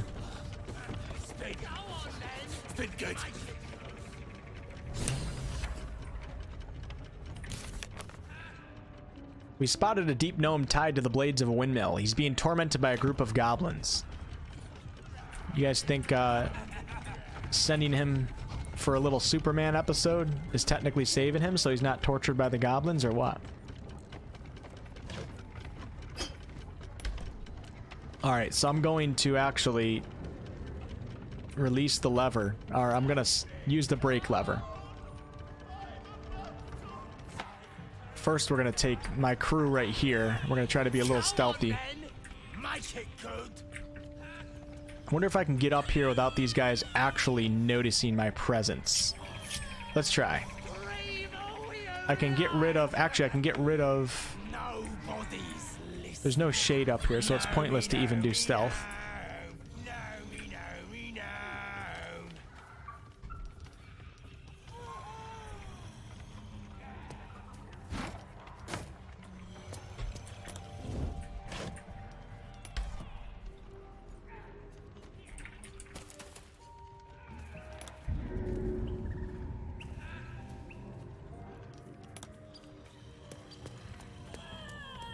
Oh no, don't go that way, gal.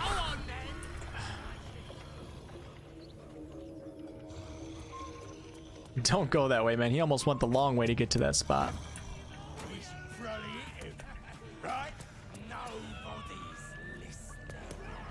I want Gal to be front line. I could just Misty Step over.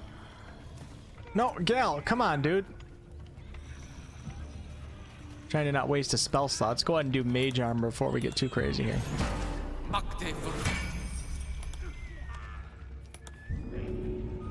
I wonder if I could just jump this without even the boxes. Let's try. Look at him fly! Go on then! Make it good!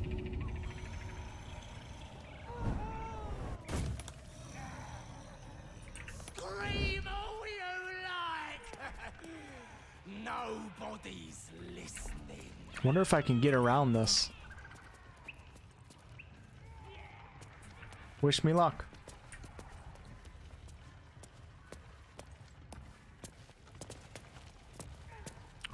That was close. That was close. Alright, then we're gonna take my other cleric. Can I sneak him up anywhere? I wonder if I can get him, like... I've done this before, and separating my party actually caused a lot of death. Wonder if I can get the cleric all the way up in here. So look, this is half light. So going up this staircase... Oh, it's so... Oh man, there's too much light. You could technically, possibly get to right here, pass some stealth checks. Jump from right here behind the goblin. Oh god, that'd be... I think it's gonna set off the cinematic though. So I don't think we can do that. I wonder if you can get on top of this from over here. You know what I mean? Let me try that real fast. Just out of curiosity, we're just messing with things. We're just messing with things.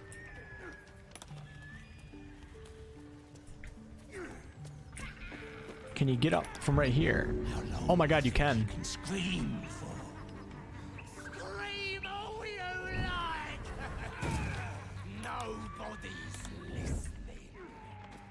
Look at this. I didn't even know you could do that.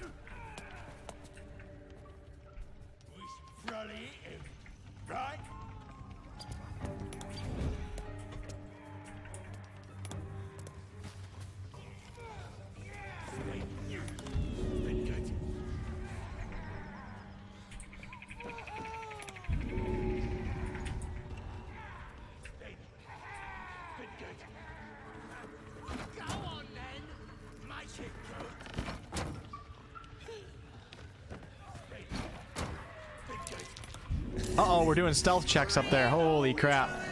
We're doing stealth checks.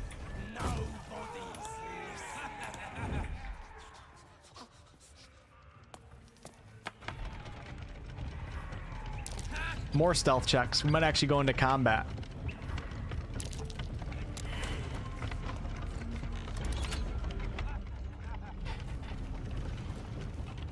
Kylo Ren, the light cleric, would murder that weak gnome. He has no books, so much. On back there? Go check it out. As you hold Alt to highlight lootable objects, you can just click on the actual banners. Oh, okay. Thanks. Get up there, Stadia, go! Go, go, go, go, go, go, go! Go on then.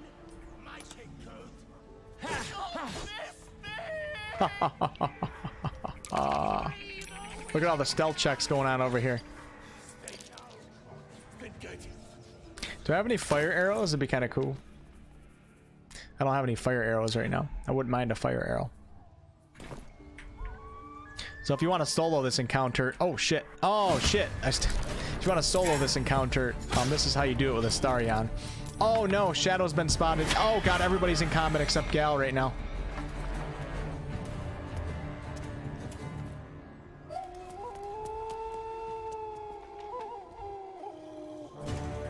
Oh, everybody is spotted. Okay.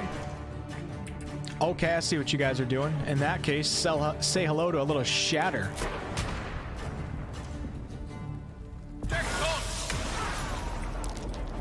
God, I love that spell. Looks like we got almost two kills.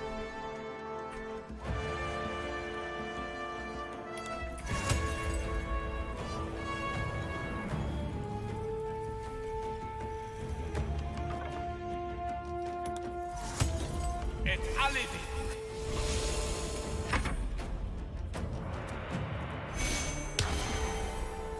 May battle begin.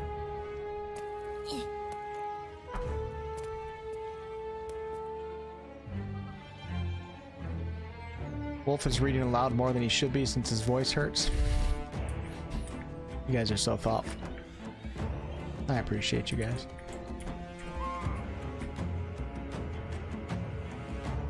%30% with low ground tier. If my damn character would get out of the way, I put my one character in front of the ladder, so she can't move. So we're just gonna have to back up. We're just gonna have to back the hell up. And maybe get a shot off right here.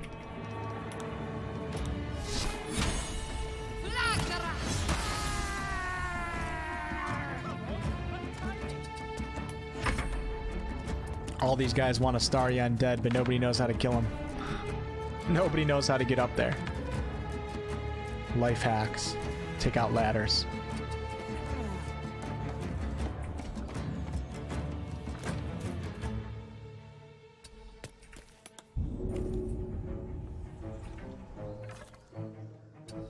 What are you waiting for?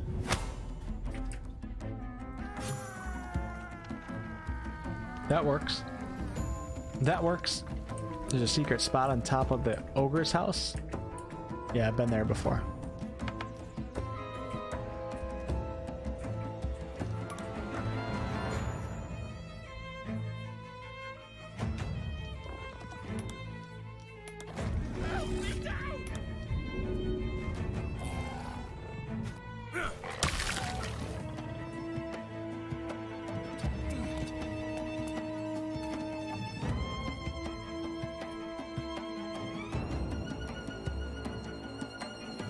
I'm gonna... Cool. I didn't even realize that I had that. I can't wait for them to fix the reactions a little bit and make them a little bit better. I didn't even know that had warding flare.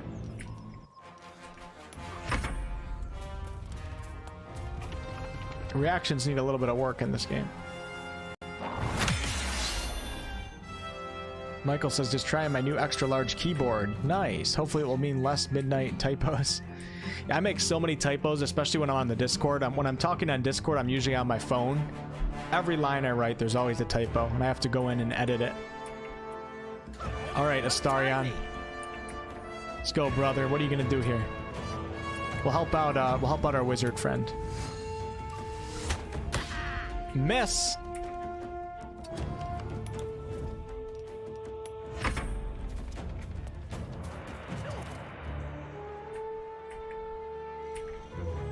Oh, I wish I had enough movement. It would have been epic to go up here, push him, and then I'm also going to do a firebolt.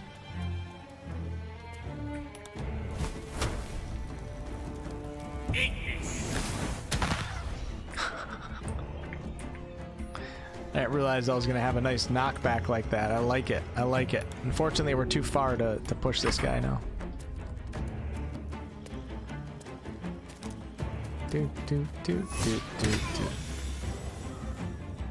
What did he just hit us with? A sacred flame? I think that was a sacred flame. Need another shatter right here. I need an AoE spell. Flaming sphere, man. It's not really AoE, but it does burn multiple people, so kind of. Half AoE. I don't think I have anything good with her besides guiding bolts. So we could, or I could just throw something again. Let's throw some alchemist fire. Maybe I'll kill everybody with an apple on this encounter. What do you guys think?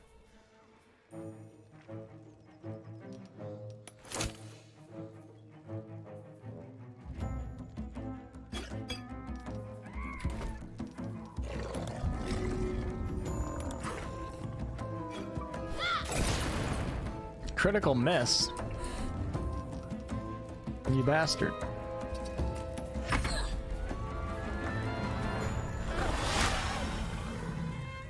Uh-oh.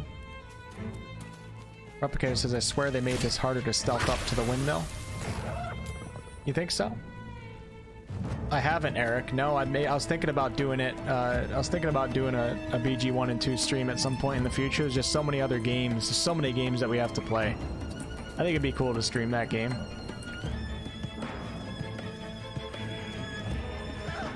I want to do a nice Radiant of Light. So let's go ahead and get him. I'm going to go to the backside of our War Grate here. You guys ready for a little Channel Divinity or Radiance of Dawn? This is sick, man. Oh, I might be able to get even more people in it. Look at this. This is incredible. Light Cleric for the win. Holy crap. Oh, it's going to hit him too? Uh-oh. Hold on, I'm afraid it's going to hit our gnome. Let's back up a little bit. There we go. Look at that. So now he's not in it. 3. Oh, it's going to hit shit. Oh, it doesn't hit friendlies. So never mind. Oh my god. Oh my god. The Light Cleric is unbelievable. And you have all the healing spells and stuff. That's just incredible.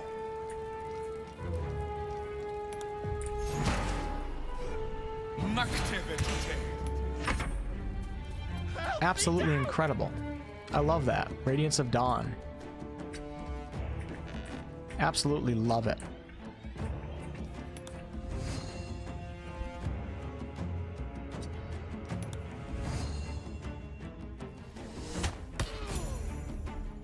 This combat encounter is going pretty smooth, isn't it? Haha, that's why we put Shield of Faith on, baby. That's why we put Shield of Faith on. Torment.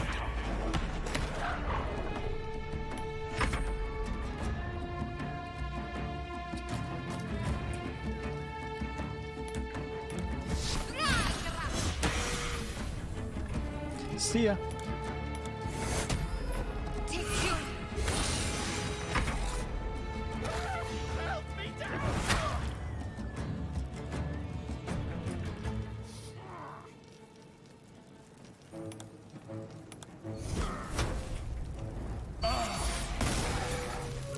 Damn, man. You guys aren't kidding. Light Cleric is nasty. The Light Cleric is nasty.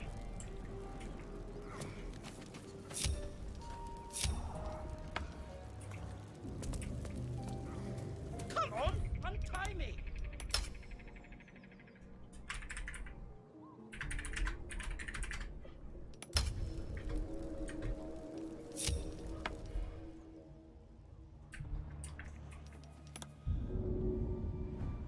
It's gonna hurt.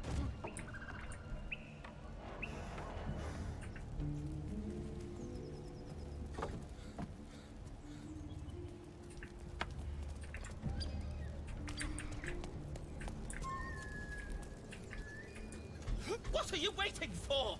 Shut the hell up. My body. Cut me loose. Wouldn't it be cool to play a deep gnome? Maybe when they come out with the gnome race, they'll have the sub races. You'll be able to play forest gnome, deep gnome, rock gnome. Pretty cool. Is it normal in BG3 to get random damage? Yes, it is. Absolutely, Fate. Yeah. What do you mean by that, Fate? All like, I don't know. All the weapons and everything are based on the dice. So you could get anything within the dice's parameters. So you never know what you're actually going to roll. I'm not sure if that's what you're asking. I just remembered that, oh, it'd be nasty if you mean MVP, then yes it is. AoEs are so rewarding. I agree, Red. Amis, greetings Wetlanders have returned from Chaindar, having lunch of lamb, curry, with the sister wife whom I missed entirely too much. I hope your flatbread is as tasty as mine was. Sounds delicious.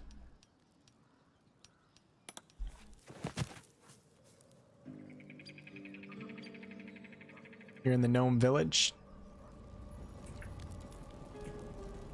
The gnome village? There's a gnome village in Baldur's Gate?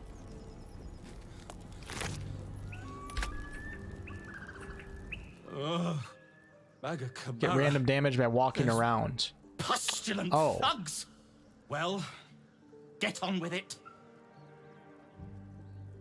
What's the gnome village? What village are you in, Fate? Talking about the Myconid village?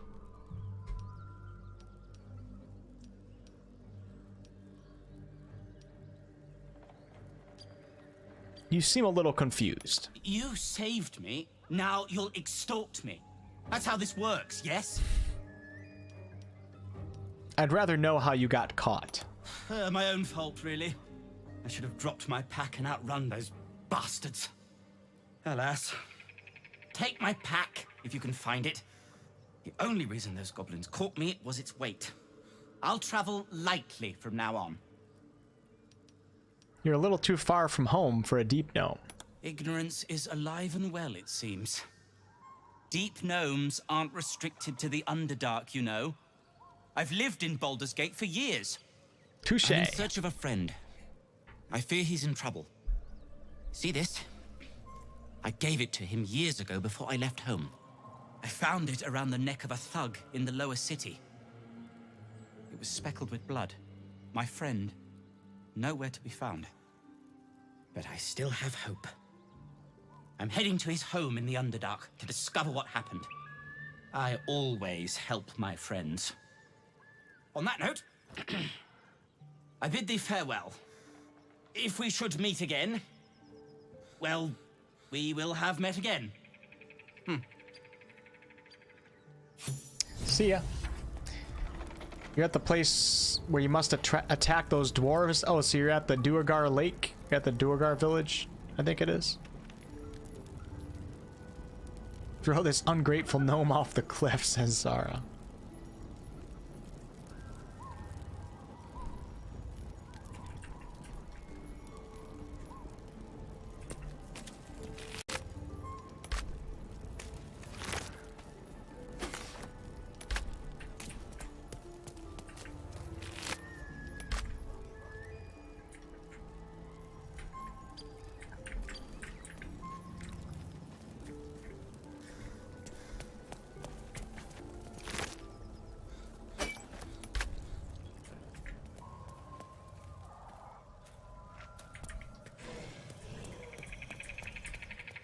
This guy's still sleeping. We're gonna let him sleep, okay? We're gonna be nice people. Let's check all these crates.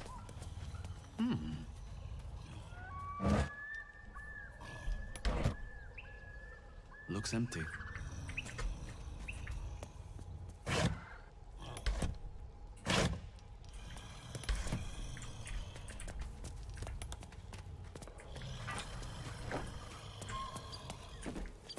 Just another crate.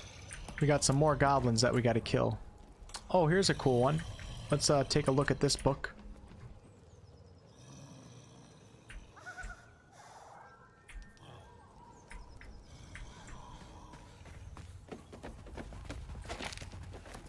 Yeah, cool. That banner thing is nice, actually. The date on this letter has faded with time, but the paper alone indicates great age. What was it called? Regarding strange riders in these parts, a tear near the top of this notice suggests it was once pinned for display and perhaps torn down. My fellow citizens, for fellow citizens we are, like it or not, I print and post multiple copies of this notice in the region at no small expense to myself because I feel a growing concern and alarm at the presence of strange riders in these parts of late. Many of you will have seen them. The Nazgul, tramping through our forests and towns under the guise of a patrol. They claim they are guardians, sent from Elturel to protect the borders of the great and holy nation of Elturgard. So they're talking about the Hell Riders right now. So like in Baldur's Gate 3, you have the Flaming Fist. Elturel kind of has the Hell Riders. Don't be fooled by shining armor or handsome mounts. I never bent the knee to any Elturgard, and I never asked any meddled jester to come peering over my garden fence. As you all know, I'm descended direct from the original Selenite settlers along these banks, and I have half-elven great-uncle who will swear to it. We're peaceable folk, and we get on with the druids well enough, but I pay no fealty or tax to any far-off city I can't even find on a map. So it sounds like the Hell Riders are collecting taxes in these villages or something. because we're technically in Elturgard right now, which is the nation of Elturgard, which is quite big.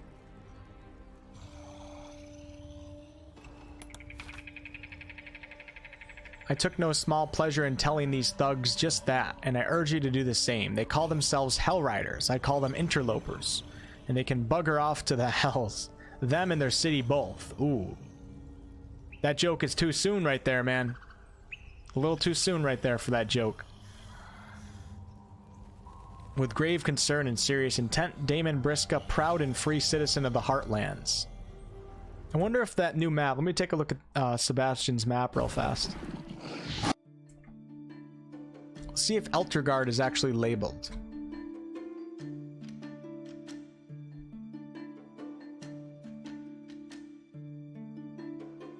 The map's such a high resolution, it takes a little bit to load. I gotta run to the bathroom real fast, guys, and then we'll do the final part of the stream. Because, yeah, I gotta rest my voice. Alright, so we got Baldur's Gate right here, and then the city of Elturel, and then the surrounding area is the nation of Elturgard. And I don't know what Elturgard actually encompasses, but we could look it up. So we're somewhere in this area right here along the Chianthar River. And that person in the book is saying that the Hell Riders from Elturel are riding around and collecting taxes from these nearby villages and stuff, and they're not too happy about it. Let's look up Elturgard real fast, try to see how big it is.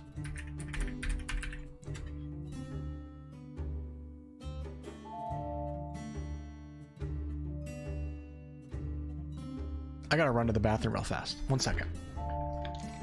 To the waterfall? You guys want to go to the waterfall?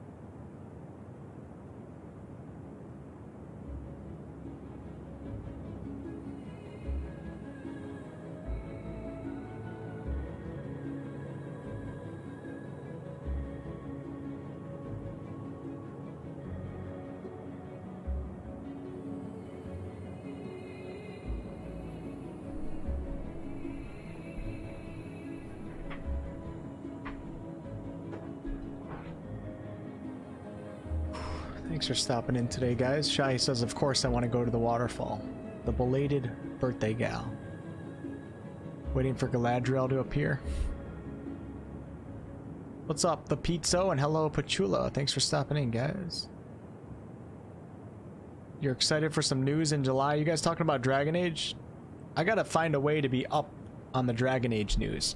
Like, I know how to follow the Baldur's Gate 3 news. I follow certain accounts on Twitter. I'm subscribed to the newsletter. I gotta get in on the Dragon Age. I have to find a way to be alerted of everything. Michael, thanks so much for your channel member renewal. You're the best, man. You're the best. Alright, so let's take a look at this real fast. Elturgard, also called the Kingdom of the Two Suns, was a realm in the western Heartlands in the latter part of the 15th century Dale Reckoning. Ruled from the city of Elturel, it was a theocracy dedicated to Torm, the loyal Fury, and defended by its paladin knighthood, the Order of the Companion.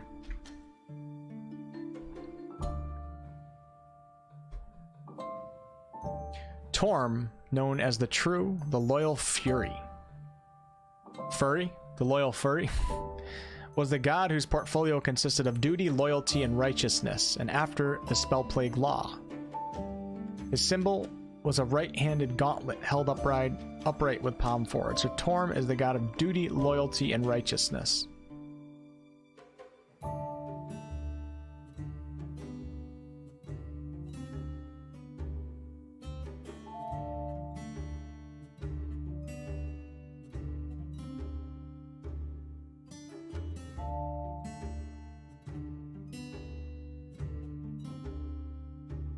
Alright, so Elturgard, we take a look at this map right here. You got the city of Elturel. It says Elturgard, which must be in, I don't know how much of this map it actually takes up. Centered on Elturel, Elturgard covered the fields of the dead north and south of the river Chianthar.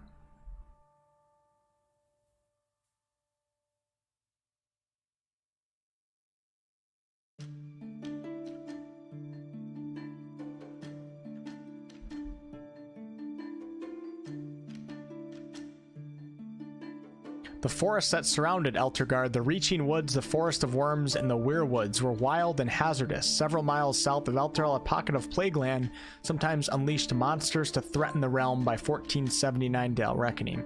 Reaching Woods, Forest of Worms, and the Weirwoods. Oh, look at this. So here we go. Here we go. The Forest of Worms, the Reaching Woods. I don't see the Weirwoods. Unless that's the Wood of the Sharp Teeth.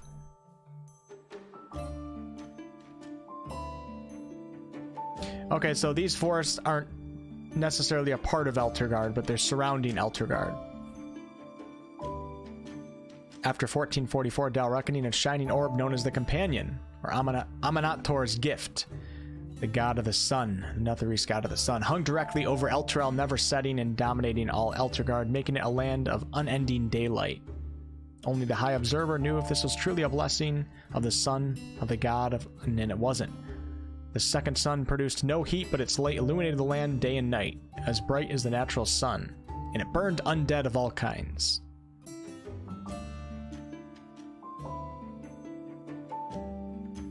By the late 1430s, Elturel had laid claim to the lands of its neighbors, placing them with the Elturel's Guard, as they called it, making itself a petty regional power. For example, Skirnabel was left impoverished and starving following the collapse of trade in the decades after the spell plague, so its elders permitted Elturgard to annex their city. This kind of relates to the book that we were just reading. The High Rider of Elturel was discovered to be a vampire. Okay, blah, blah, blah, we got all that. Let's go to more recent history. In the year of the Fifth Circle, 1476 Dal Reckoning, the entire garrison of paladins at Fort Morninglord disappeared overnight, and every stone in the fort was blackened and every door and window fused shut. Krieg feared the fort was contaminated by some unknown evil and ordered it sealed, and furthermore declared that anyone entering the fort would be outlawed.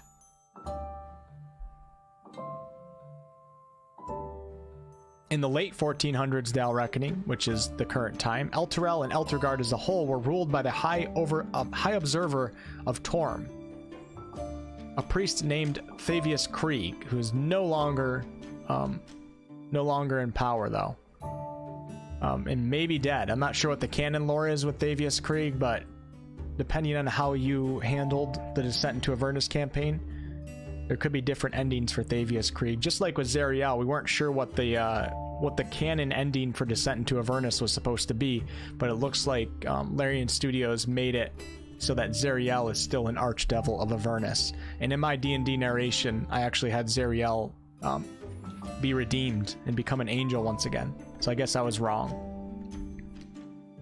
Who was based in the High Hall in Elturel, where much of the bureaucracy was managed. Aided by a paladin knighthood, the High Observer made certain that order was maintained in the city and the realm, with the aim of bringing righteous judgment to all the realms and setting Faerun aright. Not alright. They ensured the city and countryside remained safe and well policed, and that trade and agriculture were run efficiently. They were sure in their belief they followed the righteous path. It was believed by some that Thavius ruled wisely and well for decades. Yet he presided over harsh and rigid laws, intolerant attitudes, and Inquisition circa 1479. So people thought Thavius was good because he kind of was responsible for bringing the Companion, that big light, orb over the city and saving it from the undead. But it turns out that it was a power play. And he made a deal with an infernal contract. And is the reason why Elturel was transported to Avernus. So he's actually not a good ruler. He seemed like he was for a while. Symbol. Insignia of the realm was a sun with a smaller blazing companion sun in the upper left. Okay. Elturgard's main defense was the Order of the Companion, a well-armored mounted knighthood of paladins who defended Elturel and Elturgard. So if we take a look at the book right here.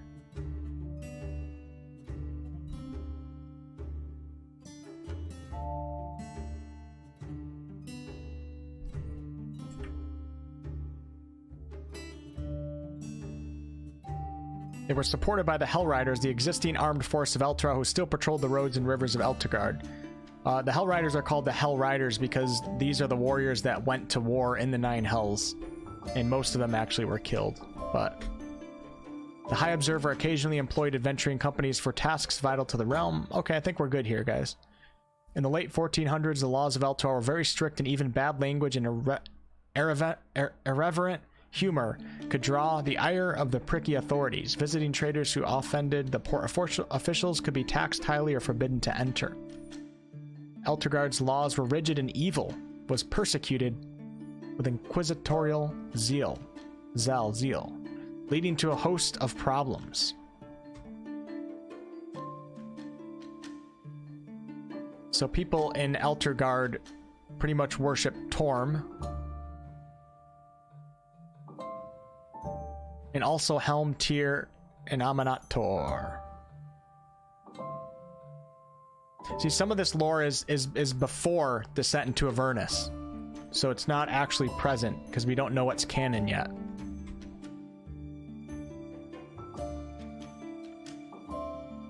Duty, loyalty, and righteousness. I want to make sure that we remember that. So Torm is the god of duty, loyalty, and righteousness. You guys remember that? I think you do.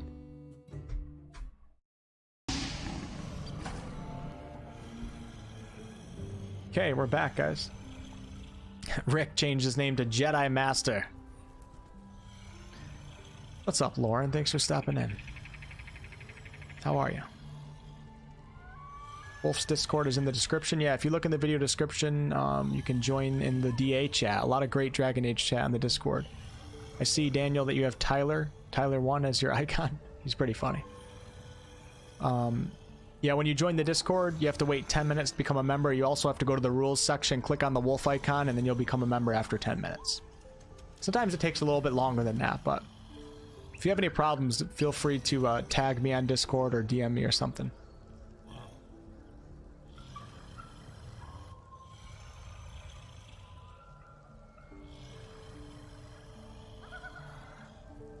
Glowsticks B-Day is in 2 days. Oh, wow. Remember that, guys. Remember that. Okay, let's push on a little bit, guys. It's a cool little book, man, with a lot of lore behind it. Did I pick it up? I did. Let's go ahead and send it to camp. Oh, shit. Where is it? Here it is.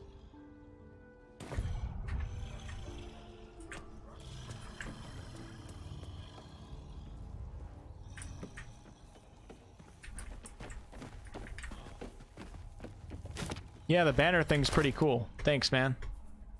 That works great. Never even thought to click on that. Highcliffe's Journal, the private thoughts of an ambitious apprentice. The pupil surpasses the teacher. My master weapons are almost complete.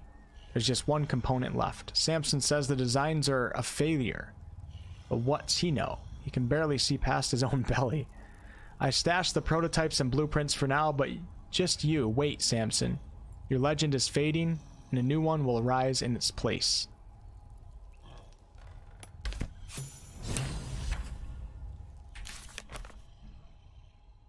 We found the journal of a blacksmith's apprentice. It mentioned blueprints to create masterwork weapons, so this is just that one quest that we're skipping today. I should just... I don't even know if I need to send that to my camp.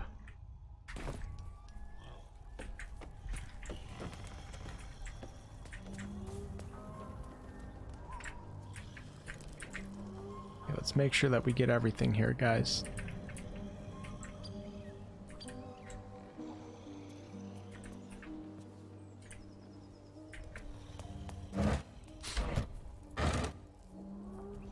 Did I already search these? I don't know. I can't remember. Either way, we're going to search it again.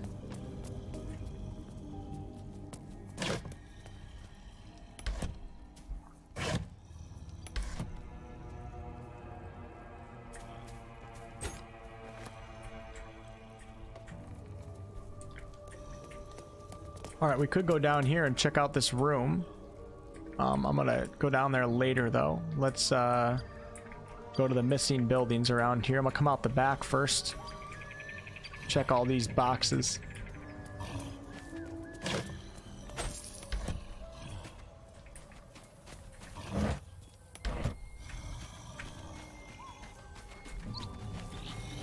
Looks empty. Looks empty. We're taking his rotten chicken eggs. I know it's rude to do that. Ooh, look at this. We got our little scene going on over here.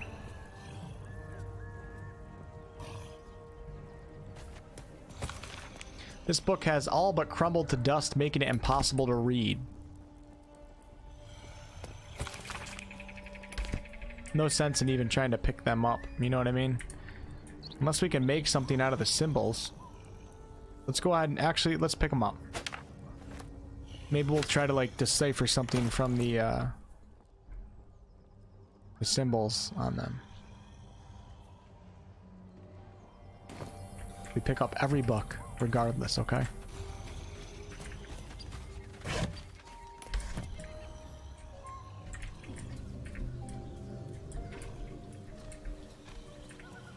Have you tried out any of the crafting yet? Yeah, I have. Yep. Get your +1 weapons. I'll probably, I'm not sure how, I doubt the crafting's gonna be like a crazy thing in Baldur's Gate 3. It's not really a crazy thing in D&D, so.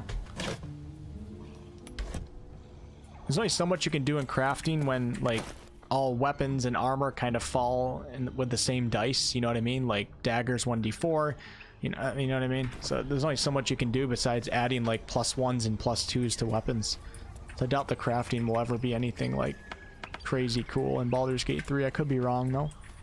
It'd be cool if they had like a complex crafting system for the looks of weapons. That would be awesome. That would be awesome. I could just jump down here. Magic pockets. Astarion has taken old key from Dodge using magic pockets. I like how they put that in the game.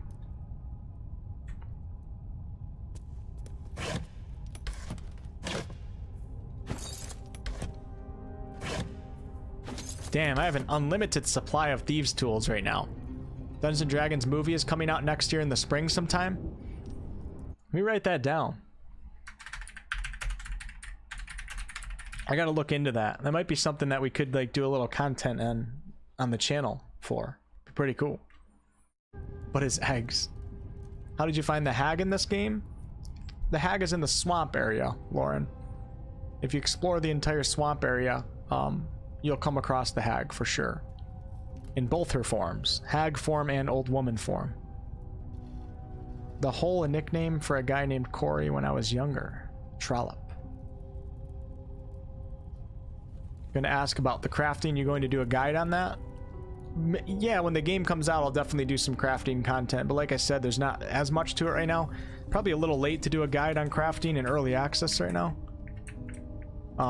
You basically just find the ingredients, put it in, then you get a weapon +1. If you follow the quest, you can basically finish the masterwork weapon. If you follow this quest, for those of you guys that haven't figured it out yet, just do this quest, and you'll figure out the crafting. But there's not really much to it.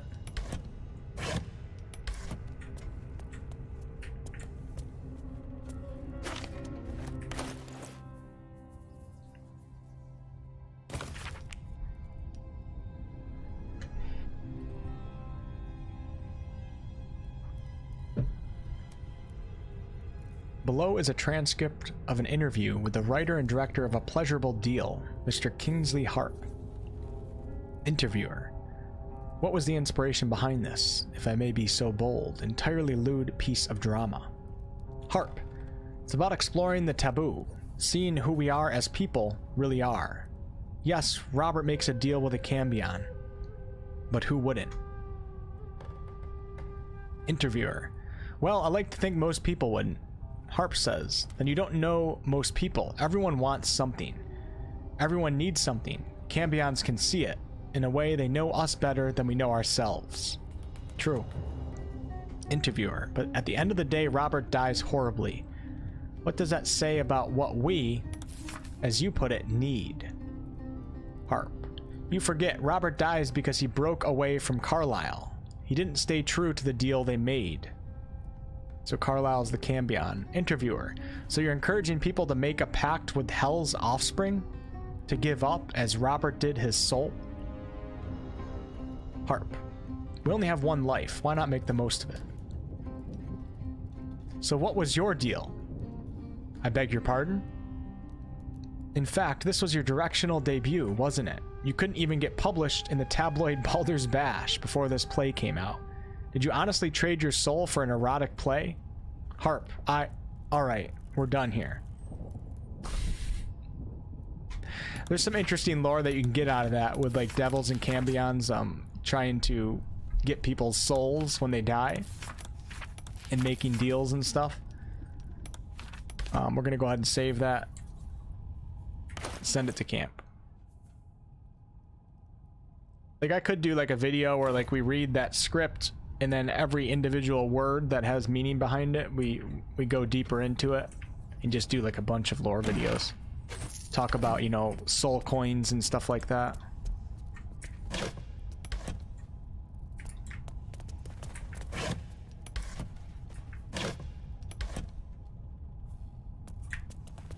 Man, if you pick up every item, you certainly end up with enough trap disarm kits and thieves tools and stuff. Did I check this one?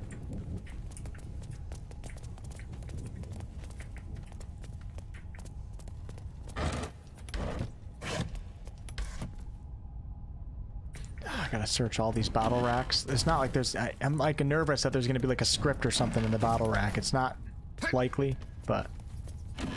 That's why I'm clicking on everything. Everything. I wish you could actually do something with a rope in this game. That would be cool.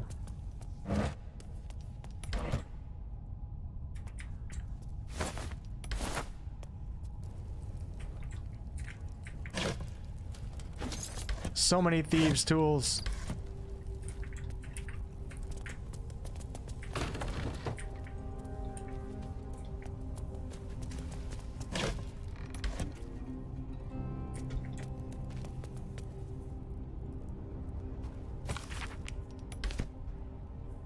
The Approachable East, Volume 6. Printed out on delicate paper, this journal records Rion Forbeck's travels across the land, so some of these I probably missed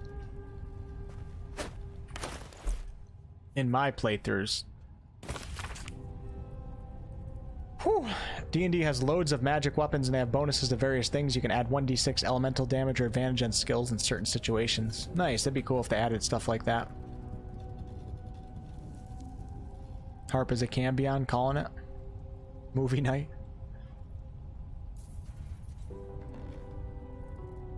Too bad Cambion isn't a race. That'd be kind of cool to bring in some of the hell races, like a Cambion. I mean, Tieflings, technically, their bloodlines go back to the 9 hells, but they're just kind of like humans, I guess you could say. They're not necessarily evil, in fact, many of them aren't. I must say, for a place with so many orcs and goblins, Fesk is a remarkably pleasant land. A true melting pot, where all are accepted and quite a lot seems to be permitted. Alas, the crew I sailed here with were imprisoned by the harbor master, but I was soon on the road known as the Golden Way, and it lives up to its name. The wealth of a continent marches along this road, furs from Neverwinter and iron from Nashkel. I'm reading the Neverwinter Driss book right now. Nashkel is the Nashkel mines from Baldur's Gate 1. In one direction, while silks and jewels flow the other. I have heard so many stories of the world. The Golden Way passes through Rashimen, through the wastes of the Hordelands, and on to the continent of Karator, a land of empires, dragons, and beasts, I've never dreamt of. I am so close to Rashimen, but what was once my dream now sounds so mundane. Last night I made a camp and was joined by a charming fellow. I told him my dream of seeing Rashimen and he laughed. He claims that Rashimen, I don't know how to say it, is nothing compared to Thay, and invited me to visit the court of the Zulkirs. It seemed rude to turn down such an illustrious invitation, so I will see what this Thay has to offer. Then Rashimen and beyond.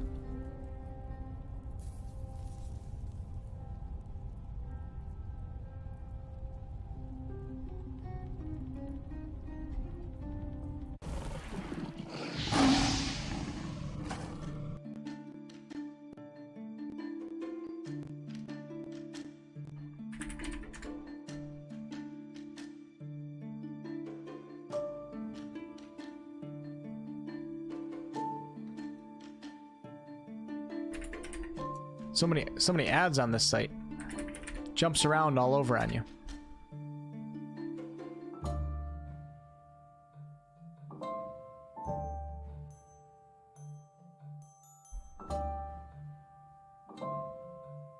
The nation of Thesk was an oligarchy of around 850,000 people, inhabited by humans, gnomes, and orcs.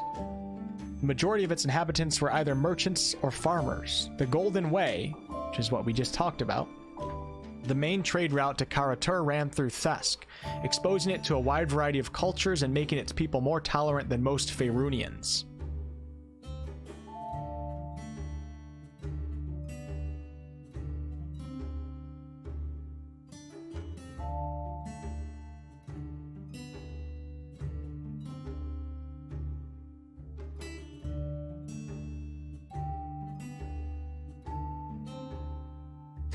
Karatur was a continent lying east of Faerun on Toril.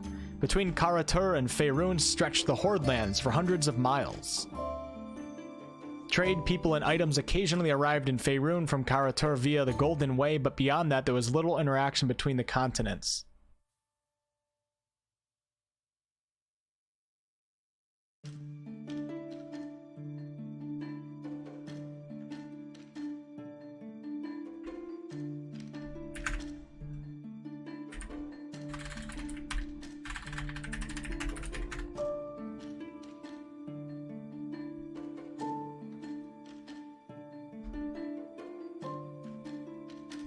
Alright guys, so here we go. You got Faerun right here, and then Karatur is this this really big area. And right in here must be the Golden Way trade route. This is the planet of Toril, just so you guys know. This is the planet where Baldur's Gate is located.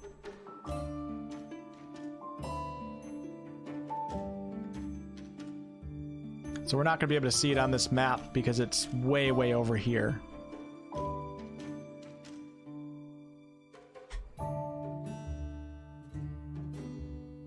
Trade, people, and items occasionally arrived in Faerun from Karatur via the Golden Way.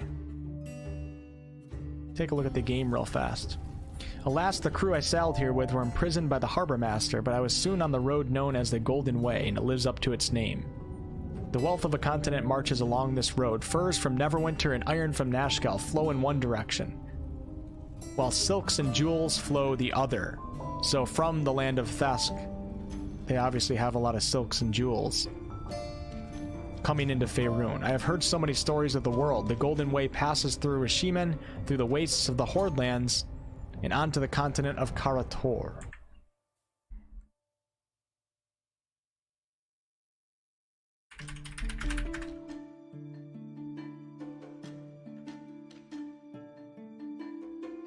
Rashimen, also known as the Land of Berserkers, was a magocratic ginarchy. Never even heard that word before. How do you pronounce magocratic? Magocratic. I think it's magocratic. Magocratic.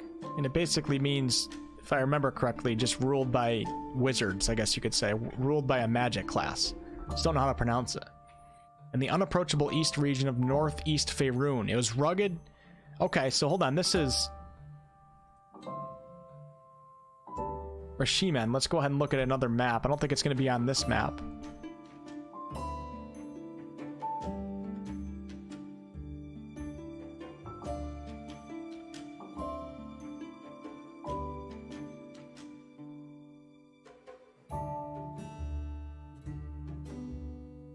I wonder if the Golden Way would be represented on this map. That would be pretty sweet.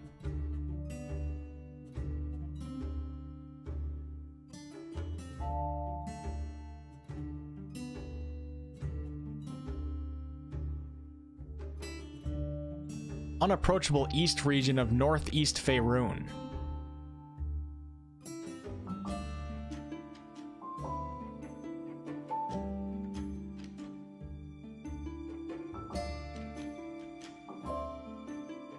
Oops, I didn't mean to do paint. Lake Ashnane.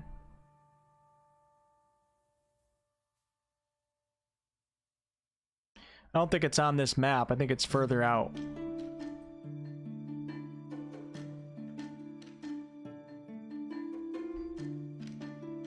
The native Rashimar was a fierce and individualistic people that were renowned across the realms for their great bravery and stunning power wielding the arcane arts.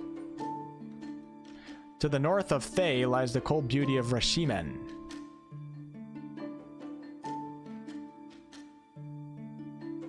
Sometimes I get so confused with all these locations. Thay was a mysterious and terribly powerful magicratic nation in East Faerun that was long governed by Zulkris the Red Wizards. During the late 15th century, it was ruled by the necromancer Lich Saztam. He's got a lot of lore behind him, along with the Council of the Zulkirs, who were supported by a near-endless chain of bureaucrats and local Tharchians. The true nature of Thay laid in the endless pursuit of arcane knowledge and power by the country's elite, a dynamic that was fueled by rampant slavery. This driving force permeated the country's dark history. We gotta get Sebastian to make us an entire map of Faerun, or of Toril. How cool would that be?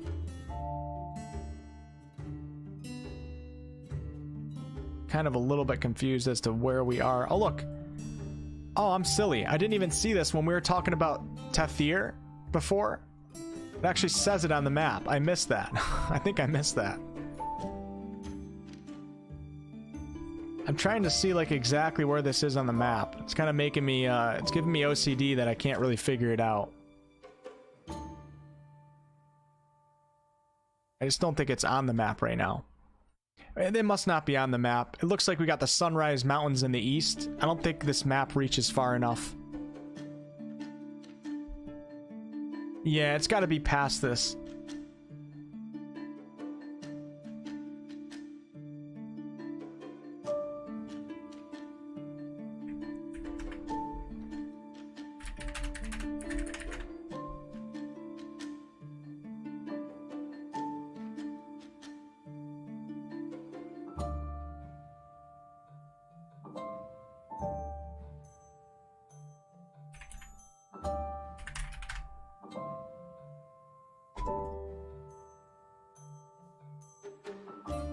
Oh wow, look at this. I don't remember ever seeing this. I feel like this map must be new.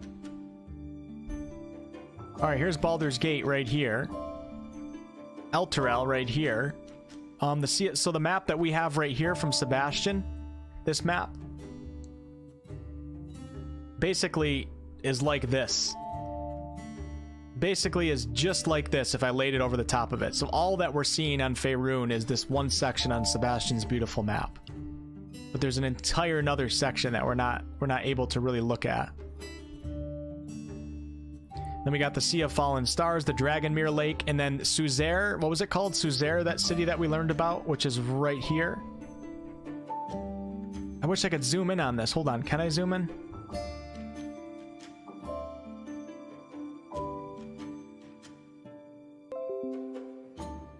Uh-oh, threat protection. Aha, you guys can see there's Thay on the map. So if you guys look right, shit, let me pull it back up again. So this is the land of Thay right now. So obviously it wasn't on that map that we were looking at. That's why we couldn't find it. This map is too small, but it's still pretty cool. So we have the nation of Thay right here with the Saztam. I'd like to learn more about that in the future. And God, I wish I could zoom in. I can't really read. Hold on, I can zoom in. No, it makes it more blurry.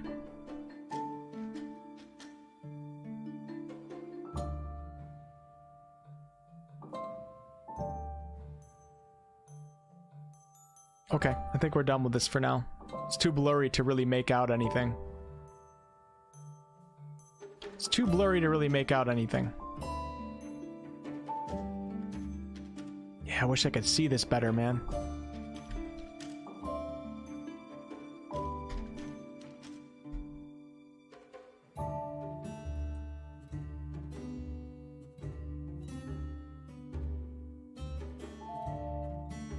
This is a pretty good map. I know I've seen this one before.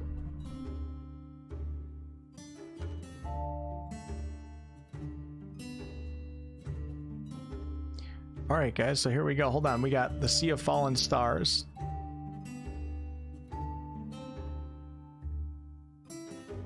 Dragonmere Lake is right here. I'm not sure why it's not showing that city that we talked about earlier, the Suzerain city. Then if we go north, we got Mithranor, so this map only stretches a little bit further than our other one. In the Cormanthor Forest.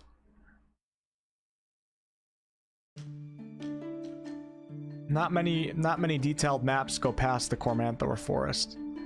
Then you got Zentil Keep right here. A lot of history with the Zentarum faction at Zentil Keep.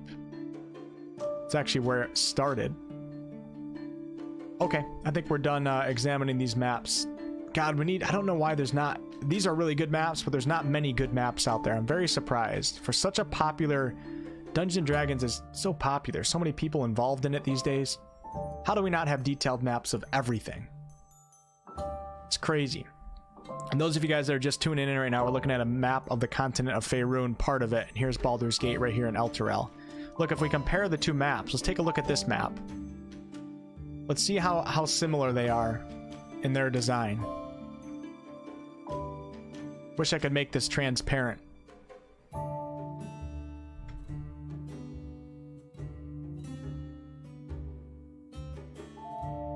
Take a look at that, guys.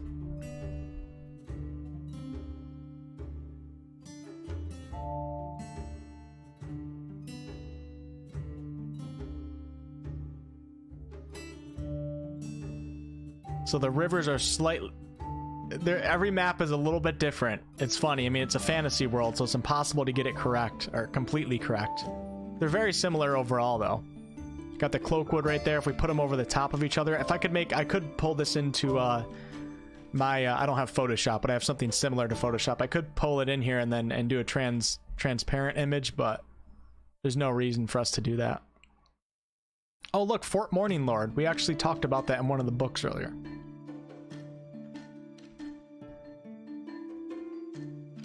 All of this comes from us looking up one thing. Most of the maps are about the Sword Coast. Yeah, it makes sense. Yo, Kit.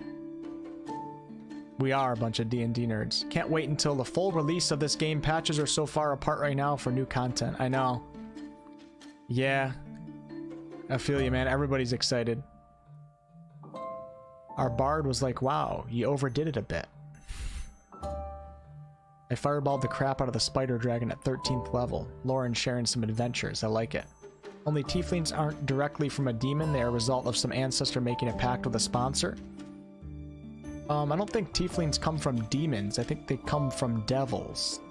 Don't quote me on that, but I'm fairly certain. Demons and devils are very different from each other. I believe. Let me fact check that right now. Demons and devils are very different from each other. I guess... Oh, remember... Hold on. Oh, okay, so... Dang, okay. It's from demons and devils. Okay, cool. Tieflings are human-based, plain-touched. Descend from fiends, demons, Yugoloths, devils, evil deities. Okay. I stand corrected, so it can come from both of them. Cool. But yeah, they're so far removed, typically, that it doesn't even... you don't have to fear a tiefling when you meet a tiefling. Alright, let's get back into the game. I honestly forgot what book we were looking at. We went down such a hole of researching things now. We were looking up Thay.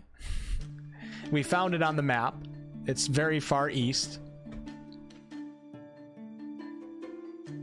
I just want to try to remember that the Red Wizards are from Thay, the Zulkirs, Saz-Tam, all that stuff. I want to be able to remember that stuff.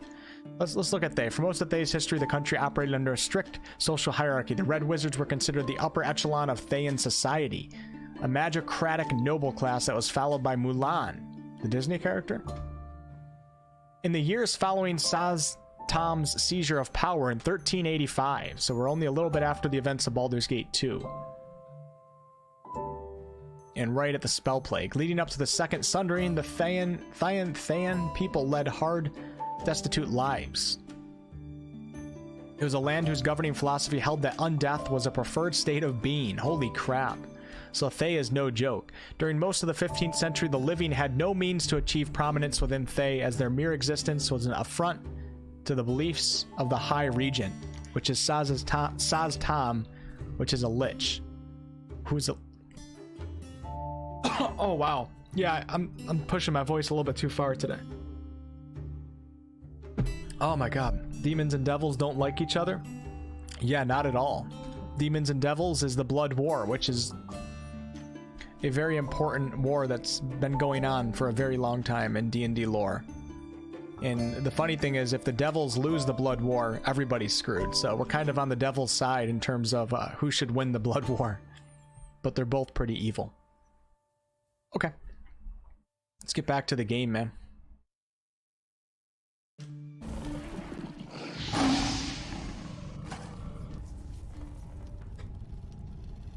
This is what we were reading. I seriously forgot this was the book that we were reading. So we looked up the Golden Way, so we know that that's a trade route between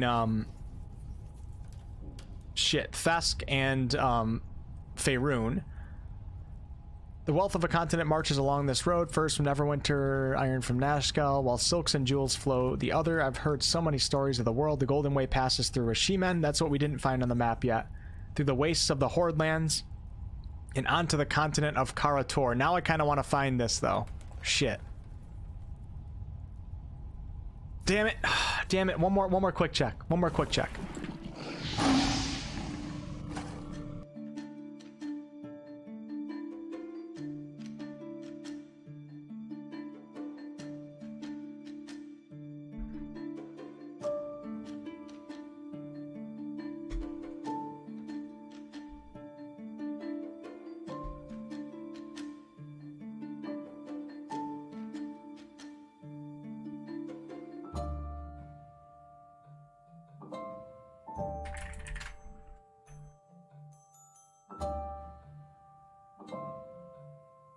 Then that map is small. Horrible resolution.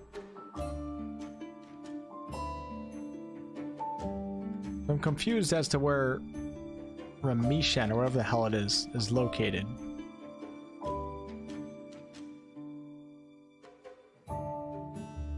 You bastard. Damn it, that looks like a really cool map. It's not Toril though. Okay, let's just go back into it.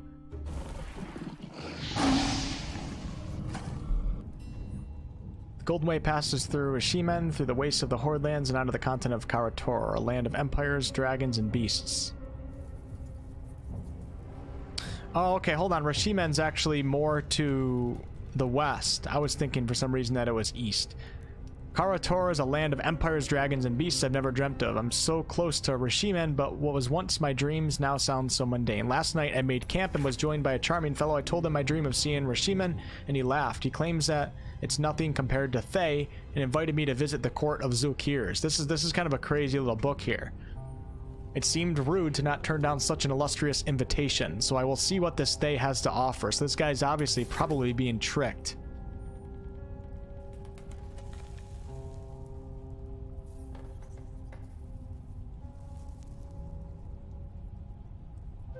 Why he's getting invited to Thay, I'm not quite sure, but we'll save this book. It's an interesting one. We will save it.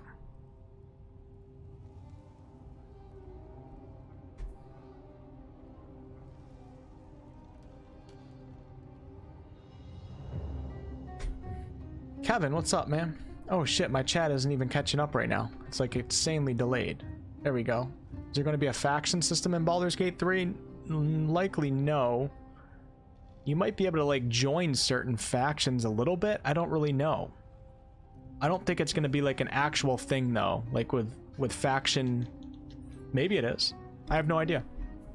I don't see any evidence of that right now. You can like help out certain factions. Like if you do evil things, you're kind of helping out the Zhentarim. But I don't know if they're gonna have like a traditional faction system.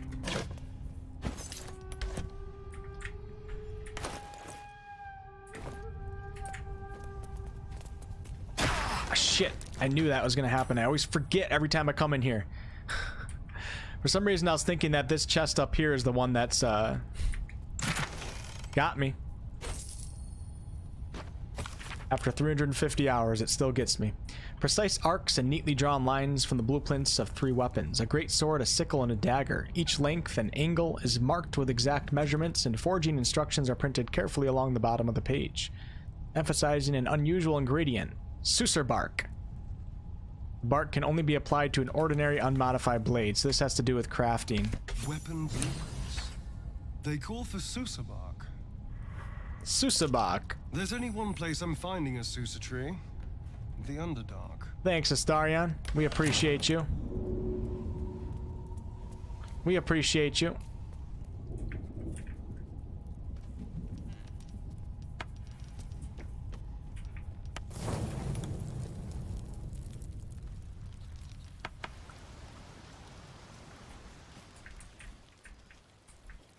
Let's see how our camp supply is right now. I wonder if it's going to start dispersing it between 2 different chests. Oh, I think it just keeps giving us more and more room. This is cool, though. I love having all these books in here. Like, I wonder if we can ever possibly fill it out, and then I'll start storing it over here.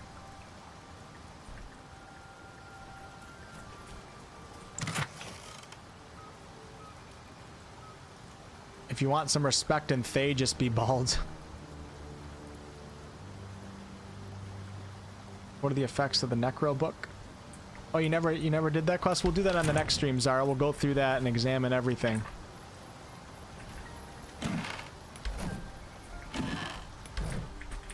It's kind of a cool part of the game, I'm not gonna lie. Alright.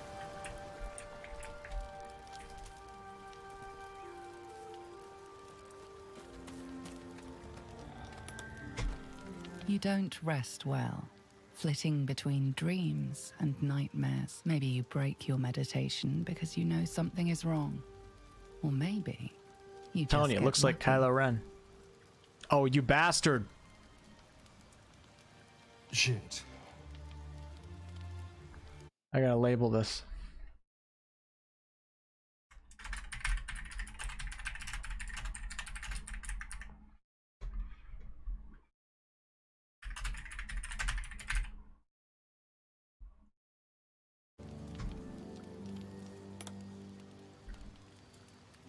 No, it's not what it looks like. I swear. Replicator's favorite scene. I wasn't going to hurt you. I played BG3, all I have BG3 on my other screen. Well, blood. There, in dim firelight, you see him for what he really is. A vampire. A savage. A slave to sanguine hunger.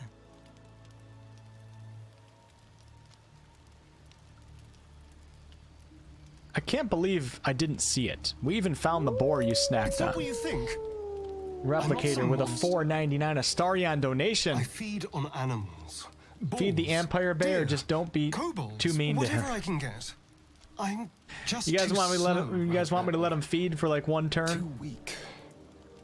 If I just had a little blood, I could think clearer. All right, we'll give him one. Fight We'll give him better. 1 session. 1 bite, Astarion. Now get to it. Let's go. A strange You're lucky that sensation Replicator's in here right now. courses through you, and your companion's mind unfolds. You're lucky. Secrets half revealed.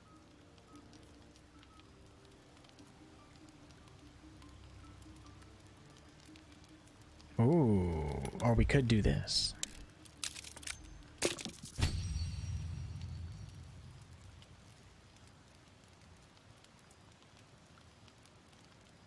Awkward. Shiver runs across your mind. You feel sated. His mind opens up, revealing cracked and quivering memories. At their heart, you see dark eyes commanding you to feed. You open your mouth and bite down. Not into a tender neck, Thanks, Replicator. but into the twisting body of a rat. The only thing your master lets you eat. A little bit of Astarion history right there, guys, with his master Cazador.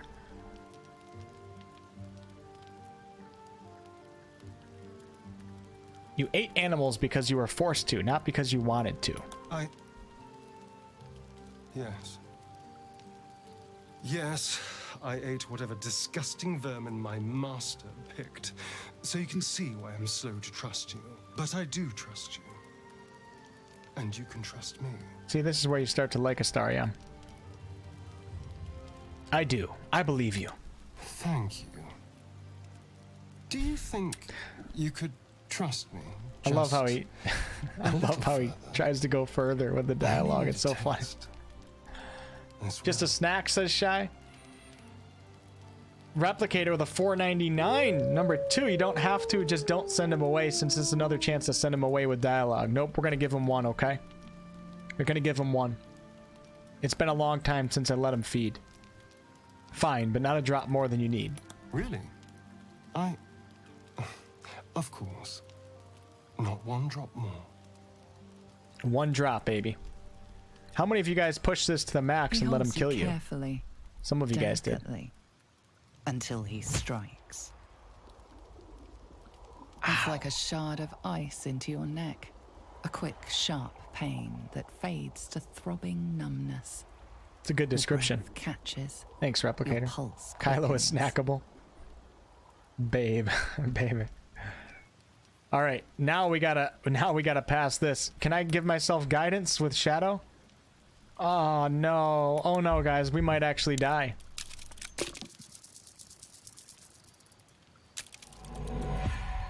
Uh-oh.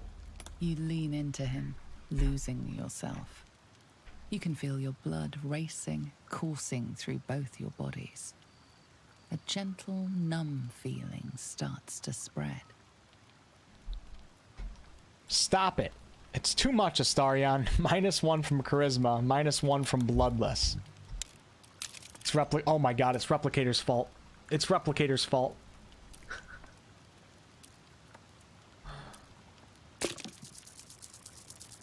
Oh my god! Are you kidding me?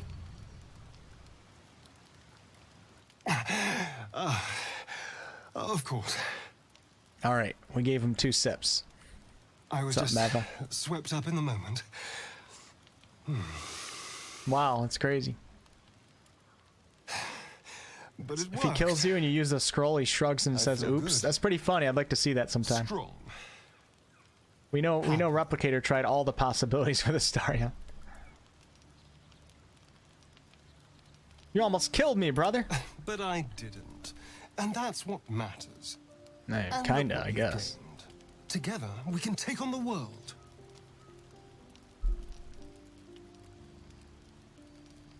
I hope so. I look forward to seeing you fight. Shouldn't take long. So many people need killing. Now, if you'll excuse me, you're invigorating, but I need something more filling. Go eat your rats, Astaria, and get the hell out of here. Towards the forest, stronger, more confident, ready to hunt. This is a gift, you know. I won't forget it.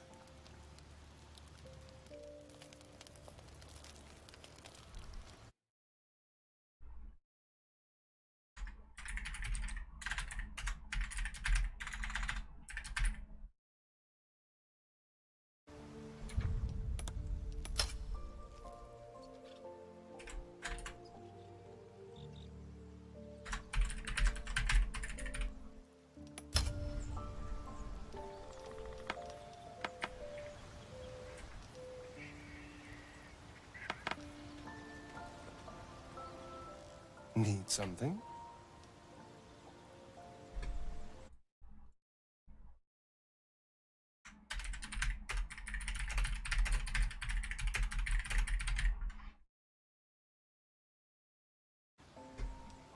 What's to tell? I was sired by a vampire named Cazador. Everything before that is so long ago, it's ancient history. And everything that came after, well, I'd rather not reflect on it.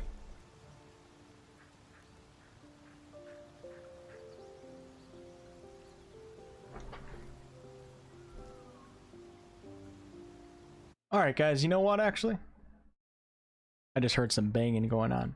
It's probably a good time to end the stream anyways, so I don't have to do more reading. And we're going to continue this, most likely. We're going to continue it tomorrow for the Thursday night stream. We'll continue this lore book reading playthrough and get more info out of Astarion and everybody, and also do the combat encounters. But I gotta rest my voice a little bit and get to work on tomorrow's content. If I'm able to get it out in time, we'll see. We shall see. But dang, it was fun today. I love doing all this research. It's fun learning more and more every playthrough that we do. Exciting stuff. Rob Somerville, welcome to the channel. Thank you. Replicator, thanks for your donations. Oh my god, did I miss... Wait. When did I miss this? Frody.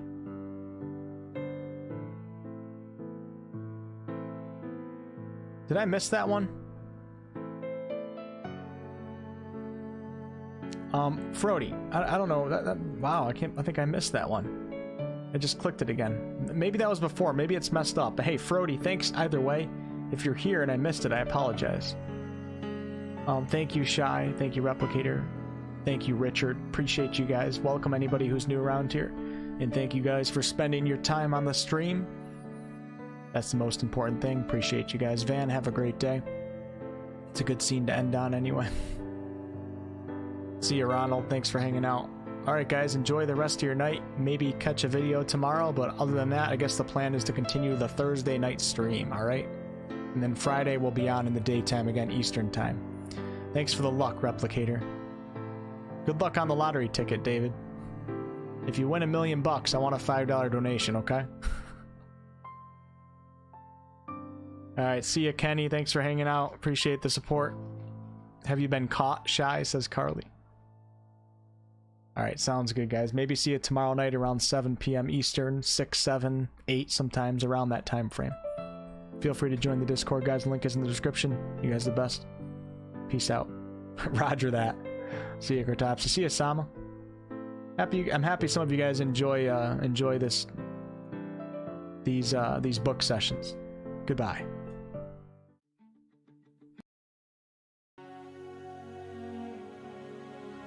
Luis, welcome to the channel.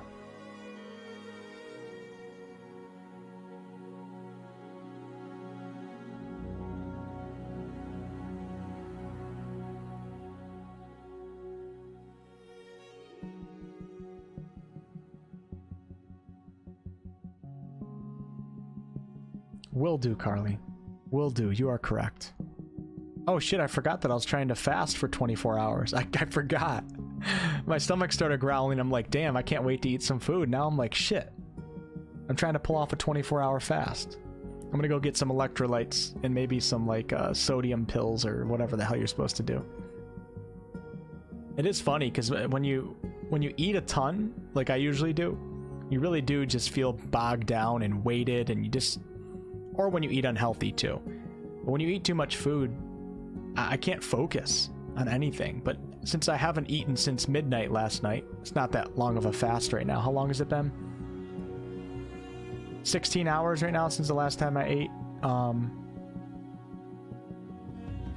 I feel like I can focus on things right now, even though I'm hungry. The hunger does pull away a little bit of the focus, but I have a sense of clarity right now. I don't feel like lazy. It's weird. I don't know. Thanks, Carly.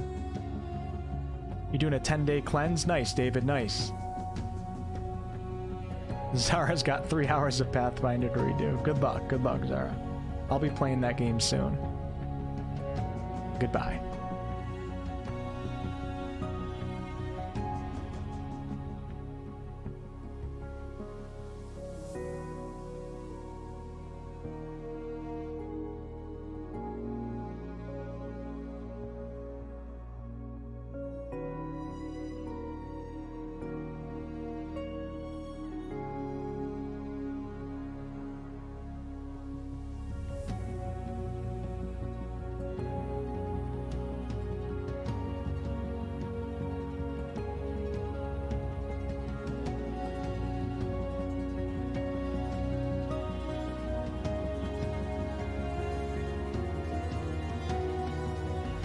Rooftop garden. Sounds awesome, Amy's. You got some cool stuff. gonna enjoy sweating too much in a few. Rooftop garden sounds awesome. I would love to have one day. Enjoy.